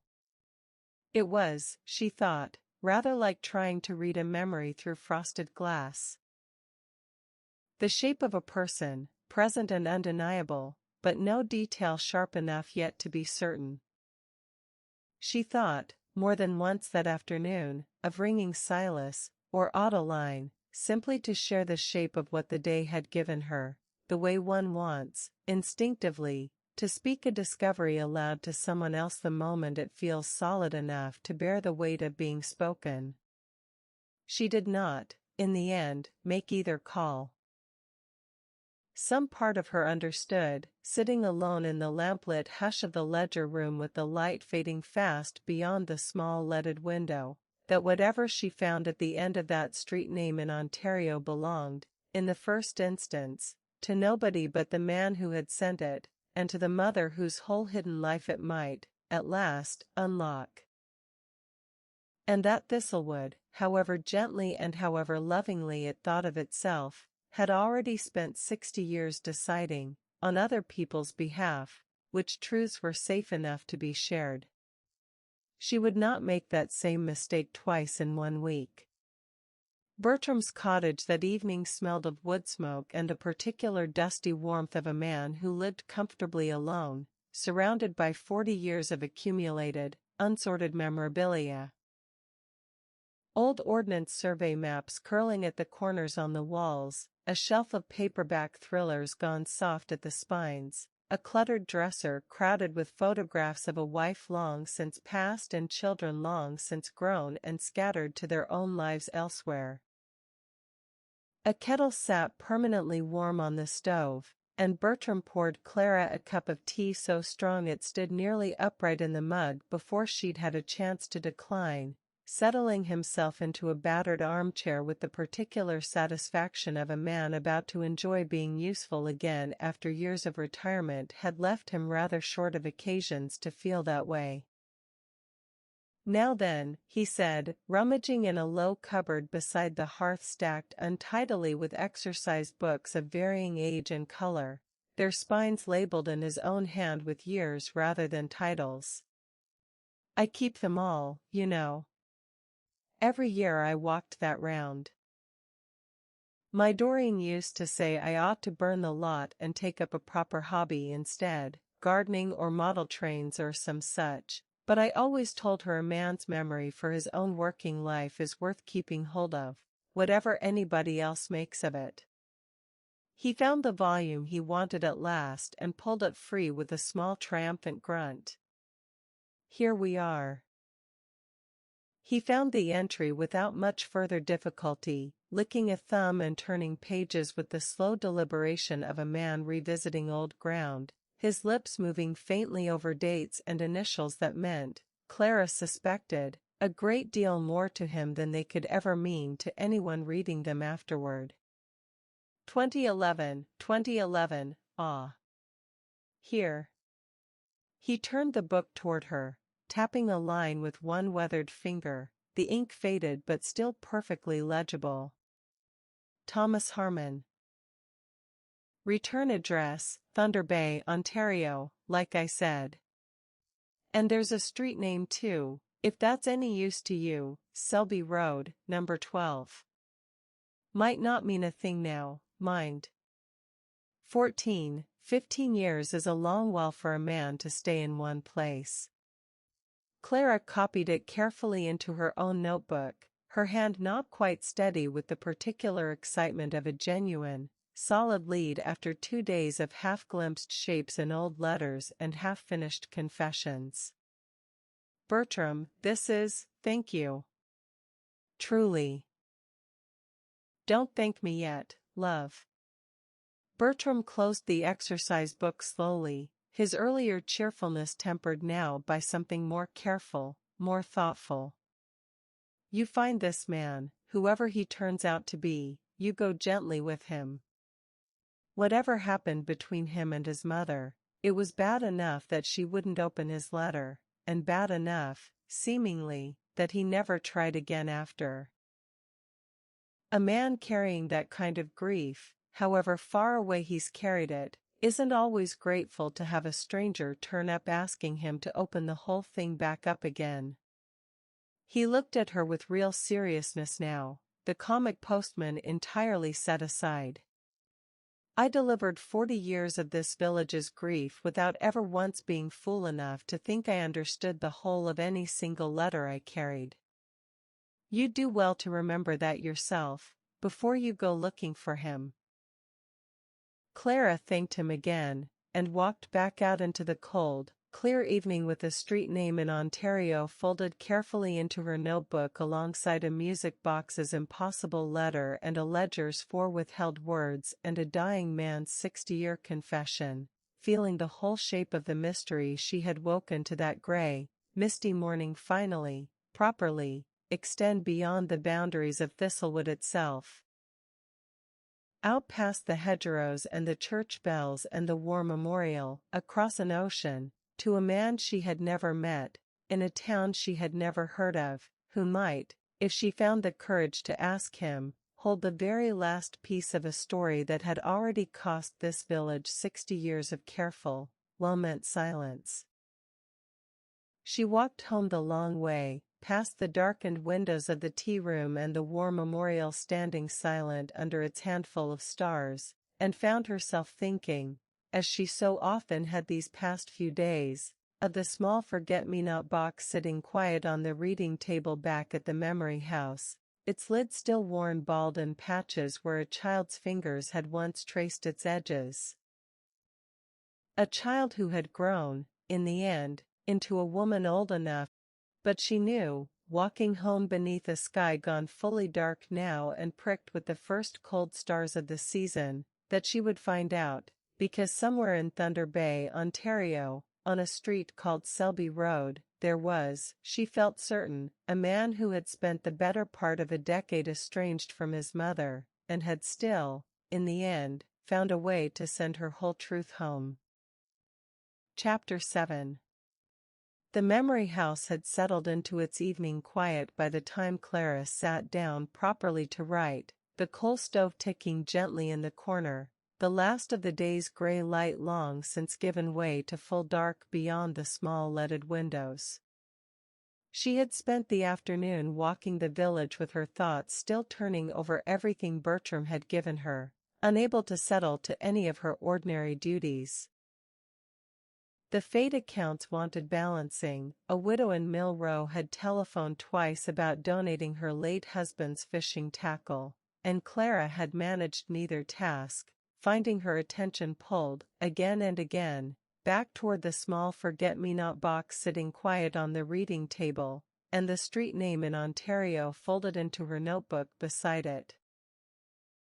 There is no correct way to write to a stranger asking whether he sent you his dead mother's secret history in an unmarked parcel, and Clara discovered, sitting at the reading table in the Memory House with the lamp burning late into the evening, that she rewrote the message perhaps a dozen times before she allowed herself to send it at all. She had found him, in the end, more easily than she'd expected once she had a name and a street to search against. Not at the Selby Road address itself, which a property record search suggested had changed hands twice since 2011, but through a small furniture restoration business, now apparently run by a business partner alone, that still listed A.T. Harmon among its founding names on an old, half-updated website, along with a contact email that looked, by its formatting, as though it had not been changed in a very long time. She wrote, and deleted, and wrote again. She tried formal. She tried gentle. She tried, once, a version so carefully hedged with qualifications and reassurances that it read, on rereading, like a woman apologizing in advance for a truth she hadn't yet had the courage to state plainly, and deleted that one fastest of all, because if the last 4 days had taught her anything about this story, it was that plain truth, laid without cushioning, was the only thing that had ever actually moved it forward. In the end, she wrote this. Dear Mr. Harmon, my name is Clara Wintersgill. I am the memory keeper of a village called Thistlewood, in England. A week ago, someone left a music box on our doorstep, containing a memory signed by a woman named Eleanor Vance, a name that appears in no official record of this village, though the memory itself describes true events from 1961 in exact and accurate detail. I believe the woman who wrote it may have been your mother, Margaret Coombs, and I believe you may be the one who sent it. I do not write to cause you any distress, and I understand if you would rather not respond at all. But if there is more to your mother's story than this village has ever been permitted to know, I would be honored to help make sure it is finally told properly, whatever that costs any of us who kept our own silence far too long. With sincere respect, Clara Wintersgill. She sent it before she could talk herself out of any single line of it, closed the laptop, and sat for a long moment in the quiet of the ledger room, the music box beside her elbow, its faded forget-me-nots catching the last of the lamplight, and found herself thinking, not for the first time that week, that there was something almost unbearably strange about the ordinary mechanics of a mystery this old resolving itself, in the end, through nothing more dramatic than an email sent across an ocean at 9:30 on a Thursday evening. He replied the following morning, faster than she had dared to hope, and Clara read the message twice through before she allowed herself to feel anything at all about it, because the tone of it, careful, guarded, still holding something back even in its willingness to answer at all, told her that whatever conversation followed would need to be handled with exactly the gentleness Bertram had warned her to bring to it. Ms. Wintersgill. Yes. I sent it. I wondered, honestly, whether anyone would ever work out where it came from, or whether it would simply sit in a display case somewhere, unexplained, the way I suppose most of what my mother kept hidden simply sat unexplained for most of her life. I found the box and the letter going through her things after she died. I didn't know the full story myself until then, not really, not the way I understand it now. We weren't close, my mother and I, not for the last years of her life, and I have spent a long time since her death trying to work out how much of that distance was my fault and how much of it was simply the shape of a woman who had spent her whole life keeping everyone, including her own son, at exactly the distance she felt was safe. I would be willing to talk.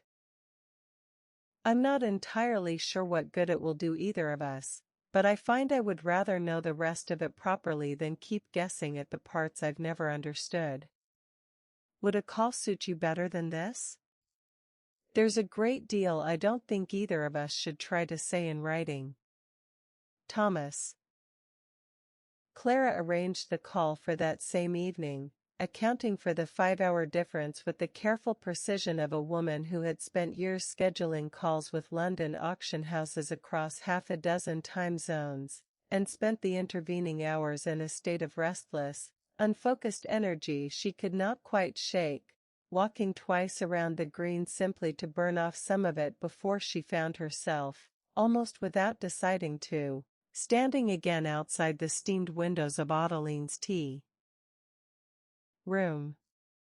Adeline was closing up for the day, turning the small hanging sign in the door from open to closed, and let Clara in anyway with a look that suggested she had been half expecting this particular visit for the better part of a week. "You found him, then," Adeline said, not a question, setting the kettle on for one more pot despite the closed sign, because some habits of hospitality, Clara had learned, ran deeper in Adeline than any clock ever could. "The son. I've found a way to speak with him. Tonight, in fact." Clara sat at the small wobbling table, grateful, for a moment, simply to be somewhere warm and familiar before whatever the evening still held. "I wanted you to know, before I spoke to him properly, in case there's anything you'd want him to hear from you rather than from me." Something moved across Adeline's face. Old grief, carefully held, the particular ache of a woman realizing, suddenly, that a friend's whole hidden life was about to be spoken aloud to a son who had never known her the way Adeline herself had known her, across a shop counter, over 40 years of quiet, ordinary kindness. "Tell him," Adeline said finally, her voice unsteady, "that she was happy here. Whatever else this village failed to give her, tell him she laughed, properly, the way her mother used to, and that she had a good life in the end, not merely a hidden one. I shouldn't like him to think, all this way off, that she spent her years here only in sorrow. She didn't. She had scones and gossip and Sunday services and neighbors who loved her, even without knowing the whole of why she deserved to be loved. That's not nothing, Clara. Whatever else went wrong before she ever arrived here, that much, at least, this village got right." Clara promised she would, and left with Adeline's words sitting warm and heavy in her chest alongside everything else the week had given her, and walked back to the Memory House through streets gone properly dark now, past windows glowing amber with other families' ordinary evenings, and settled herself at the reading table with her laptop and the music box close beside her, waiting for the appointed hour to arrive. At last it came, and her laptop screen filled with the slightly grainy, softly lit image of a man in his late 50s, graying at the temples, sitting in what looked like a small workshop crowded with half-finished furniture, a single lamp throwing warm light across tools and sawdust and the particular ordered clutter of a man who built things carefully, by hand, for a living. "Ms.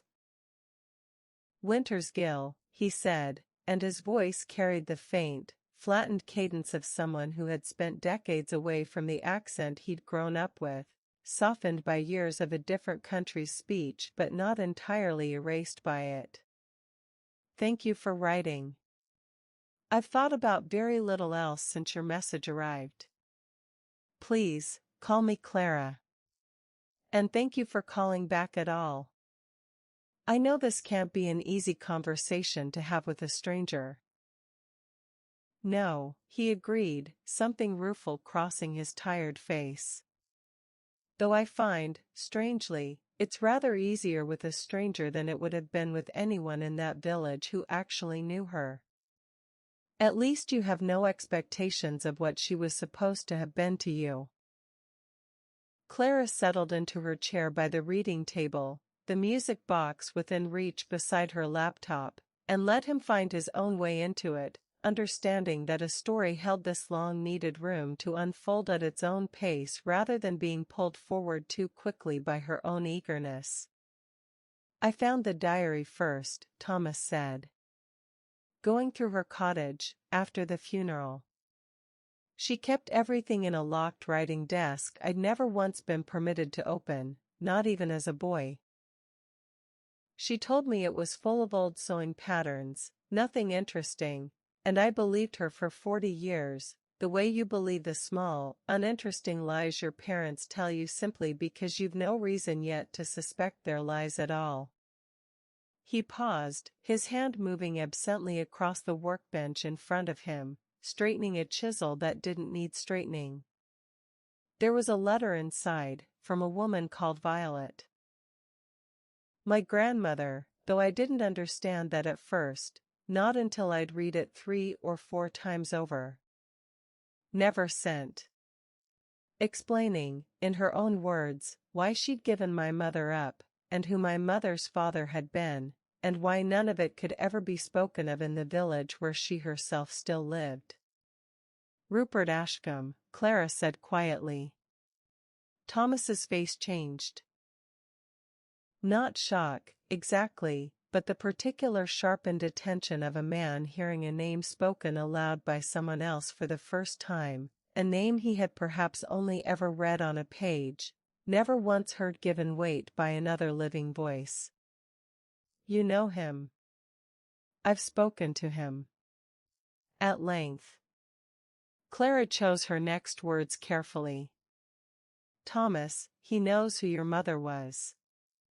He recognized her, years before her death.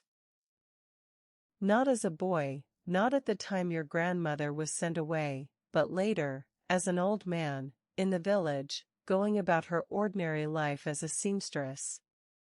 He never told her. He spent the last 20 years watching her from a distance and never once found the courage to close it.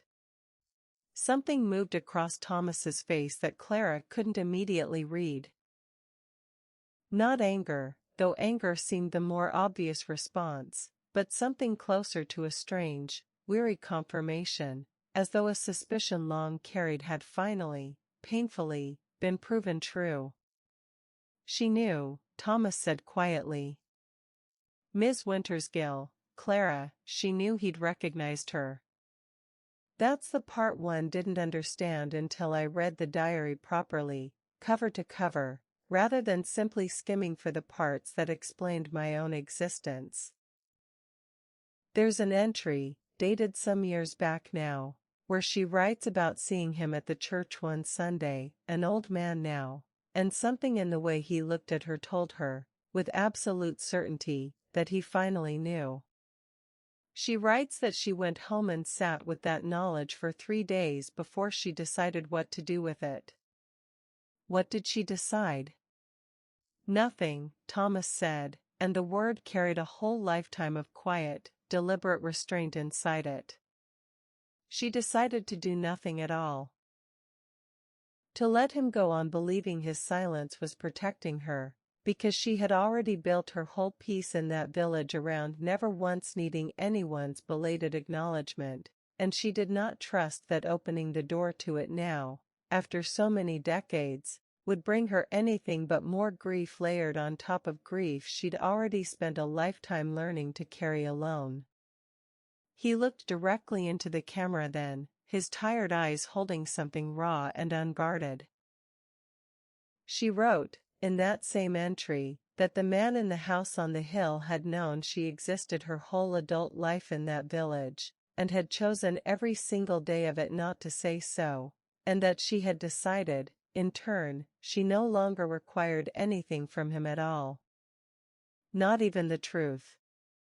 Especially not the truth, delivered so many decades too late to mean what it might once have meant. Clara felt the words land with a particular, quiet devastation.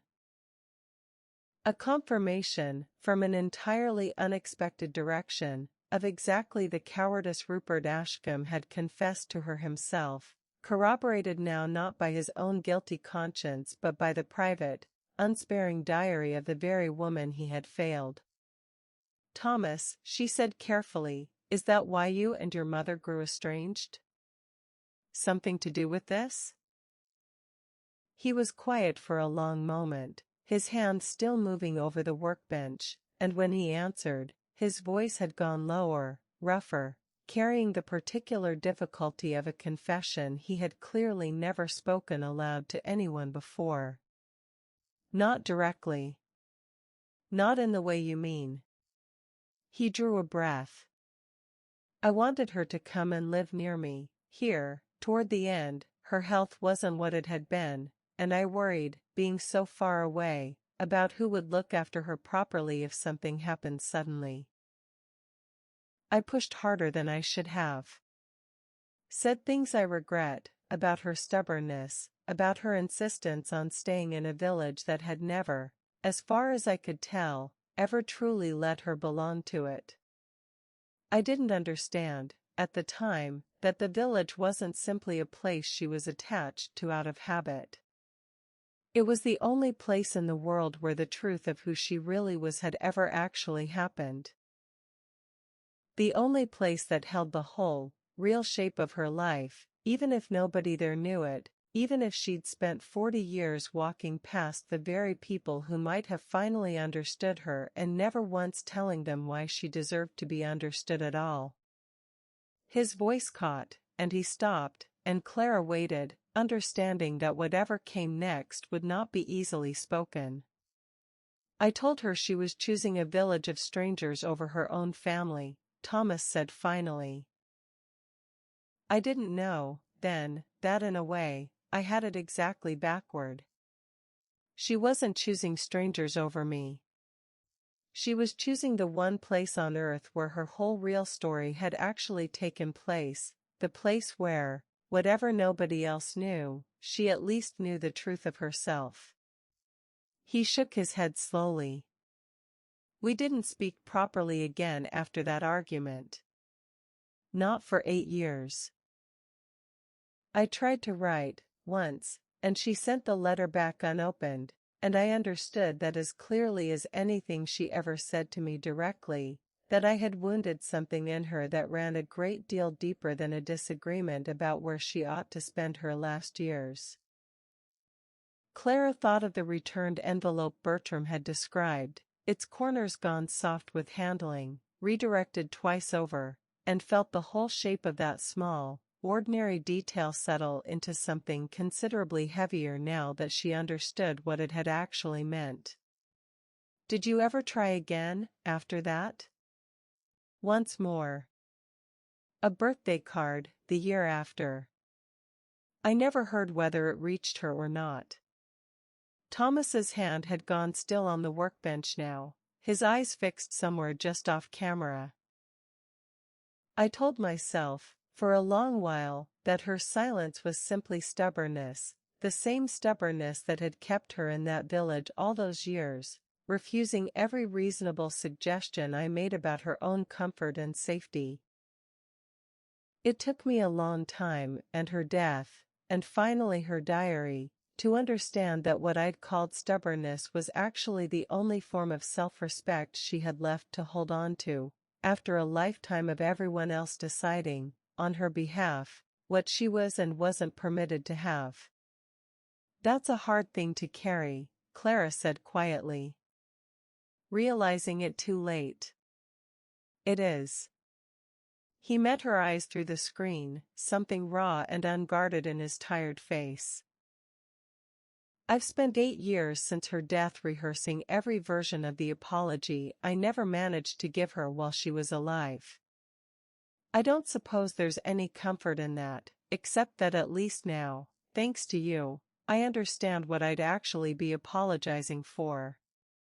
Clara let the silence sit for a moment, the low hum of the connection the only sound between them, before she asked the question that had been building since he'd first mentioned Adeline's tears at the funeral. And then she died, Clara said gently, before you had the chance to. I remember thinking, standing at the graveside, how strange it was that these people, who had known her for decades in ways I never had, seemed to grieve her so much more simply than I could manage. They'd lost a neighbor. A friend. Someone whose kindness they'd known and trusted for 40 years, uncomplicated by any of what I was carrying. I envied them that, standing there. I still do, if I'm honest. Did anyone from the manor attend? Not that I noticed. I wouldn't have known to look for him, of course, I had no idea, then, what I know now. Thomas's jaw tightened slightly. Though there was an older man, standing rather apart from the others, at the edge of the churchyard, who left before the service properly ended. I remember it because it struck me as odd at the time, a stranger coming that close and then leaving before the vicar had even finished. I didn't think anything more of it until just now, telling you about it. Clara felt a small, cold certainty settle into place. Rupert, she thought. Watching from the edge of his own daughter's funeral, unable to stay for the whole of it, unable to claim any right to grieve her openly among the people who had actually known her. I didn't stay long myself, Thomas continued. I couldn't. Everything about that village felt like a story I'd been shut out of my whole life, and standing in it after she was already gone felt like arriving at the last page of a book I'd never been allowed to properly read. Clara sat with the weight of that for a moment, the quiet hum of the laptop's connection the only sound in the ledger room besides the settling of the old building around her, and understood, with a sudden, sharpening clarity, that Thomas Harmon held considerably more of his mother's true, complete story than she had dared hope. Not simply the shape of her parentage, but her private, unsparing thoughts on the man who had failed her, on the village that had never quite claimed her, on the whole tangled, painful architecture of a life lived, deliberately, in 3 names at once. Thomas, she said carefully, would you be willing to share the diary with me?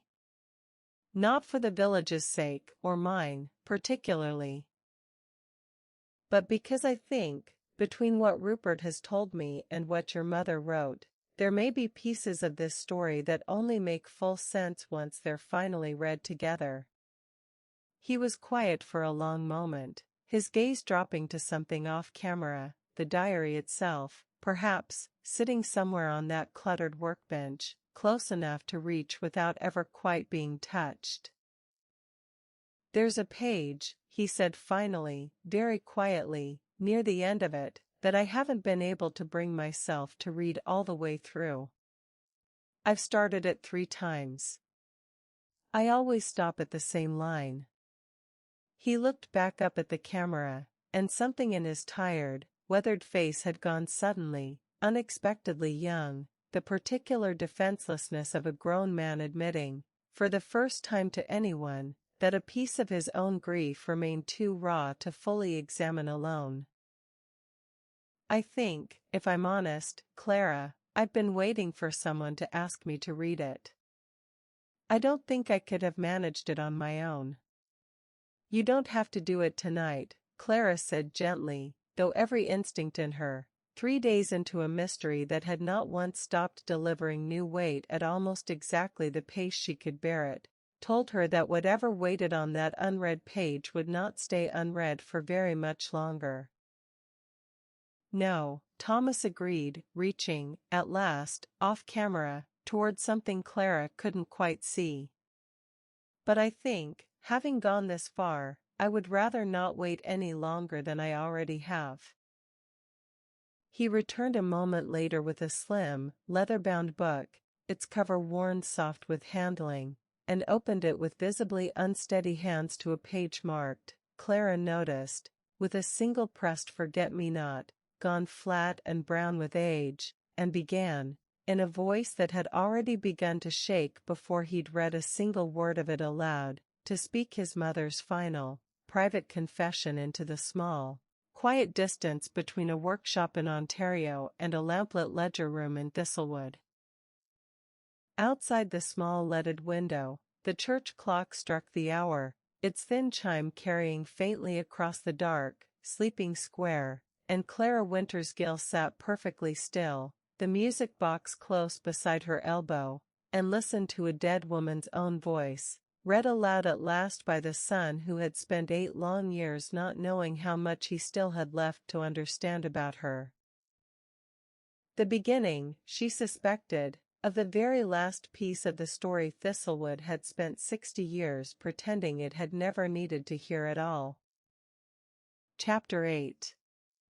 The memory house had gone fully quiet around Clara by the time Thomas found the page he'd been avoiding. The coal stove burned down to its last low glow, the small leaded window beyond the reading table showing nothing now but darkness and the faint, distant glimmer of a single street lamp on the green.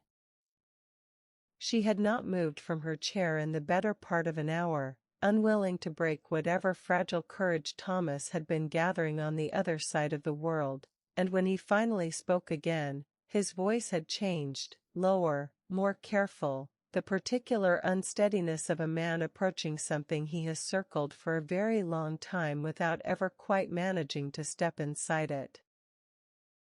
"This is the page," he said simply, and Clara felt her whole body go still, the way it had that first gray morning when she'd read the opening lines of an impossible letter on the Memory House step and understood, without yet knowing why, that nothing about the day ahead would be ordinary. Thomas read slowly, the way a man reads something he has been afraid of for a very long time, his finger tracing beneath each line as though the words might slip away from him if he let his attention wander even slightly, and his mother's voice, carried now through his own uncertain, halting reading, filled the quiet distance between Ontario and Thistlewood with a clarity that made Clara feel, absurdly, as though the woman herself were somehow present in the lamplit ledger room, 60 years and an ocean away from where she'd actually written the words. "If anyone ever reads this," Thomas read, "it will mean I have finally run out of the courage it took to keep it hidden, or else I have simply run out of time altogether, which amounts, in the end, to very nearly the same thing. My name was Eleanor, before it was ever anything else.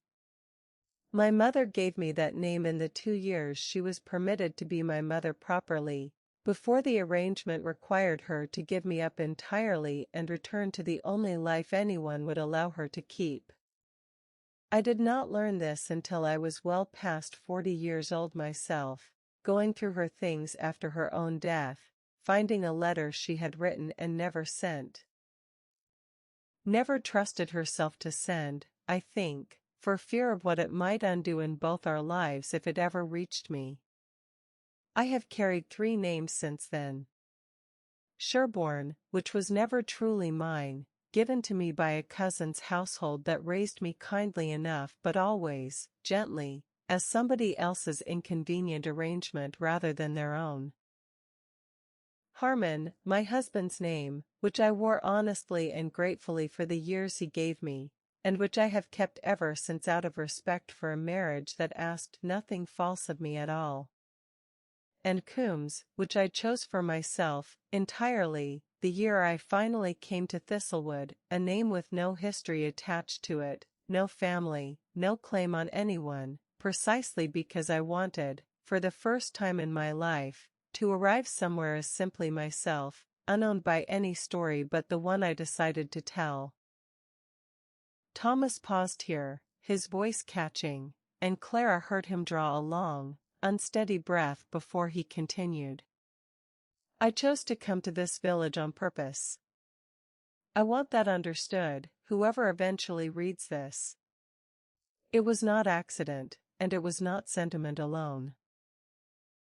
I came because my mother had loved it here, in whatever broken, complicated way a person loves the place they were forced to leave the best part of themselves behind in, and because some part of me needed to walk the same lanes she had walked, to see the same church, the same green, the same house on the hill that had decided, on her behalf and mine, that we were both a story better left untold.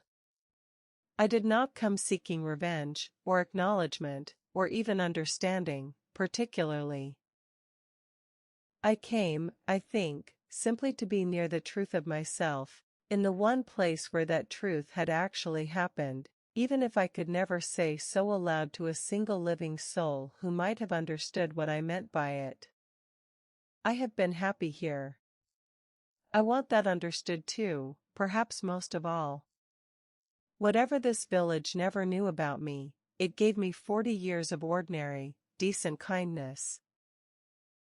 Tea and gossip and Sunday bells and neighbors who trusted me with their hems and their secrets both, and I would not trade those 40 years for any version of my life that might have come from the truth being spoken sooner, however much easier that truth might have made things for the people who kept it from me." Thomas's voice broke here entirely, and he stopped reading for a long moment, his shoulders shaking slightly in the grainy half-light of his workshop, and Clara sat very still on the other side of the world, giving him the silence he needed, understanding that whatever came next in his mother's own hand would be the hardest part of all for him to speak aloud. "Take your time," she said softly, when the silence had stretched long enough that she worried he might not manage the rest of it at all. "There's no hurry, Thomas." "None at all." He nodded, wiped his eyes with the back of one hand, and returned, at last, to the page. "I saw him again, not long ago. The man who fathered me, though I have never once called him that in my own mind, because a father is a word that requires more than blood, and he gave me nothing more than blood, at a very great distance, for the whole of my life. He is an old man now. I saw it in his face at church one Sunday, the particular way he looked at me across the aisle, not the ordinary, polite nod of a village neighbor, but something closer to recognition, sudden and unmistakable, as though 60 years had finally caught up with him all at once. I have decided not to tell him that I saw it. I have decided not to give him the comfort of a confession he has had 6 decades to offer and has, every single day of those 6 decades, chosen instead to withhold. I do not say this from bitterness, though I understand it might read that way. I say it because I built my whole peace in this village around needing nothing further from anyone who had already decided, so many years ago, what I was and was not entitled to receive. I will not now, at the end of my life, go begging for the scraps of an acknowledgement that means considerably less, arriving this late, than it might once have meant delivered in time to matter. If my son ever finds this, and Thomas, my darling, if it is you reading it, I am so very sorry for the silence between us, which was never truly about you, whatever I allowed you to believe. I want you to know that I do not regret the choice I made to stay here rather than come to you.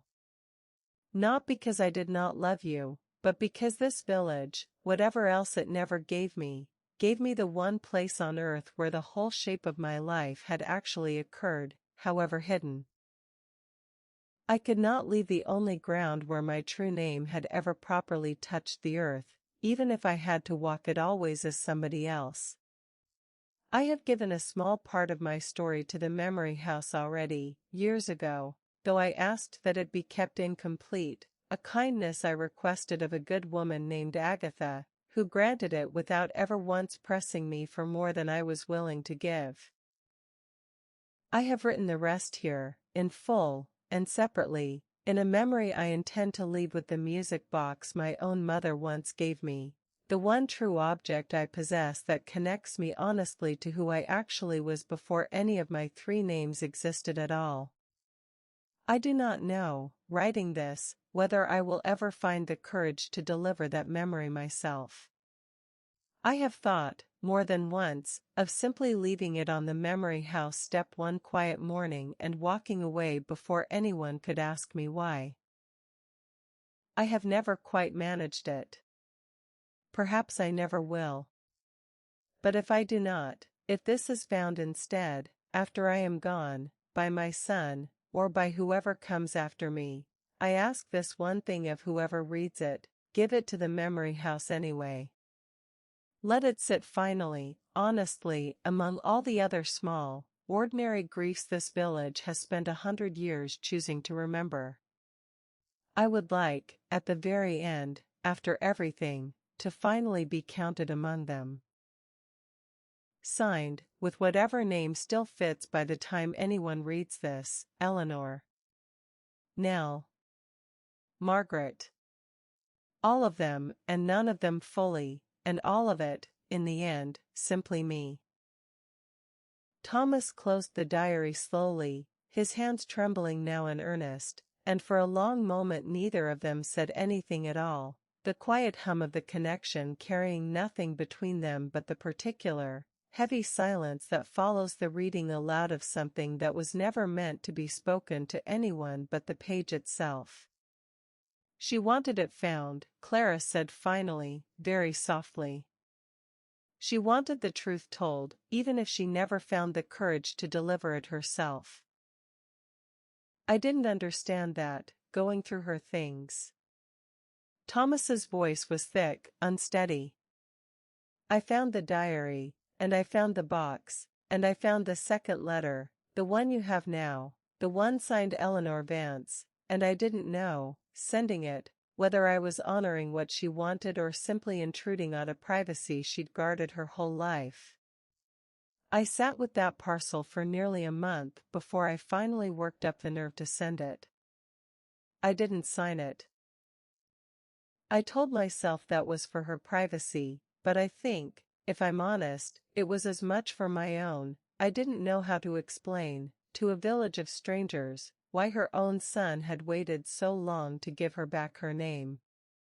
"You gave her exactly what she asked for," Clara said. "She wrote it herself, Thomas. Give it to the Memory House anyway." "You did that. Whatever else stood unresolved between you, you gave her the one thing she'd asked of whoever came after her." He was quiet for a long moment, and when he spoke again, his voice had steadied slightly, though something in it remained raw and unhealed. "Why Vance? Do you understand that part?" She never explained the name, not directly, only that it fit by the time anyone read it.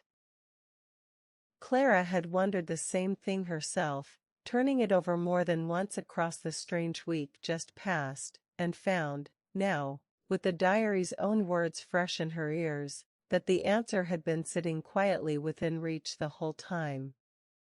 "Your grandmother's maiden name, before she married," Clara said slowly.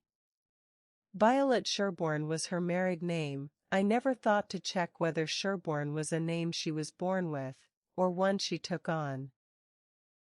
Adeline mentioned once, in passing, that Violet came from a family called Vance, before she married. I didn't think anything of it at the time." She felt the small, quiet click of another piece settling into place. "Your mother signed her final truth with her own mother's maiden name. Eleanor Vance. She gave herself, at the very end, the one name that belonged entirely and honestly to her own bloodline, rather than any name given to her by an arrangement, a marriage, or a village she'd chosen for her own privacy."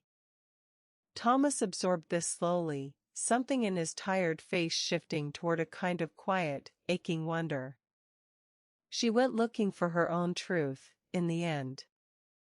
Even in the name she chose to sign it with. "I think she did," Clara said. "I think that's exactly what she did. It makes a strange kind of sense of something else, too," Thomas added, after a moment, turning back to an earlier page of the diary as though checking his own memory against it. "There's a line, further back, where she writes about feeling as though she'd worn every name she'd ever been given like a borrowed coat, Sherborne too small, Harmon comfortable but not quite hers, Coombs chosen for privacy rather than truth. I didn't understand it properly until just now." She wasn't simply hiding when she wrote that final letter. She was finally, for the only time in her whole adult life, choosing her own name for her own reasons, with nobody left to answer to but herself. "That's not nothing," Clara said quietly. "A woman spending her whole life being named by other people, and then, at the very end, naming herself."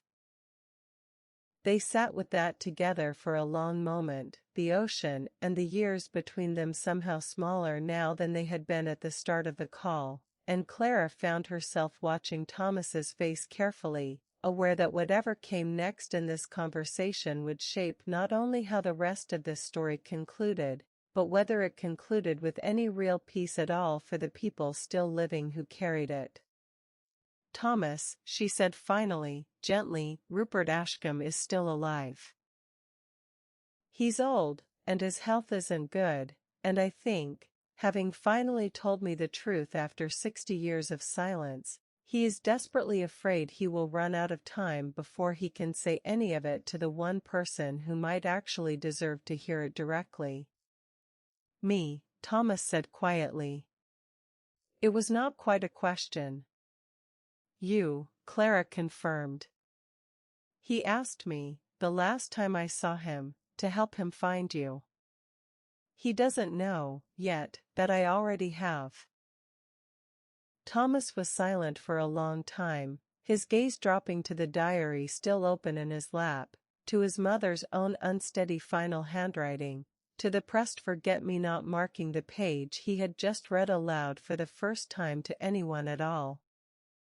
When he looked up again, something in his exhausted, grieving face had settled into a kind of quiet, deliberate resolve that Clara recognized, having seen its beginning in Rupert Ashcombe's own study only days before.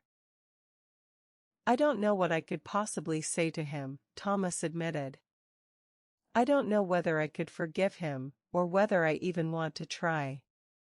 He let my mother grow up in secret, and grow old in silence, and die without ever once telling her he was sorry, when by his own account he had 15 years and every opportunity to do so." His jaw tightened.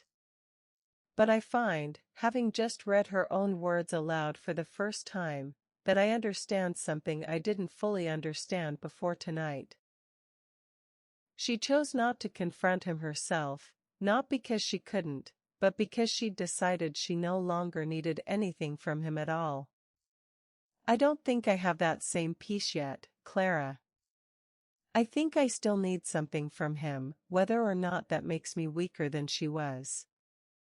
"There's no weakness in wanting an apology from the man who owes you one," Clara said quietly. "Whatever peace your mother found for herself, you're allowed to need something different." "I keep thinking about that photograph," Thomas said, after a moment, his eyes drifting somewhere off camera. "The one you described, from the summer luncheon.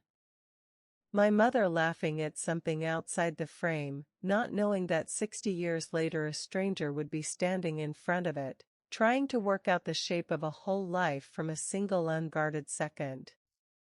He shook his head slowly. "I have so few photographs of her laughing like that. By the time I knew her, she'd learned to keep most of herself very carefully contained. I used to think that was simply her nature, a quiet woman, private, undemonstrative. I understand now it was armor. 40 years of it, worn so long she'd stopped noticing the weight. I think," Clara said carefully, "that meeting Rupert might give you something your mother's diary can't. Not forgiveness, necessarily. But perhaps a fuller picture of the young woman in that photograph. What she was like before any of this happened to her, before the armor had to go on at all. He knew her before your grandmother was ever sent away. He might be the last living person who remembers her simply as Violet, laughing at a summer party, rather than as a secret anyone had to keep." Thomas was quiet for a long moment, considering this, and when he spoke again, something in his voice had softened, just slightly, towards something that was not quite forgiveness but had begun, perhaps, to make room for it. "I hadn't thought of it that way. I've spent so long thinking of him only as the man who failed her that I hadn't considered he might also be the man who once, briefly, truly loved her." He drew a slow breath. "Perhaps that's worth hearing too, whatever else I decide about the rest of it."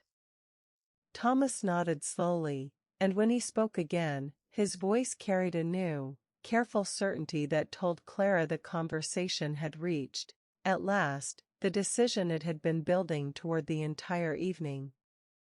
"I want to come to Thistlewood," he said. "I want to see the village she loved enough to build her whole hidden life inside it. I want to stand in the memory house and see the box with my own eyes, properly, in the place she meant it to end up.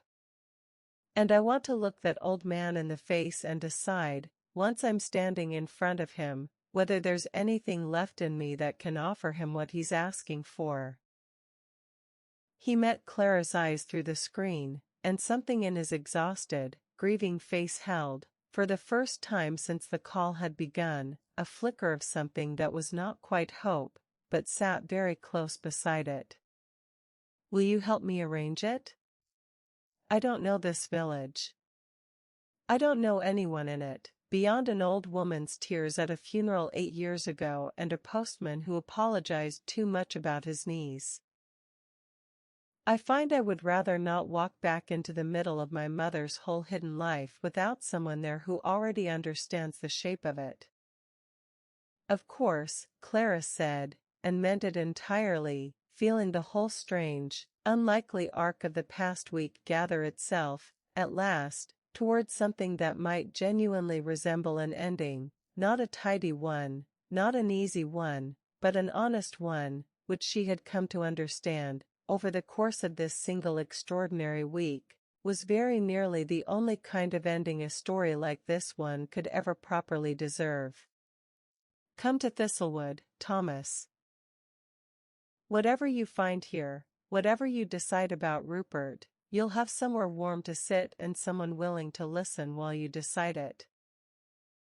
He thanked her, his voice thick with an emotion that no longer seemed to need any further explanation between them, and they said their goodnights, and Clara closed the laptop at last, sitting alone in the quiet hush of the ledger room with the coal stove ticking low in its final embers, the music box catching the last of the lamplight, and a dead woman's own handwritten truth sitting, finally, exactly where she had always wanted it to be found.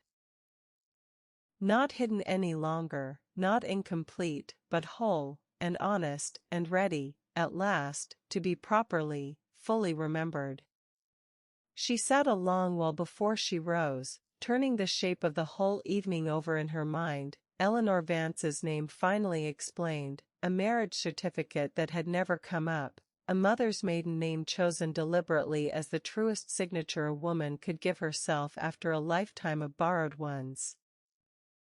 She thought of her aunt, sitting by the dahlias at Fernley House, who had granted Margaret Coombs her one small, quiet kindness decades ago without ever knowing the full weight of what she was protecting.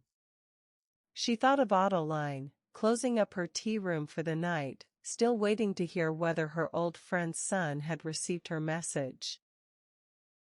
She thought, too, of her own mother, 3 words closing every question about Thistlewood for the whole of Clara's childhood, and wondered, not for the first time that week, whether every ordinary village held some version of this same story folded quietly into its hedgerows, waiting for someone patient enough, or simply lucky enough, to finally go looking. Outside, beyond the small leaded window, the first frost of the coming week was already beginning to silver the cobbles of the empty square, and somewhere thousands of miles away, a son who had spent 8 years not knowing how to grieve his own mother properly was already, Clara suspected, beginning to pack a bag for a village he had visited only once before, briefly, at the very end of a story he had never been permitted to properly read until tonight. She banked the coal stove for the night, gathered her coat, and paused, before switching off the lamp, to look once more at the small wooden box with its faded forget-me-nots, sitting quiet now in the dark beside a ledger that had, after 60 years, finally been given the whole truth to hold. Tomorrow, she thought, she would need to speak to Rupert Ashcombe again. To tell him that his daughter's son was coming, that the conversation he had spent 15 years too afraid to begin was about to be forced, at last, into the open, whether his failing heart was ready for it or not. Tonight, though, she allowed herself simply to sit a moment longer with the quiet, hard-won relief of a mystery that had finally, properly, found its way home. Chapter 9. The morning of Thomas Harmon's arrival brought the first hard frost of the season, silvering the hedgerows along the road to the market town so thickly that Clara drove the 8 miles with unusual care, the low winter sun still barely clearing the horizon, throwing long gold light across fields gone stiff and white overnight. She had slept poorly, turning over in her mind everything the past 10 days had assembled. Rupert's confession, the diary's final page, the careful, tentative arrangements she had made with Mrs. Kettering to ensure the old man's health could bear whatever the day still held, and found herself, waiting on the platform in the thin, bright cold, unexpectedly nervous in a way she had not quite anticipated, as though the whole fragile architecture of the past fortnight rested now on a single train arriving on time. Thomas Harmon arrived in Thistlewood on a bright, cold Thursday morning, 10 days after the telephone call that had ended with a diary closed gently on a workbench in Ontario, and Clara met him at the small train station in the market town 8 miles distant, recognizing him instantly from their video call despite the strange, disorienting shift of finally seeing a person properly, in 3 dimensions, after knowing him only through a laptop screen and a dead woman's handwriting. He was taller than the camera had suggested, graying more thoroughly than the soft workshop lighting had shown, and he carried himself with the slightly careful stiffness of a man who had spent a very long flight rehearsing, over and over, a conversation he still did not feel entirely ready to have. Ms. Wintersgill.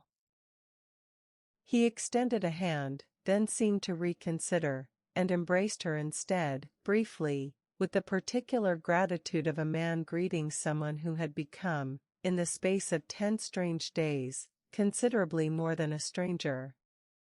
Clara. Thank you. For everything you've done to bring me here. You've done the hard part yourself, coming this far, Clara said, taking his single worn suitcase from him despite his protest, and led him out to her car in the thin autumn sunlight, aware, walking beside him, of how strange it felt to finally stand beside the living proof of everything the past 10 days had uncovered, not a name in a ledger, not a voice on a screen, but a man of flesh and blood, carrying his mother's whole hidden story in his own tired, careful face. They drove the 8 miles back toward Thistlewood largely in silence, Thomas watching the hedgerows and plowed fields pass with the particular hunger of a man trying to see, for the first time, the actual landscape his mother had walked through for 40 years without him. When the village came into view at last, the church tower rising pale above the rooftops, smoke curling from a dozen chimneys into the crisp morning air. He asked Clara to stop the car for a moment at the top of the hill, before they descended properly into the square, and sat looking down at it in silence for what felt like a very long time. She never once described it to me, he said finally, quietly. Not properly. I asked her, once, as a boy, what her village looked like, and she told me it was ordinary, stone and grass and church bells, nothing worth a story. I remember being disappointed. I wanted her to have come from somewhere remarkable. He shook his head slowly. I understand now why she never said more. Every detail she could have given me was a detail she'd have had to explain, eventually, and she wasn't ready. Perhaps she was never going to be ready, in her own lifetime. It is ordinary, in a way, Clara said gently. But I've come to think ordinary places hold exactly as much as remarkable ones. They simply hold up more quietly. Thomas looked at her for a moment, something in his tired face softening. Yes, he said. I think that's exactly right. She took him first to the memory house, understanding, without needing to ask, that he would want to see the music box in its proper place before anything else, before Cobbler's Lane, before the tea room, before whatever waited for him up the hill at the manor. He stood before the display cabinet for a long time in silence, his hand pressed flat against the cool glass, looking at the small wooden box with its faded forget-me-nots exactly as it had been left, that first gray morning, on the memory house step. "I keep expecting it to feel different," he said finally, "seeing it here, properly, rather than in a cardboard box on my own workbench. I don't know why it doesn't. Perhaps because it was always meant to end up exactly here," Clara said. "Whatever journey it took to arrive." She showed him the ledger next, opening it to the entry from 1979, the 4 careful, withheld words in her aunt's 40-year-old hand, memory withheld from full record, by request, and watched him read it 3 times over, his jaw working slightly, before he spoke. "She trusted your aunt," he said. "Even without telling her the whole truth. That's something, isn't it? That even in hiding, she found someone worth trusting with a part of it.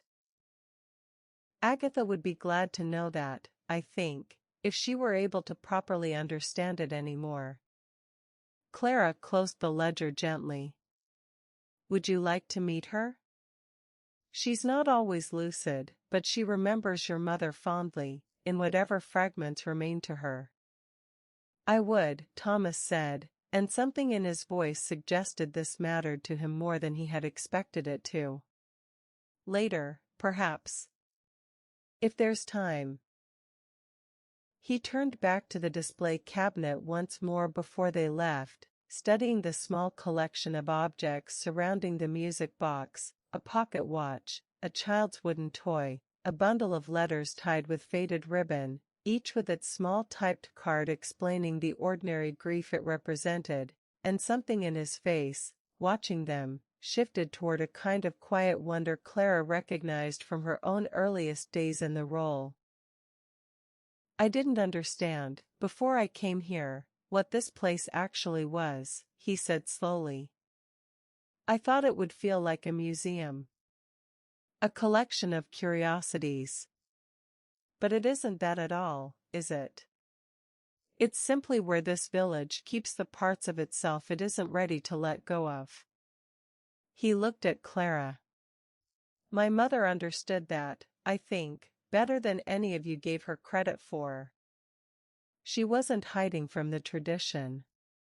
She was quietly, carefully, becoming part of it, the only way she was permitted to."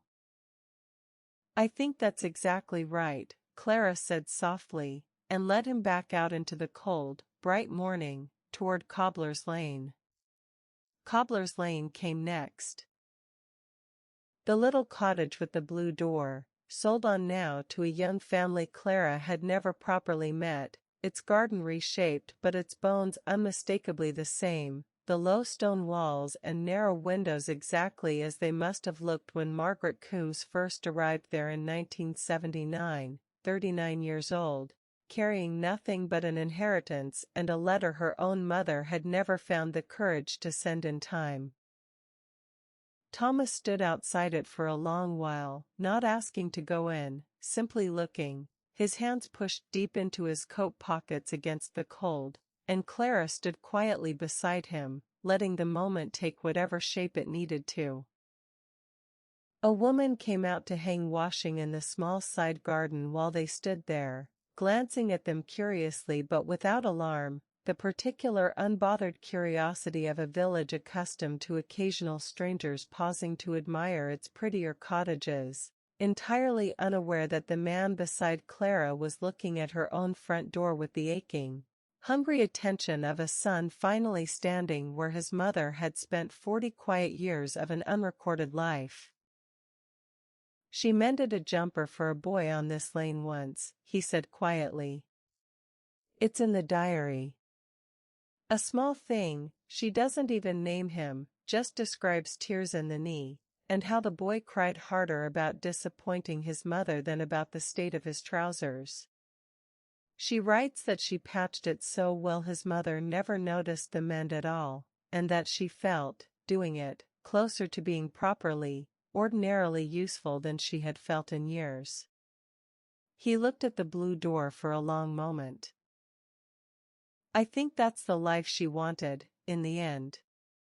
Not extraordinary. Just useful, and unremarked, and hers. They walked to the tea room next, where Adeline, forewarned by Clara's careful telephone call the evening before, had closed early to the public and set a table specially at the back, away from the window, with a fresh pot already steeping and a plate of scones still warm from the oven. She studied Thomas for a long moment when he entered, her sharp eyes moving over his face with the particular searching attention of a woman looking for a friend's features in a stranger's, and whatever she found there seemed to satisfy her, because she crossed the room without preamble and took both his hands in hers. "You've her eyes," she said, her voice unsteady. "I'd know them anywhere, love. Sit down, you must be exhausted, coming all this way." They sat together for the better part of an hour, Adeline telling him small, ordinary stories about his mother that Clara suspected he had never once had access to before. The particular way Margaret laughed at the vicar's worst jokes out of simple kindness rather than genuine amusement, her insistence on growing forget-me-nots in her own small garden every single spring without ever once explaining why, the quiet, steady friendship the two women had built across a shop counter for 4 decades without either of them, Adeline now understood, ever speaking the whole truth aloud to the other. "She used to sit right where you're sitting now," Adeline said, her hand resting on the wobbling table, "every Thursday afternoon, regular as the church bell, and we'd talk about nothing at all, the weather, the fate, whichever neighbor had upset whichever other neighbor that week. I used to think, sometimes, that she held something back from those conversations, some private weight she never quite set down. I never pressed her on it. I think, looking back now, that not pressing her was the kindest thing I ever managed to do for her, without even knowing I was doing it." "She writes about you in the diary," Thomas said quietly. "Not by name, always, but I think it must be you. A woman who never asked more of her than she was ready to give. She says that was the rarest kindness she ever received in this village, rarer even than the ordinary decency of the doctor or the vicar, because it cost you something real to hold your own curiosity back for 40 years, and you did it anyway, simply because you loved her." Adeline's face crumpled properly then, and she pressed the corner of her apron hard against her eyes, and for a long moment nobody at the small table said anything at all, the tea-room's ordinary afternoon quiet settling gently around the three of them like something protective. Thomas listened to all of it with the particular hunger of a man finally being given the ordinary details his mother's own careful privacy had always withheld from him, and when Adeline finally ran out of stories, or simply out of the strength to keep telling them without weeping properly, he reached across the table and took her hand. "Thank you," he said, "for loving her, all those years, even without knowing the whole of why she deserved it." "She deserved it regardless," Adeline said fiercely, wiping her eyes with the corner of her apron. "Whole truth or no whole truth. That's not how love works, love. You don't only love the parts you're given permission to see." The meeting with Rupert Ashcombe had been arranged for that same afternoon, at Clara's careful insistence that it happened sooner rather than later, given everything Dr. Fairclough had gently confirmed about the old man's failing heart in the days since his last episode. Mrs. Kettering met them at the Manor's door with an expression that held both relief and apprehension in equal measure, and led them through the portrait-lined hallway to the study, where Rupert sat waiting in his wing chair, thinner even than he had been 10 days before, a rug over his knees, his hands folded with visible effort to keep them from trembling. He looked up as they entered, and Clara watched his whole face change at the sight of Thomas. Not shock, exactly, because he had known this moment was coming, but something rawer than shock, something closer to recognition arriving all at once, 60 years overdue. "You have her eyes," Rupert said quietly, echoing Adeline's words without knowing he did so, his own eyes filling despite whatever effort he made to hold his composure. "God help me, you have Violet's exact eyes."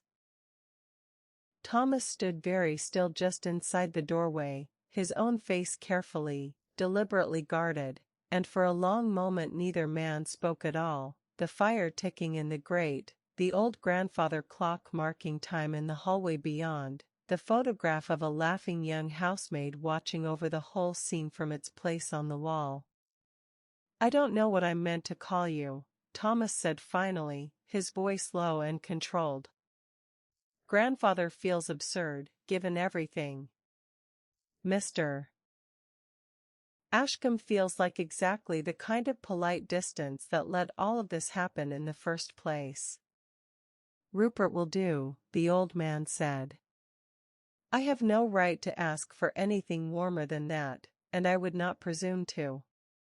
"No," Thomas agreed. "You wouldn't." Clara moved to leave them alone, understanding instinctively that whatever came next belonged only to the two of them, but Rupert lifted a trembling hand. "Please stay, Miss Wintersgill, if Thomas doesn't object. I find I would rather have a steady witness in the room for whatever I manage to say badly in the next few minutes, and you have already heard the worst of it once." Thomas nodded his assent, and Clara took the chair nearest the door, close enough to hear, far enough to feel that the conversation still belonged, properly, to the two men at its center. "I am not going to ask your forgiveness," Rupert said, once Thomas had taken the remaining chair, his voice steadier now, though his hands had not stopped their faint tremor. "I have thought, these past 10 days, about exactly what I might say to you, and I have discarded every version that asked for anything at all on my own behalf. I only want you to know the truth of it, properly, from the one person still living who was there at the beginning. Because I understand now, reading what Clara has told me of your mother's own diary, that even she, at the very end, chose not to give me the comfort of her forgiveness, and I have no right to expect more generosity from her son than she was willing to grant me herself." "Then tell me the truth," Thomas said. "All of it." "I've read her side. I should like to hear yours." Rupert told it again. The same story he had given Clara 10 days before, the spring of 1961, his mother's cold efficiency, the settlement, the 2 lost years, his own cowardice compounding itself decade after decade, but told this time directly to the one person it had actually, finally, been owed to, and Clara watched something shift in Thomas's carefully guarded face as he listened, not softening into forgiveness, not yet, but opening, slowly, into something that at least resembled understanding. "There's a part one haven't told anyone," Rupert added, once he'd finished the account Clara had already heard, his voice dropping lower still. "Not even Clara. I kept a small box of my own, Thomas, tucked away in this desk, nothing so carefully hidden as your mother's writing desk, only a modest thing, a cigar box that once belonged to my father. Inside it, letters I wrote to her over the years and never sent. Dozens of them. I would write one every few months, whenever the guilt grew loud enough that I couldn't simply carry on as though I hadn't recognized her at the fete that day. I never sent a single one. I told myself each time that the next letter would be the one I finally posted, and each time I found some fresh reason to set it aside instead. He rose, with visible effort, and crossed to the same bureau where he had once shown Clara the family photograph, and drew out, from a lower drawer, a battered wooden cigar box, its lid worn smooth with handling, and set it on the small table between their chairs without opening it. "I don't ask you to read them," he said. "I only wanted you to know they exist. That whatever cowardice kept me silent in the village itself, some part of me was writing to her constantly, in my head and on the page both, for 15 years, even if I never once found the courage to let the words actually reach her." Thomas looked at the box for a long moment, his jaw tight, and when he finally reached out and rested his hand flat on its lid, he did not open it, not yet, simply let his palm rest there, as though testing the weight of everything it contained before he was ready to let any of it out into the room. "You watched her," Thomas said, when Rupert finished, "for 15 years. From across a village green. And said nothing." "I did." "Why?" Rupert was quiet for a long moment, and when he answered, his voice had gone thin and honest in a way Clara suspected it had never quite managed to be with anyone before this exact conversation. "Because I was afraid," he said simply, "that if I finally spoke, and she rejected me, which she would have had every right to do, I would lose even the small, cowardly comfort of watching her from a distance. I told myself I was protecting her peace. I understand now that I was protecting my own comfort, dressed up as concern for hers, the same lie my own mother told herself 60 years before me.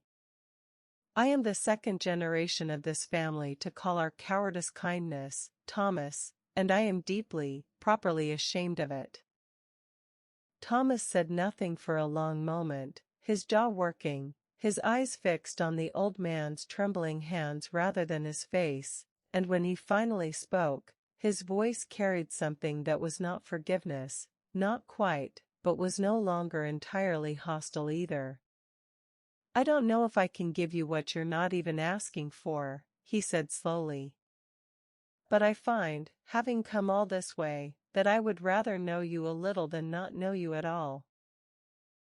For whatever time you have left, and for my own sake as much as yours, if I'm honest. My mother chose her own peace, in her own way, and I respected that, reading it. I think I'm allowed to choose something different for myself." Rupert's composure, held so carefully through the whole difficult length of the conversation, finally broke entirely, and he wept, an old man's unguarded tears, without shame or apology, and Thomas, after a long moment of visible hesitation, rose from his chair and crossed the small distance between them, and knelt beside his grandfather's chair, and did not embrace him, not yet, but rested one hand carefully on the old man's trembling arm, which was, Clara thought, watching from her own chair. Near the door, its own kind of beginning. "Tell me about her," Thomas said quietly. "Before any of this happened. Before the mother I knew. Tell me who Violet Sherborne was, when she was simply a girl who laughed at your family's summer parties and made you feel, for the first time in your whole carefully governed life, properly alive." And Rupert Ashcombe, 86 years old, his heart failing him a little more each week, began, at last, 65 years too late and yet not, in the end, too late at all, to tell his grandson about the girl in the photograph on his study wall, the whole of her, laughing and alive and impossibly young, exactly as she had been before a single one of them had learned what silence would eventually cost. Clara sat quietly near the door and let the two voices fill the cooling study, one old and unsteady, one younger but no less careful, weaving together, detail by small detail, a portrait of a woman neither of them had ever been permitted to know completely while she lived. The particular way Violet had once talked her way past 3 members of staff to bring a soaked kitten in from a summer storm, the reckless, delighted way she'd danced at the harvest supper the autumn before everything changed, the small, private joke she and Rupert had shared about the vicar's terrible singing voice, a joke, Rupert admitted quietly, he had never once been able to hear repeated in 60 years without his throat closing over entirely.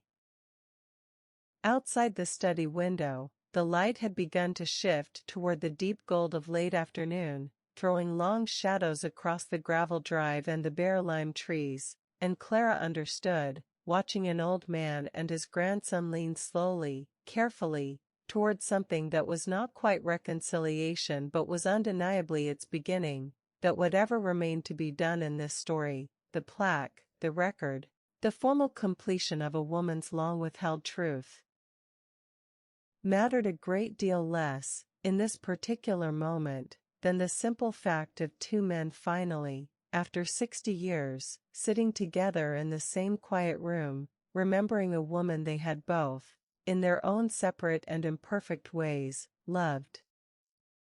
Chapter 10.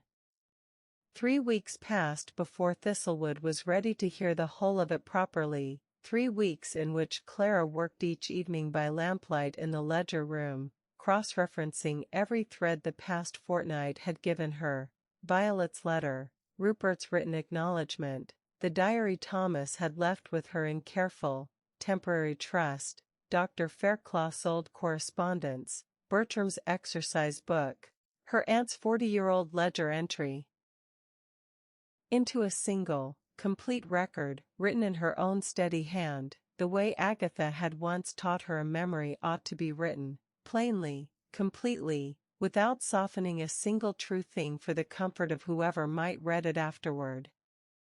It was slower work than she had expected, not because the facts themselves resisted assembly. She had, after all, spent her whole professional life turning scattered fragments of provenance into a single coherent history, but because every sentence she wrote seemed to carry a weight the ordinary objects of the memory house had never quite demanded of her before. A pocket watch's memory could be recorded plainly, its grief real but contained.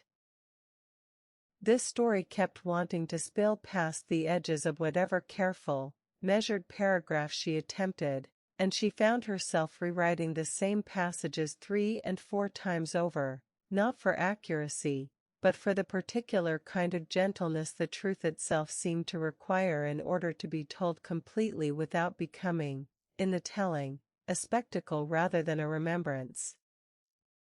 She had gone to Rupert twice more during those 3 weeks, finding him each time a little frilier than the last, though his spirit, Mrs. Kettering reported with quiet relief, had lifted considerably since Thomas's visit, as though some old, corrosive weight had finally, properly, been set down.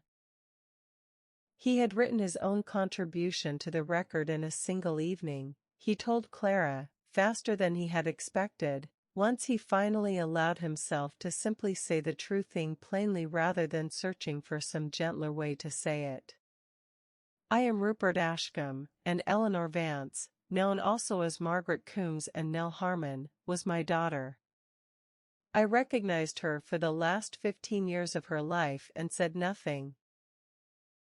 This village should know both things, and I am sorry, 60 years too late, for all of it. Thomas had stayed a fortnight in the end, longer than he had originally planned, dividing his days between the manor, where something tentative and careful continued building itself between grandfather and grandson with each visit, and long, quiet afternoons in the memory house itself, where he had taken, Clara noticed with a private, warm satisfaction, to sitting at the reading table some mornings simply to be near the small wooden box that had started everything, as though its proximity offered him something he couldn't quite name. It was Thomas who suggested, in the end, that they visit Agatha together before he flew home. Fernley House greeted them with its familiar smell of lavender polish and boiled vegetables, and Clara led Thomas down the corridor of unremarkable watercolors toward her aunt's small room, explaining, as gently as she could, the particular unpredictability of what they might find. A woman entirely present and sharp, or a woman drifted somewhere else altogether, with no way of knowing in advance which version of Agatha Calloway would be waiting for them. They found her, as it happened, at the good end of that unpredictable spectrum. Sitting by the window in her usual chair, watching a wood pigeon work its way along the fence rail with the same absorbed attention Clara remembered from her very first visit a month before, and she turned as they entered, her pale eyes moving with evident sharpness over the unfamiliar man beside her niece. "You brought someone," Agatha said, and there was nothing vague in her voice at all, only the particular precision Clara had grown up believing was simply the permanent shape of her aunt's mind. "Aunt Agatha, this is Thomas Harmon. Margaret Coombs's son." Something moved across Agatha's face. Not confusion, but a kind of dawning, careful recognition, the specific expression of a woman fitting a long-carried piece of knowledge into a shape she had never expected to see completed in her own lifetime. "Margaret's boy," she said softly. "Well, I did wonder, at the funeral, what had become of you afterward. You didn't stay long." "I couldn't," Thomas admitted, drawing the second chair close beside her. "I'm sorry to say. I understand a great deal more now than I did then." "I imagine you do." Agatha studied him for a long moment, her attention entirely present, entirely her old, exacting self. "She asked me not to write it all down, you know. Your mother sat exactly where you're sitting now, in my old front room, years and years ago, and told me some things aren't meant to be understood by anyone who wasn't there to carry them. I granted her that. I've wondered, more than once since, whether I ought to have pressed harder." "You gave her exactly the kindness she asked for," Thomas said. "I've come to understand that was rarer than it might have seemed at the time. Nobody else in this village pressed her either, and I think, in the end, that restraint was its own quiet form of love." Agatha's eyes had begun, very slightly, to drift, toward the window, toward the dahlias gone entirely over now with the season's advance. And Clara felt the familiar small ache of watching the door begin, gently, to close, but before it did, her aunt turned back to Thomas with one last flash of full, unclouded clarity. "Tell her, when you go back," Agatha said, "that I kept my promise. Whatever else this old mind has let slip away from me, I kept that. Tell her the memory house finally has the whole of her, properly, the way she always deserved." "I will," Thomas said, his voice unsteady, though there was, Clara noticed, nothing to tell. Margaret Coombs had been dead for years, and some part of Agatha's drifting mind knew this perfectly well, even as some other, older, more devoted part of her needed, in that moment, to speak as though the promise could still somehow be delivered directly. Clara did not correct her.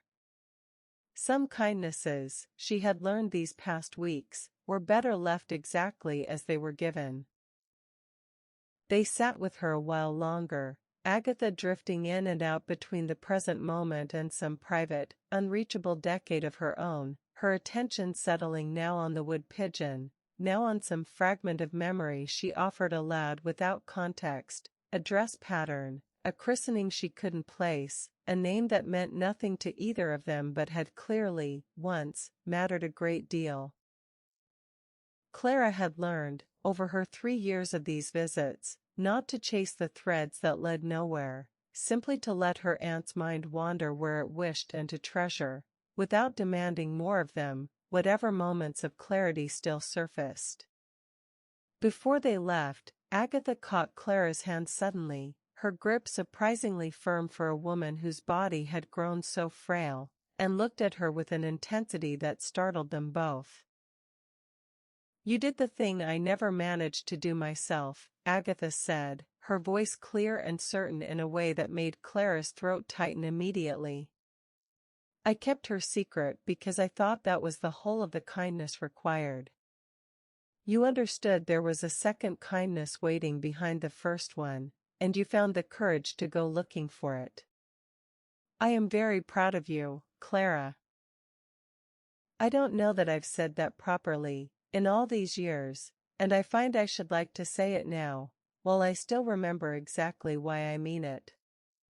Clara held her aunt's hand and said nothing for a long moment, because there was nothing she trusted her own voice to manage just then, and Thomas, watching quietly from his chair, looked away toward the window to give them both the small privacy the moment demanded. The formal addition to the Memory House record took place on a bright, cold Sunday in early December, the sort of crisp, clear morning that made the whole village glow faintly gold in the low winter light, frost still silvering the shadowed corners of the square even at midday. Clara had not advertised the occasion widely. This was not, she felt strongly, an event for spectacle, but simply the quiet, proper completion of a tradition 100 years old. But word had traveled the way word always traveled in Thistlewood, quietly and thoroughly, so that by the time she unlocked the Memory House doors that morning, a modest gathering had already assembled in the square outside, Adeline, in her good coat rather than her tea-room apron, having closed the tea-room for the morning for the first time in longer than anyone could remember. Bertram, his old bicycle left properly at home for once, standing very straight in a jacket Clara suspected he had not worn since a wedding some years back, Dr. Fairclough, leaning more heavily on his stick than he had a month before but present nonetheless, his face carrying the particular satisfaction of a man who had kept an uncomfortable secret for 44 years and was, at last, permitted to see it properly resolved. Reverend Boone, his collar straight for once, a small prayer book tucked under one arm though he had not, in the end, been asked to say anything formal, and, arriving last, moving slowly on Mrs. Kettering's arm but present, unmistakably present, Rupert Ashcombe himself, dressed with the particular careful formality of a man determined to meet this moment properly however much it cost his failing body to do so. A handful of others had come too, drawn by whatever quiet word had passed between neighbors over the preceding days. Mrs. Pargeter from the end of Bertram's Lane, still apparently nursing some opinion about a hedge, the young family who now occupied the cottage on Cobbler's Lane, their small daughter clutching her mother's hand and staring up at the old stone building with wide, curious eyes. A scattering of others whose faces Clara knew from fêtes and Sunday services but whose names, she realized with a small pang, Nell herself had likely known far better than Clara ever had, having lived among them for 40 patient years while Clara had lived among them for only 3. Thomas stood beside Clara at the Memory House door as the small crowd gathered inside, and she caught him glancing, more than once, at his grandfather across the room, something in his face no longer entirely guarded, though not yet, she thought, entirely at peace either, a beginning still finding its shape, exactly as Thomas himself had said it would. Clara had prepared few words, understanding that the objects and the record itself ought to speak more than she needed to, but she found, standing before the small gathered crowd with the music box resting on the reading table beside her, that a few words were owed regardless. "A little over a month ago," she said, "someone left a parcel on this doorstep. Inside it was a memory signed by a woman this village believed had never existed at all. I want to tell you, this morning, that she did exist, more fully, and more bravely, than most of us have ever had cause to be. She looked out at the gathered faces, at Adeline already dabbing her eyes, at Bertram standing very still with his cap held respectfully against his chest, at Rupert, frail in his chair near the door, his own eyes fixed on the small wooden box as though he could not quite look away from it. Her name was Nell. Born Sherborne, married Harmon, chosen for herself as Coombs, and signed, at the very end, as Eleanor Vance, the one name in her whole life that belonged entirely and honestly to her. She lived in this village for 40 years as our neighbor, our seamstress, our friend, and she was never, for one single day of it, anything less than fully, properly one of us, whatever this village's own records failed, for far too long, to show. She lifted the small typed card she had prepared, and read it aloud, in full, the way Agatha had once taught her every memory deserved to be read, plainly, completely, honoring every hard truth alongside every tender one, the story of Violet's exile and Rupert's cowardice and Nell's own hard one, deliberate peace, ending, at last, with the words Rupert himself had written in his own unsteady hand. When she finished, the memory house held a silence that was not empty but full, the particular held quiet of a room full of people absorbing something they had not expected to feel so completely, and it was Rupert, after a long moment, who broke it, rising slowly, with Mrs. Kettering's careful support, and crossing the room to stand before the display cabinet himself, his hand trembling as he reached out to rest it, briefly, against the cool glass beside the small wooden box. "I loved her mother," he said, to the room at large, his voice carrying with surprising strength despite its frailty. "And I failed our daughter, for the whole of both their lives, out of a cowardice I have had 60 years to examine and no excuse that survives the examination.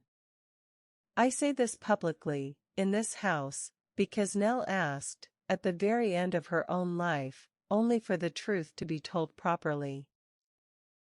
I am the last person alive who could tell part of it, and I find I would rather spend whatever time remains to me finally telling the truth than continue, even for one more day, choosing the silence that has already cost this family everything it was ever going to cost."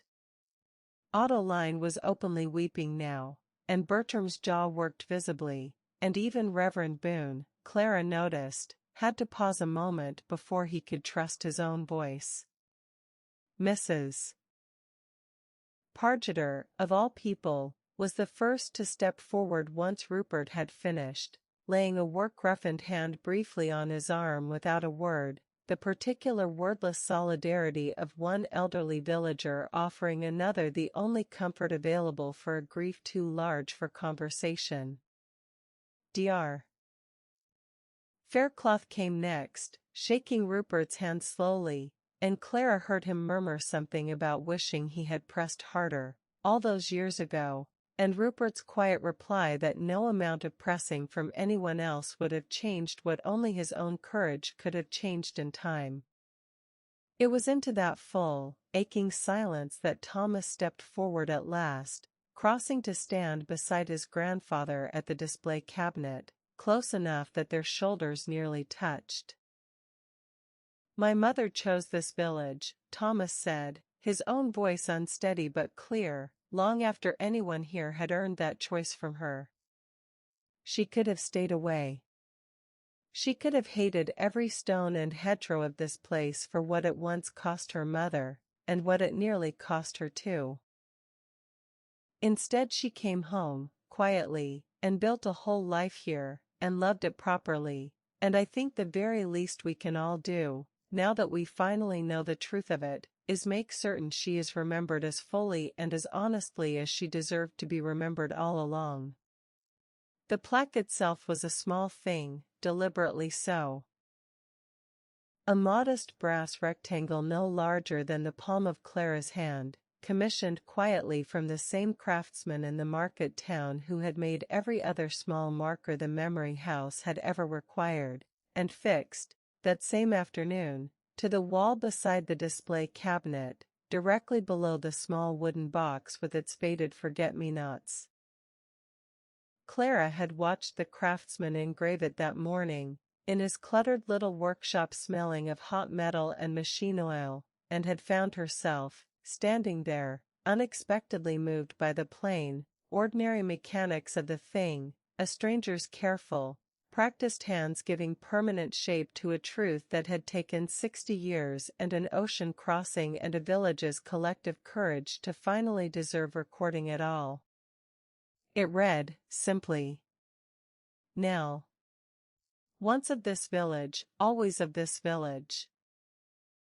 There was no mention, on the plaque itself, of Sherborne or Coombs or Vance, no explanation of the 60 years of silence. The full record inside the ledger room now held in careful, complete detail for anyone who wished to read it.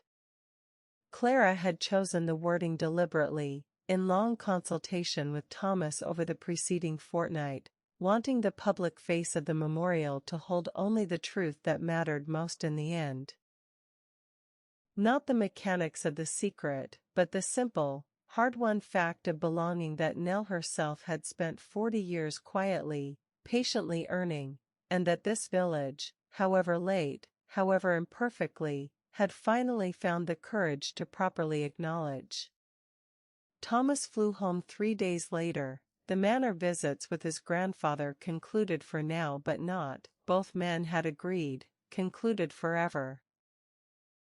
A return visit already loosely planned for the spring, when Rupert's health permitted, and a steady correspondence begun between them in the meantime, actual letters this time, sent and received and answered, breaking, at last, the pattern of unsent words that had cost this family so many decades of unnecessary silence. Clara stood alone in the memory house on the evening after Thomas's departure, the coal stove burning low and warm in its grate, the small brass plaque catching the last of the lamplight beside the music box it now quietly accompanied, and found herself thinking, as she so often had these past weeks, of her own mother. 3 words closing every childhood question about Thistlewood, nothing worth telling, spoken lightly enough to end the conversation every single time. She did not yet know what those 3 words had truly been protecting, or from what, or whom. But she understood now, in a way she had not fully understood a month before, that every ordinary village held its own version of this same quiet architecture. Small kindnesses and small cowardices both, built up patiently over generations, some of them protecting genuine tenderness, others simply protecting comfort dressed up convincingly as care. She thought she might, in the new year, finally ask her mother the questions she had spent her whole life too comfortable, or too incurious, or perhaps simply too afraid, to ask directly. She thought, too, of everything the past month had taught her about her own inherited role, that being memory keeper had never truly meant simply preserving whatever a family chose to hand across the counter, tidy and complete and safely resolved. It meant, sometimes, asking the harder question underneath the tidy one. It meant understanding that a village's comfort and a person's truth were not always the same kindness, however easily they could be mistaken for one another by people who meant well and simply lacked the courage, or the occasion, to look more closely. Agatha had granted Nell one kind of mercy, all those years ago, and it had been real, and it had mattered. But there had been a second mercy waiting underneath it the whole time, one that required not silence but disclosure, not protection but restoration, and it had taken a music box left in the fog, and a dying woman's careful final wish, and a son's long journey across an ocean, to finally bring that second mercy home. Some truths, she had learned this autumn, did not need to be dramatic to matter. They only needed, in the end, someone patient enough to keep asking, and brave enough to finally answer. She thought of Adeline, forgiving a 50-year silence the moment she understood its true shape. She thought of Bertram, skeptical and then generous in equal measure, offering a small private archive of a working life nobody had ever thought to ask him about before. She thought of Dr. Fairclough, carrying an old unease for 44 years simply because he had trusted, wrongly, that it wasn't his place to press further. And she thought of Rupert, an old man who had finally, at the very end of his own long life, found the courage his younger self had lacked, not soon enough to spare Nell the whole of her hidden grief, but soon enough, perhaps, to spare his grandson the same inherited cowardice from taking root a third generation deep.